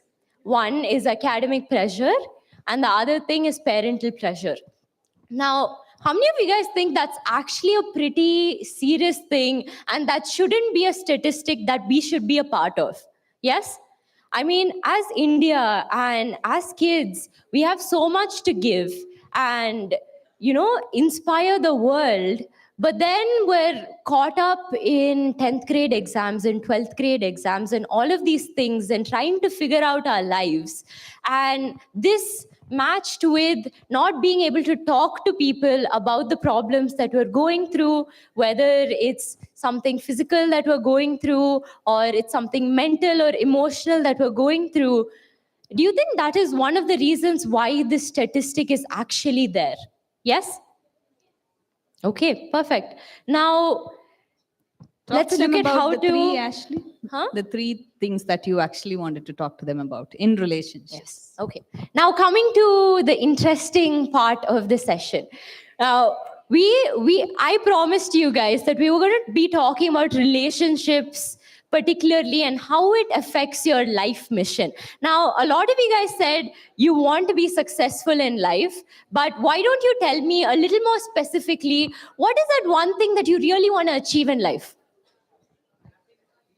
Happiness? Okay. Wow. Okay. Girls? Oh, wow. Okay. Guys, we have some teachers here as well. Okay. How many of you guys, I saw that you guys wanted to become doctors. How many doctors? Okay. Aspiring doctors. Okay. So that means you're going to go out there and help a lot of people, save a lot of lives. How many of you guys want to become entrepreneurs? Entrepreneurs, awesome. That's also going to make sure that you're going out there and solving a lot of problems that people have. Anyone else? Architects, I heard. Anyone else? Astronauts, pilots, okay. Actor, amazing. We need entertainment, awesome. Okay, awesome. Amazing, thank you. Thank you so much for that. So, do you guys have a definite thing that, this is something that I want to achieve in life? Yes? Yeah, okay, awesome. Okay, and a lot of people, they teach you the pathway to get there and all of that. So do you guys have like a decent idea? So if you want to become an actor, you go to acting classes, try out a bunch of auditions, and then, do your luck and get there. Okay, and medicine, you do... I'm not sure, guys. My whole family is filled with doctors. My parents are doctors, grandparents are doctors. And I decided in 9th grade that I want to drop science and become a commerce student. Yeah, the mother's feeling. See, I can't even explain what that means. Right.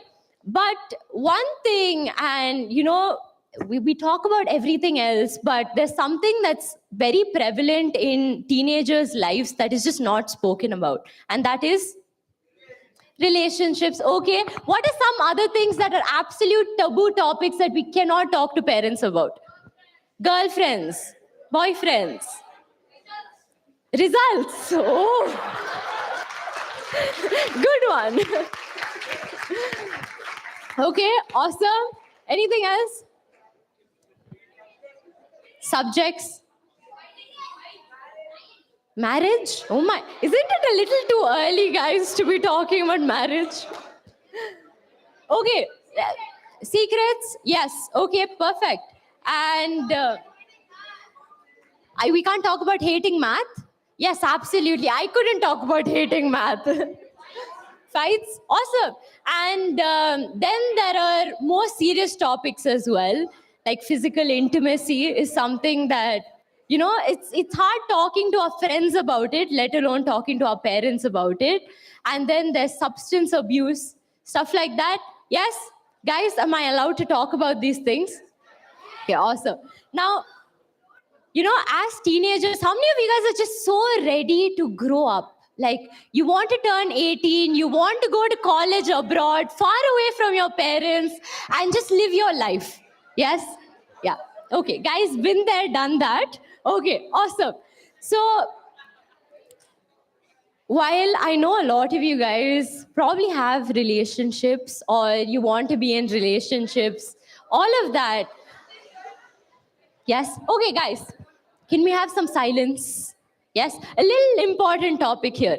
Now, while all of that is super exciting, and as teenagers we're seeing all of these American and European YouTubers have these relationships and do all of these fun things, and we're wondering why our parents aren't letting us do these things.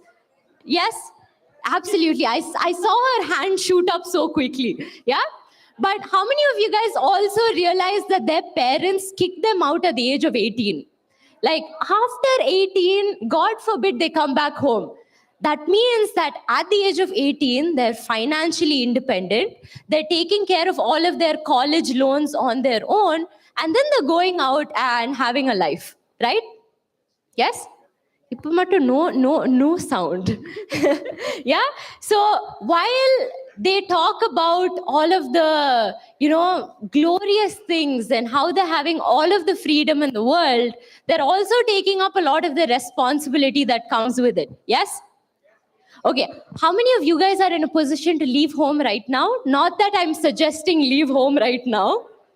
Yeah. So you can support yourself.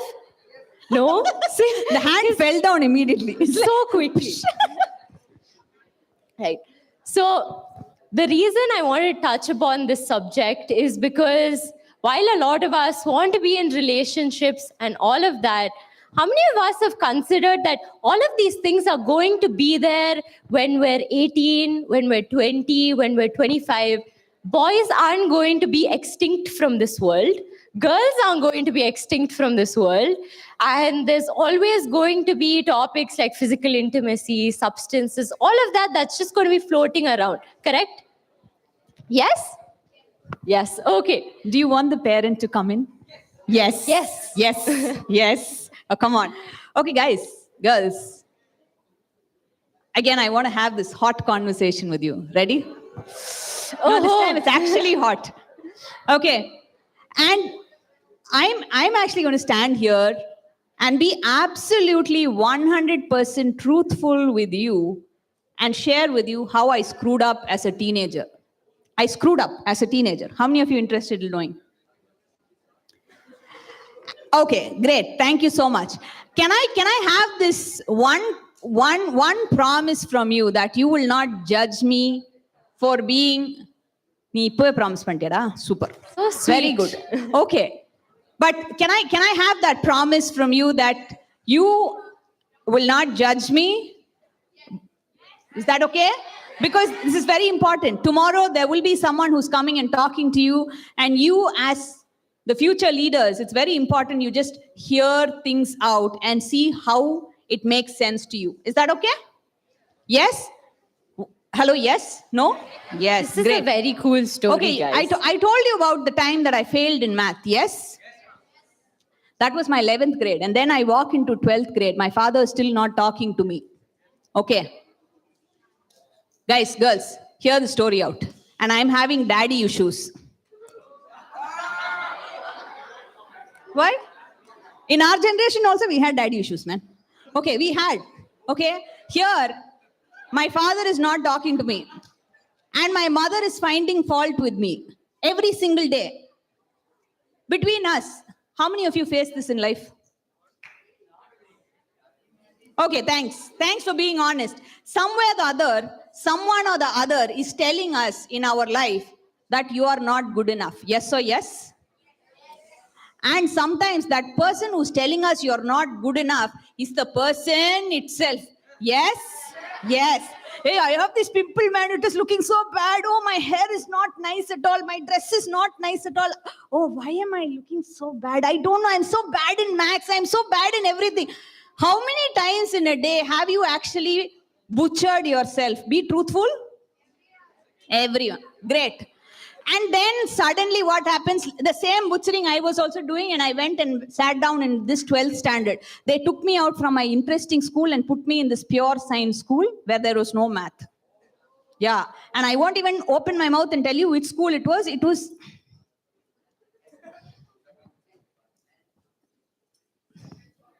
Never mind. I don't even have words for that. And there, I'm the only one who's speaking in English. Everyone else is talking in Tamil. That's how bad it was, man. So bad. And mind you, she was like this all-girls school kind of person. And captain. So like, yeah. Okay, there they make me sit down in this one school. I am killing myself saying, how can you do this? Why are you such a failure in life? All of this. My father is not talking to me. My mother is finding fault with me. I can't connect with any of the girls or guys there. I just can't connect. I'm like this. And I feel like an absolute no one. And then, because I have to act it out and show you. There's this one dude comes. Smart dude, man. Chocolate boy. Seriously. Handsome. Because I was in girls' school. The first time I'm seeing a boy in life. Okay, what to do, ma? In our time, that is what it was. So this guy comes. Hey, hi, how are you? No, he didn't touch and all. That time we used to maintain independent bodies. Okay. I'm a doctor, yeah, please. I'm just going to be very open with you. So this guy is there. Hey, hi, my name is... And I am like, oh, wow. You know. All of that was going in. And then my hormones are shooting. This.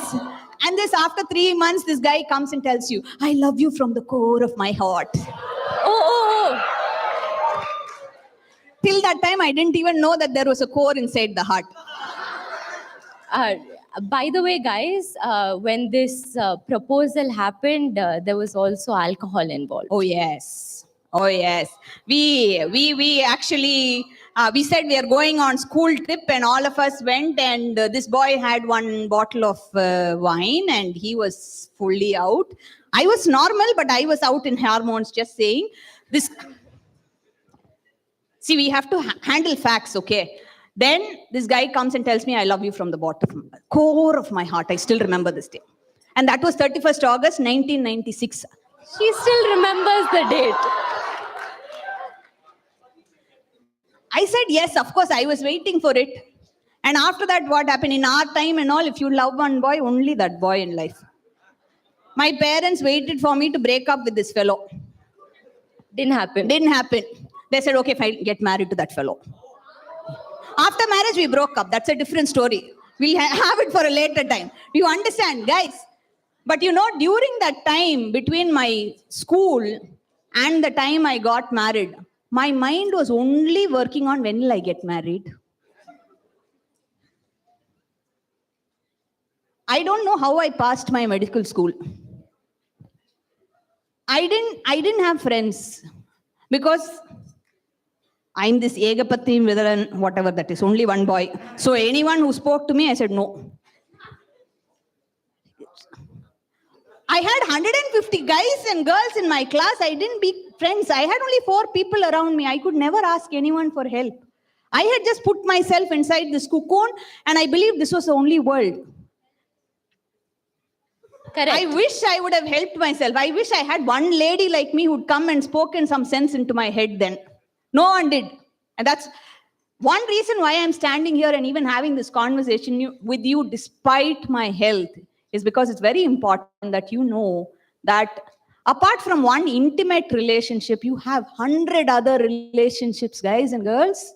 You have your parents, you have your friends, you have your teachers, you have mentors, you have so many people around the world who are ready to support you in any way you want. It's not just that one relationship that's going to make or break you. It is a decision that you can take either today or you can take after, let's say 21. Just saying the medical facts there, only by the age of 21, your brain fully develops. Till that time, it's just shooting. I like you, I'm very happy. I don't like you, I'm very unhappy. Oh, she is my best friend. Oh, she's my worst enemy. All of this goes on inside the head. She sends me a streak, I like her. If she doesn't send me a streak, I don't like her. Yeah, I also know, yeah, come on. You get the point? The reason I told you that story is you have a choice. You have a choice. I'm not going to tell you, have a girlfriend, have a boyfriend, don't have a girlfriend, don't have a boyfriend. No, that is not what I'm telling you here at all. But what I'm saying is you have a choice. What do you have? Choice.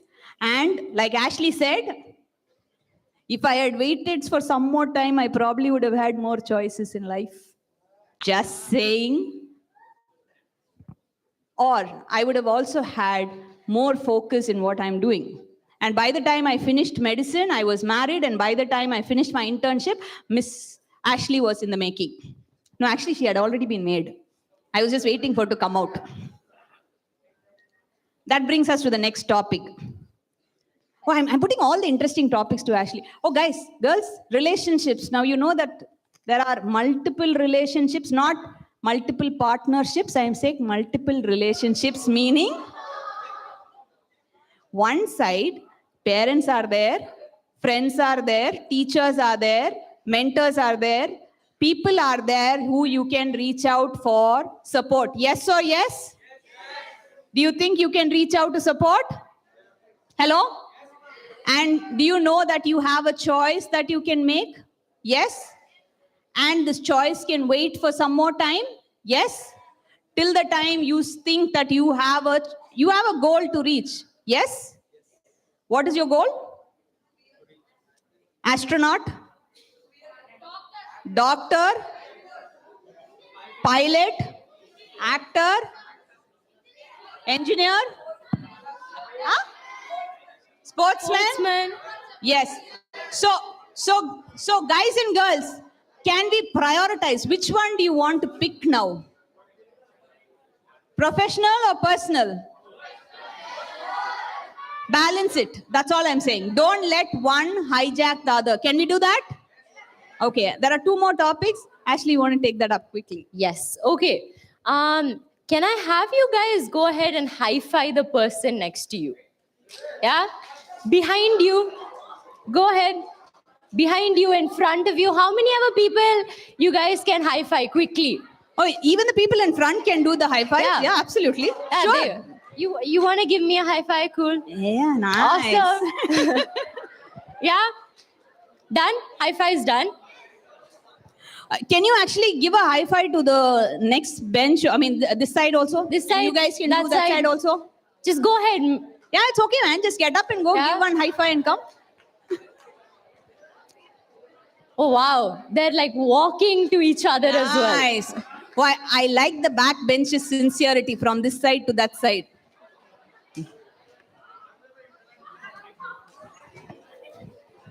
Okay, awesome. Perfect. Done? Thank you so much. you Please guys give can sit yourselves a down. huge round of applause for getting up and being very, very active.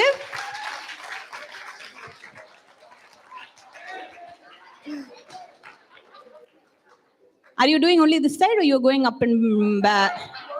All sides. Fantastic. Okay, great. Sit down, sit down, sit down. Lovely. Okay. Okay, so what if I told you guys, what if I told you guys that someone that you high-fived has COVID? Oh, no. Oh, everyone has to go to the hospital?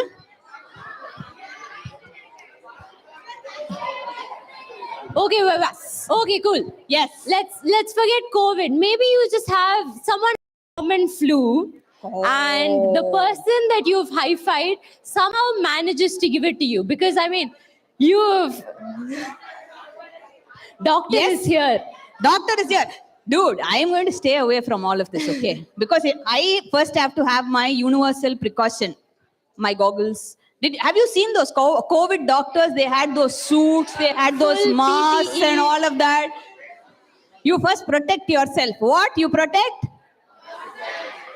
Can I actually now be a doctor with you? And can I actually be, again, one of our hot conversations? Ready for it? Guys, girls, yes, sir. You have a question? What? Are they? I don't know yet, man, how to control my parent. My father is calling me up in the morning and saying, "You're not well, no? Why are you going, ma?" "Daddy, I have work." "That's okay, it can wait." "No, Daddy, problem is today." I'll come to that later, man. Actually, that's a very important question. Hold on to it. I'll come back to it. But right now, you know, in this generation, like I told you, in our generation, you see one boy, you get married to that one boy. Does that happen in this generation? Ooh. Exactly. Now, I think he knows that very well. This is the generation of left and right swipes. Okay, but it's a generation of ABCD too. Do you want to explain it to them? Oh, what is ABCD, ma? So, Okay. Okay. Again, Ashley's story. Ashley is my lab rat here. Okay. There used to be this in Ashley's school. Okay. Yeah, dude. I'm sure it happens in your school also. Just hear the story. There used to be this A girl. A girl, Dhanama? Yes. Yes. Okay. This A girl used to like this A boy. A girl used to like A boy. A boy. Then A girl decided, no, I'm too tired of A boy. So she is saying, I don't want A1. What is she saying? Happens. A to Apranda. First now, let's talk about this A boy. Okay?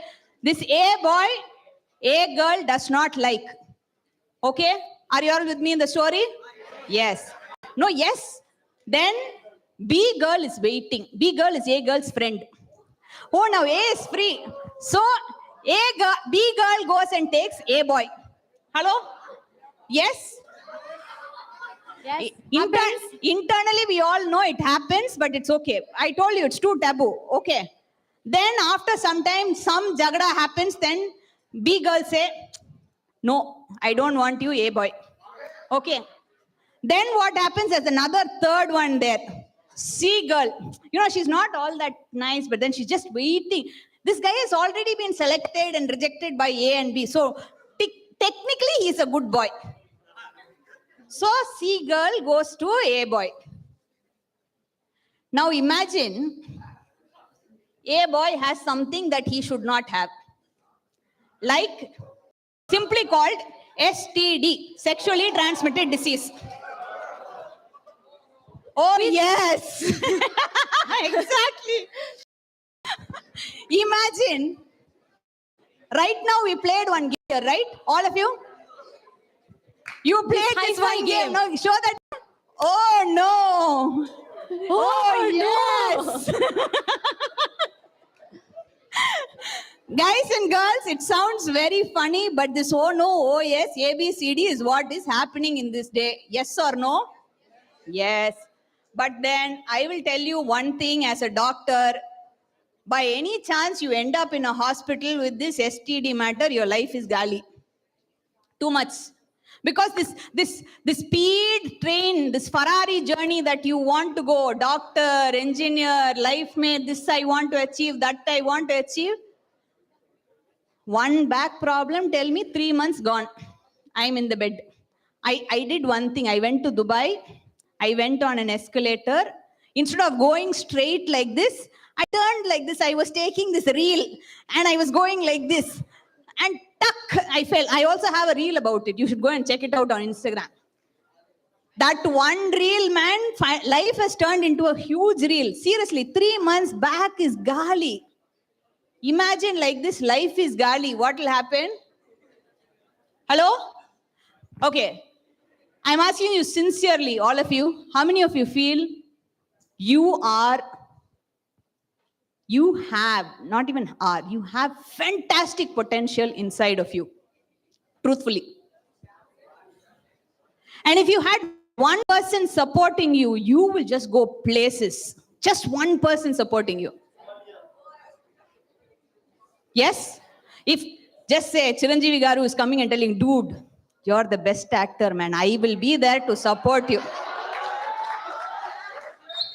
Absolutely. We'll all be sitting like this. He'll be standing here and making all the actions. And we'll, what was that famous Telugu movie, man, that came right now?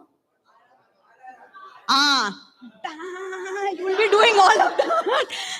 And we'll all be, everyone, what you want in life, what your career choices are going to be, it's exactly yours.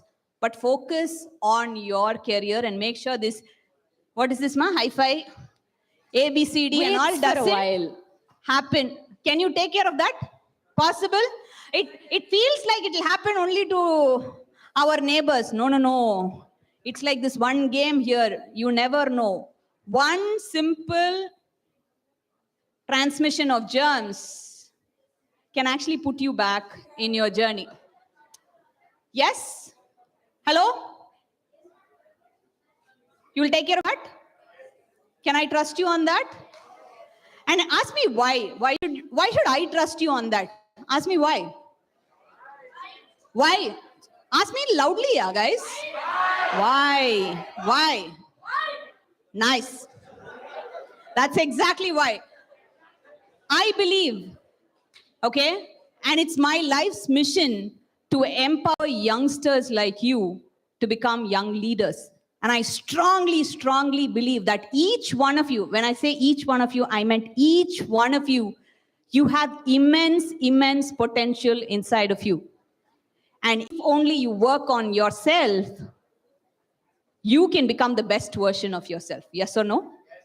And when you become the best version of yourself, for all you know, you will be standing up here and inspiring many more people. Can you do that? Hello?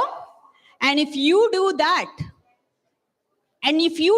again, I'm asking you, if you stand up here and you inspire one person and you prevent that one statistics from happening in India, is it worth it? So yes. Absolutely. Absolutely, yes. Please give yourselves a huge round of applause for being that young leader.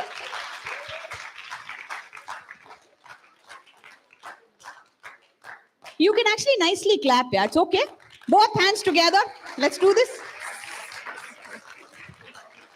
Nice. And what's the last point, Ashley? I think, we still have time.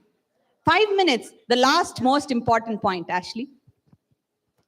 I feel like a student who's forgotten what to write in the exam. Yes. Can you remind a little bit? So we've spoken about relationships. We've spoken about ABCs. And we've also spoken about substances. Yes. Okay. Do you want to add on a little bit about substances? We're talking about everything that no one will talk on stage, huh, guys. It's very, very difficult standing up here and talking, and that too with a mother and a daughter talking.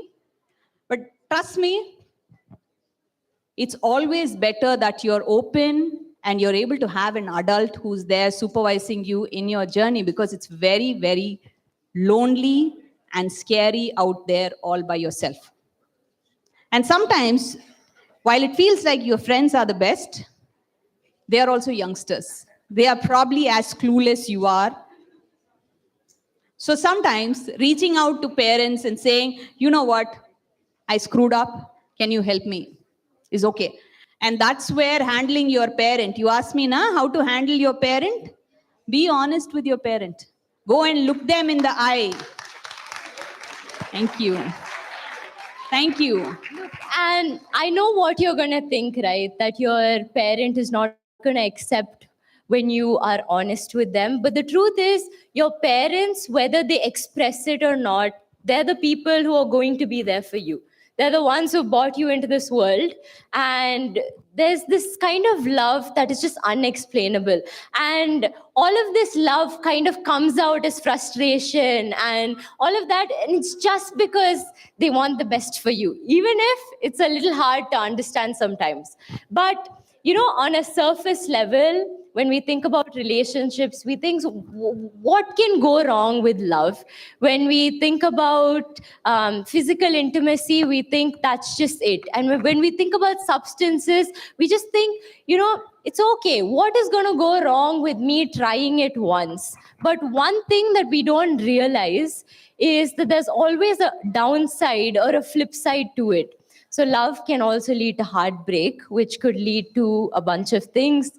And ABCs could lead to, like we mentioned, us being in a hospital. And substance could lead to substance abuse. And, you know, while I don't want to sit here and say that, you know, don't do all of these things, all I'm saying is, you know, I think you guys are so smart, and I think you're smart enough to make good choices in life. And just know it's like a game of chess, right? When you make the right choices, you end up winning the game. And when you don't, we end up letting someone else take control of our life and kind of checkmating us to a point where we can't move. So, yes. So thank you so much for being an amazing, amazing audience. Thank you. Thank you so much. Thank you. One last question. I know it's time's up, but one last question. How many of you sitting inside this room know that you are the leader that our country is waiting for? Give me a show of hands. All of you, each and every one of you, you have a role to play in our country, in the world. So go ahead and be the success that you're meant to be. Thank you so much, Hyderabad. Give yourselves a huge round of applause. Thank you. Thank you. Thank you so much for the session. Can we call Ms. Tanjot Kaur, Early Years Coordinator, to please do the honors? I'm so sorry.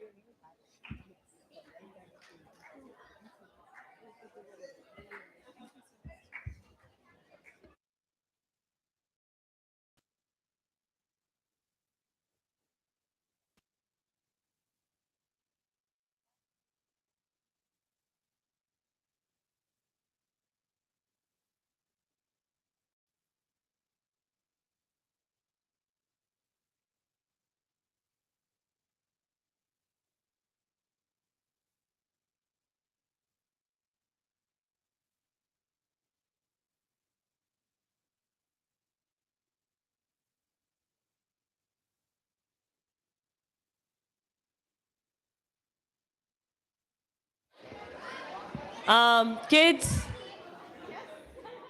can you actually help them? They want to take a selfie. So can you all pause? Maybe if it's a big shot, everyone will come. We're trying to do the impossible. I'm so sorry to the next speaker. Please, 1 second. Yeah. Okay, this is what I do. I'm going to introduce you as future leaders to the world, and I want you, Hyderabad, to make the most noise that you can. Can you do that? Okay, let's do this.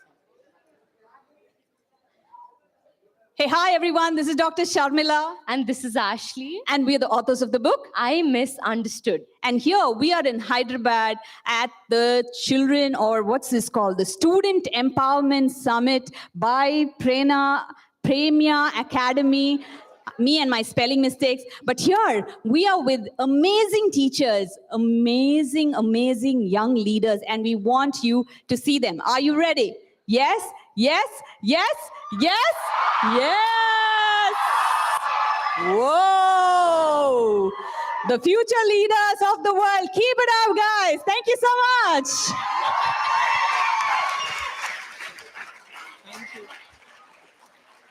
We've come a long way since we started out this morning, exploring the world of work. Let's shake off the slumber and wake up our bones and brains with a stand-up comedy show by Mr. Anand Ratnam. Can you put your hands together for Mr. Anand Ratnam, please?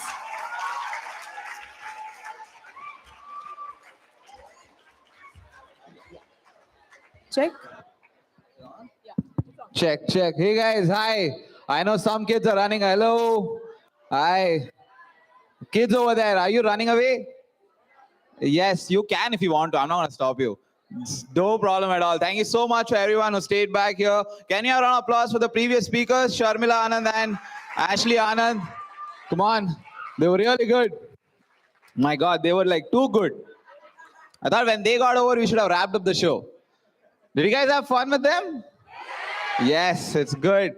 It was very funny because when I got hired to do this for you guys, I was told a set of things. I was like, don't talk about things that make parents and kids uncomfortable. And I don't know what happened for the last 1 hour. I saw a lot of parents very uncomfortable. Just looking at, she told her entire life story, and I thought it was directed by Anurag Kashyap. There were just like so many people doing bad shit in our life. But anyways, round of applause for her, guys. Come on, she was really good. She was. I did laugh at certain points though, I did. You know, some points were funny when she came out and told, yeah guys, in 11th standard, I failed maths. I'm like, dude, I failed in environmental science. Why she's complaining about maths? Like my dad was not, he was not even disappointed. He was like, he laughed. Yeah, when I gave him the report card, he literally looked at me like, are you sure? Is there any subject where you passed? Yeah, what? No wonder you want to be an actor. The correct choice you're choosing. Now failed in all the. Did you fail in all the exams with your friends making fun of you? What happened? Tell correctly, da. You failed in all the exams. Very good. Very good liars. You want to be an actor? Ah, very nice. All the best. It's not going to happen though. I'm telling you right now. I'm kidding. Go chase your dreams, even if you don't succeed. It's my life motto. You know, the thing is, see, how many of you over have seen my work before? Give me a 4 people. Oh, that's great. How many of you over here have no idea who the hell I am?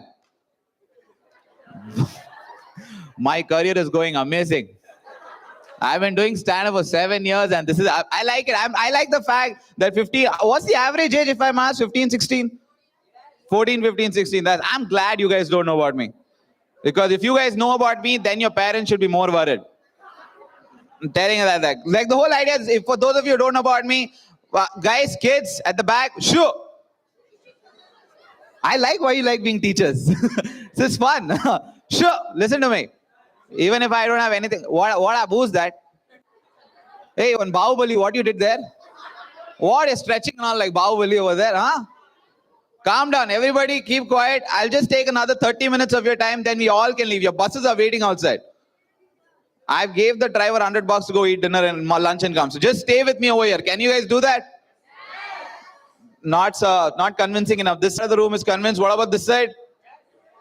Hey, for her and all, you answered so nicely. What did I do, man? Huh?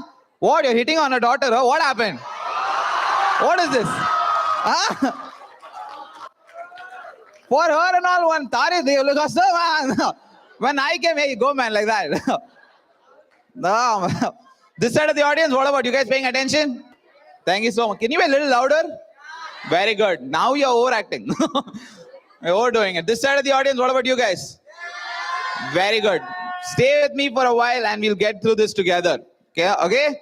So the thing is, for those of you who don't know about me, my name is Anand Ratnam. I'm a comedian. I'll give you a little bit intro about myself, which is very important for the second half of the story. So pay attention. Okay? My father was like, I'll give you a brief introduction. Like, I've been doing stand-up for 7 years and my father was in the army. Anyone over here whose father or any relative was in the defense forces? One, what does your father do? Okay, it's okay. Your father can also be. Don't like one of your uncles or someone you know is in the army. Okay, what about you? One of your uncle is like, okay, all of your parents make a lot of money, no? Then how come you're in which school is this? Okay, I'm sorry, I'm just kidding. Who has someone else raised their hand? Is your father? Your grandfather was in the army. Very nice. And then your dad realized, I can do something else. But the reason why I ask this question is whenever I have people answering that, yeah, my father was in the army or someone, uncle or something, we always have questions to ask each other. It's like, when I tell, oh, your father was in the army, where was he serving? Oh, he was in Srinagar. When did he retire? Oh, he retired in this year. Normally, when I tell civilians that my father was in the army, no response. The only response I get is, bahut mara hoga na? That's the only image they have of army kids, like a traumatic childhood. And that's true. It's almost like that. It's not, I'm telling you, not all families are like that. Some Indian defense families are different. Like, I'll give you an example. How many of you over have seen those homecoming videos of American soldiers? Have you seen those? It's very nice, no? Like American, it's so romantic. Those videos. Like those soldiers come back from Afghanistan, they set their foot in America and the wives go crazy. Ah, mera pati is in there. Seen that? They get so excited to see their husband and then they run up to him, they jump, they start kissing, the sun is setting. It's so romantic. It's almost like a Karan Johar movie to watch that scene. But Indian defense families are a bit different. Like, I'll give you a story. Like, my father was in Kargil during the war and the entire house, there was like complete tension. Like, my mom is praying to the gods. I'm like my brother's reading the newspaper every day. I'm watching Pokemon. It's serious tension, okay? I was 8 years old. What do you expect? And then the war gets over and my dad comes back home alive. And he opens the door. He looks at my mom. It's the same kind of romance. It is. But the most romantic thing my mom said was, come sit, I made rice and sambar for you. And that's it. They just looked at each other and gave each other a wink. That's all I know. And 9 months later, I had my baby brother. So, I don't know. India won the war that day, and 9 months later, I had to share my bed. So if you ask me, I also contributed to my country. So give a little bit of my bed. Now the thing is, see, when I was chosen here, I was supposed to come here and like talk to you about substance abuse and and also like it seems very well placed, by the way. I have to address this. The presentation before me was to how to help parents help their children choose the right career, and then they called me on stage. It almost looks like the parents are like, if you don't study, this is what will happen. That's what it kind of looks like. But I'm going to tell you the truth, okay? This next story is like a 15-minute story about what happened in my life and how I ended up here. Okay, you guys want to listen to it? Some kids are interested. Some kids don't give up. Yes? Okay, I'm going to talk to those kids who give a crap. Okay? So, since I said I've come from an army beginning, and I was not even supposed to be a comedian. If like 7 years ago, if you had come and told me that, Anand, you're going to become a stand-up comedian, I would have laughed at your face. I would still do, but I'm still laugh at your face. But because you know what? And when I was like 18 or 15 years old, I had actually decided my career path. I knew what I was going to become. I was supposed to become an Indian Army officer. Yeah, I was. And I set out on that path. Because the thing is, I grew up in cantonment neighborhoods. And it's a very fascinating journey when you grow up in those kind of areas. You see a lot of olive green uniforms, soldiers marching. This is a scenario from my school days. When I used to go to school, normally when you guys go, there is traffic. Normally when I go to school, there are soldiers marching down there. I once saw a battle tank cross my school before I entered it. So that was the kind of childhood I had. So I always wanted to become an army officer. And I went and told my dad, I'm like, in 10th standard, my dad like, you know what, son, I'll support you. You will become an army officer, I promise you. And I was full motivated. And 12th standard came and I wrote my NDA exam. You guys know what's NDA? Very good. National Defense Academy, for those of you who don't know. Good, all the best if you're going to write it. I wrote like, I'm full motivated NDA. I'm going to go into the service and all that stuff. And I wrote it and I failed. But it's like, yeah, one-time failure is not a big deal. Everybody fails once. So I like, you know what, next year, Anand, I studied again hard. Second year, again fail. I'm like, you know what, 2 times, third time is the charm. Third time, again fail. This is where my dad came up to me. He's like, son, you need a bit of training. I think, for army, you need 2 things, motivation and intelligence. I was good on the motivation department. Intelligence, thoda weak. It was true. Like, and my dad came and told me, son, you need time for preparation. Take 4 years, do your graduation. And 4 years, train you. And you can become what you want to become. And I was like, you know what? Seems like a fair idea. I'll go for it.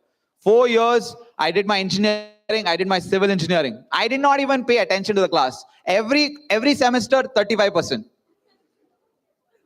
I'm not even lying.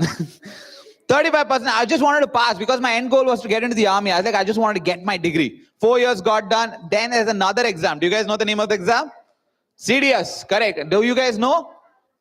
CDS. It's called Combined Defense Services. It's an exam that you write to get into the Indian Military Academy. If you guys are interested into army, please pay attention, okay? The thing is, I wrote this exam and I studied for 4 years, but this time I cleared. I cleared the exam. Yeah. One girl applauding like 3 claps. Thank you so much, sweetheart. And the rest of it like, aage to badho. But here's the thing, it's not just enough to clear the exam. The next step of this army interview is an interview. It's called an SSB interview. How many of you know about that? It's called an SSB interview, which you have in Bhopal. So, I went to Bhopal and I'm like, I've trained for this for 4 years. I can't lose this. This is my moment. Have you ever had that time in your life when you're almost there and you're like, oh, this is where I'm going to succeed. I'm going to get there. And I failed the interview. Yeah, I failed. Big time. And no, don't clap for that, man. I don't understand what kind of an audience is this. Where you guys are clapping, where you're not clapping. Did you guys really enjoy Sharmila Anand? Are you sure? Because she's thinking that, oh, they were clapping all the time. So I failed the interview and I was dejected. I was like, oh, somebody like pulled the sheets under my feet. That's the kind of feeling I had.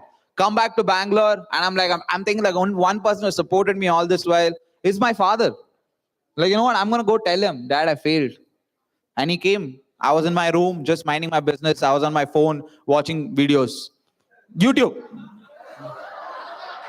videos. You guys. Sharmila Anand really ruined you guys. Kidding. I'm just kidding. So here's the thing, okay? I'm in my room just watching some videos. My dad comes into my room, sits next to me. He's just sitting here. I'm sitting here, just like puts his arm around my shoulder. Then he goes, Anand, I know you want to become an army officer very badly. I know it's been your dream. But maybe it's not your cup of tea. Maybe you're not cut out for this. And it hits you hard, right? Like the person who believed in you the most literally tells you like, maybe you're not cut out for this. This is not your cup of tea. And it's like a vulnerable moment. But I was not vulnerable. I was like a little egoistic. Like, oh, you think I can't, huh? We'll see.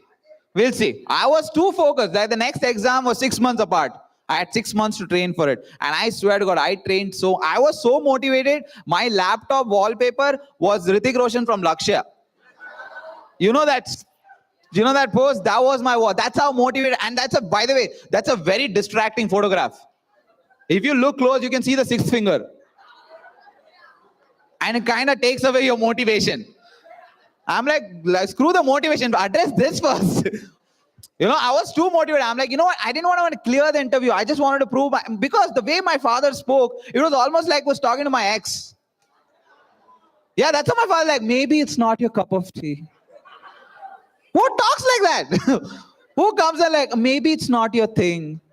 I was like, what is my thing? Stay at home. Like, that's how he spoke to me. So I was like very motivated. 6 months, I'm not even kidding, prepared like 10 hours a day, put in the hard work.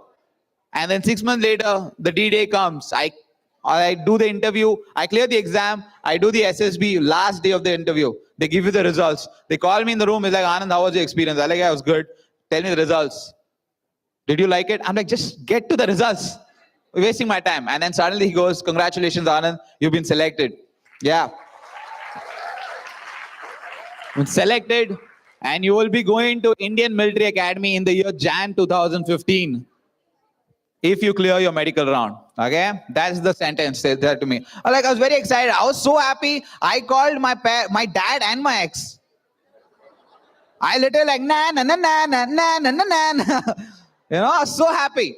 And the whole day, I'm just calling all my friends, celebrating the news, just can't wait to go there. Next day, the medical round starts. And I don't know if you guys know this, in Indian Army, when you go to a medical, they check you from head to toe. Yeah, they do everything. They scandalize the crap out of you. There was literally a session where there were 10 dudes standing naked in one line. And the doctor doesn't even care. He has seen this so often. He goes like, huh? Bas itna hai. Like he does joke like that. And I'm standing there, I'm like, you're a doctor. You can't talk like that.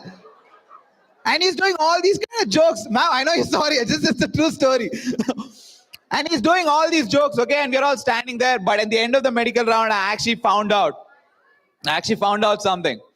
That I have something called as a horseshoe kidney, which is not a normal kidney. In the sense, normally people have 2 kidneys. I just have a very huge 1 kidney. Yeah, God was very lethargic.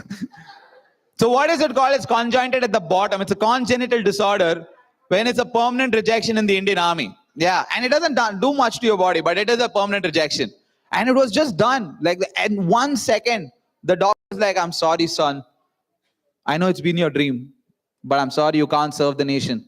You have to go back home. And I know you guys are expecting like, but, however, this. No. The end. And I'm sitting like, are you first time when the doctor said you're rejected, I said, mazak mat karo yaar. That's literally how I reacted. I'm like, stop kidding. Where is the camera? Is this Chupa Rustam? But that was the truth. I was out. The dream has over. I come back home. I'm depressed. My dad is trying to cheer me up. Nope. Nothing is happening. Now I'm depressed in a weird way. Like I'm roaming the streets of Bangalore like a boyfriend who's just been dumped. Like I'm watching Lakshya but with eating ice cream. Like, all that sad things I'm doing. And I have to admit something. I got into the wrong thing. I got into alcohol. Yes. I got addicted to alcohol. And of course, that seemed like the right choice at that time. It wasn't. Trust me, it wasn't. Got into that. And then I started drinking a lot. But what if I told you that alcohol was the only reason that actually saved me? I'm not trying to promote alcohol here, okay? Don't look at me like I'm not trying to promote alcohol, but it's just a true story. Alcohol is the one that kind of saved me. I was drinking on a Monday night. Let me rephrase that. I was drinking on a Monday night at a pub called Take 5 in Bangalore. And this is a pub where open mics, comedy nights happen every Monday. And I don't know if you guys know this, there is an amount of drunk where you're too confident to do anything in your world. Where your inner voice is like, let's do it. Let's do that. And I got confident. I went up on stage, picked up the mic, and I just rambled for 5 minutes straight. And I have to tell you something, the 5 minutes of stand-up comedy was the worst thing they have ever seen on planet Earth. Dude, I felt like I was on stage for 10 hours. The audience felt like they were there for 2 days. They had ground one gray hair and all by the time my performance got over. That's how bad it was. But I came back home and I like that feeling. You know that feeling that you suck at another thing? You found that, I found a new thing to be bad at. So I chose not to tell anyone in my peers or my family. I was like, you know what, let's try comedy. Just don't tell anyone. And for a couple of months, I was just hitting open mics in Bangalore without telling anyone. I loved the feeling. And then finally, I just told my dad, I'm like, Dad, I think I want to become a stand-up comedian. And it was the same scene. I was in my room. My father comes and sits next to me, puts his arm around. Anand, you're not good at anything. I'm like, Dad, I know. Find a real job. I don't think, you have never made me laugh. He's true, he's right though. Never made him laugh. I don't think so stand-up is your thing. You should never become a stand-up comedian. And here's the thing, it was the same moment like few months before. The fact that he said I couldn't do it, like, oh, really, huh? You think I can't be a stand-up comedian? That was the whole point of it. And later, 7 years, it's been 7 years since I started my journey. I have 4 videos on YouTube that have 1 million views. And I'm standing in front of you guys, telling you that it's all right. It's not that bad. All I'm saying is, I know you guys asked a lot of questions about where you want to see yourself in another 5 years. The truth is, you won't. But there is some hope in that. Don't worry about that. Like what Sharmila said, success is one, failure, what was the sentence? Can you guys help me? I was not paying attention. Can you guys help me with that? You have one student, ma'am, that's it. I'm telling you, this side of the audience has hidden attention. So I'm just telling you. But all I'm saying is, just chill, enjoy your school life. Once you get there, you will figure it out. Okay? Thank you so much, guys. You guys have been a great audience. My name is Anand Ratnam.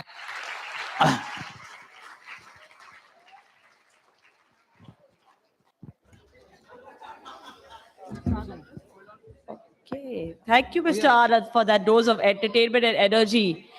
Did I hear somebody say once more? You know what? He comes Monday. When did you say you come? Every Monday, right? So you can actually watch his YouTube channel on Monday. But for now, we are done. We'd like to call, yes? We'd like to call Mr. Pavan and Miss Anuradha Saidu to present the memento.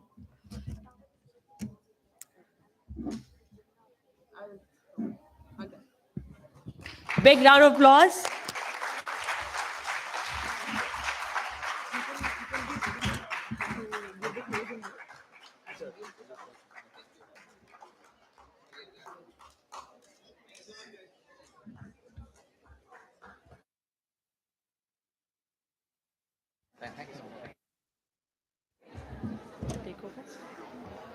I'll do the closing. Yeah. Shall I? Yeah, you can go ahead. Okay, hi everyone again. I hope you all enjoyed the first day of the career fair. Today, I think we covered a lot of things, right? I mean, we talked about STEAM, we talked about engineering, life sciences. Later, we spoke about sports. There was some crazy workshops on parenting and also stand-up comedy. And also, the principals have given very good insights on what schools can do. But tomorrow, before we close the day, I just want to talk about the agenda for tomorrow. Yeah, so it starts at 9:30. And in fact, we spoke about a lot of technical education today. Tomorrow, there will be a lot of non-technical education related career discussions. One is we're going to talk about art of early investing. Today, we're all talking about NFTs. We're talking about, financing. So tomorrow we have something related to finance. We have passion, purpose, prodigy. We have one masterclass on gig economy. And one of my favorite panel discussions tomorrow is to talk about politics at a very early age. We have a panel discussion tomorrow. And we have hacking hormones. We have, masterclass on entrepreneurship. We have one more masterclass on decision making. And there is one electronic fusion set. I think tomorrow is also completely, packed with some good, sessions. Once again, on behalf of Indian School of Business, Metamorphosis, and the Premia Academy, thank you so much for being a part of this career fair. Thank you.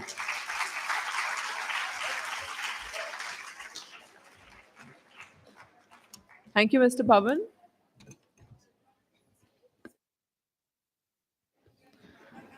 All right, before I deliver the closing note, children, please remain seated till the dispersal is announced. I know we've had a long day, yeah, with you sitting and all of us standing. It's been long, but thank you for your patience and participation. So on that note, thank you all for being a part of Udaan. It's been an honor to be among such accomplished individuals and bright young minds. We'll leave you with Einstein's wise words. How many of you know who Einstein is over here? And how many of you are Einsteins? I'll count myself in with 3 other people. Okay, 5 other people. Thank you. All right. So Einstein said, education is not the learning of facts. Please pay attention. Education is not the learning of facts. It is the training of the mind to think. So I hope today's session has trained your mind to think in various different directions. Thank you very much. And on that note, we'll see you all tomorrow.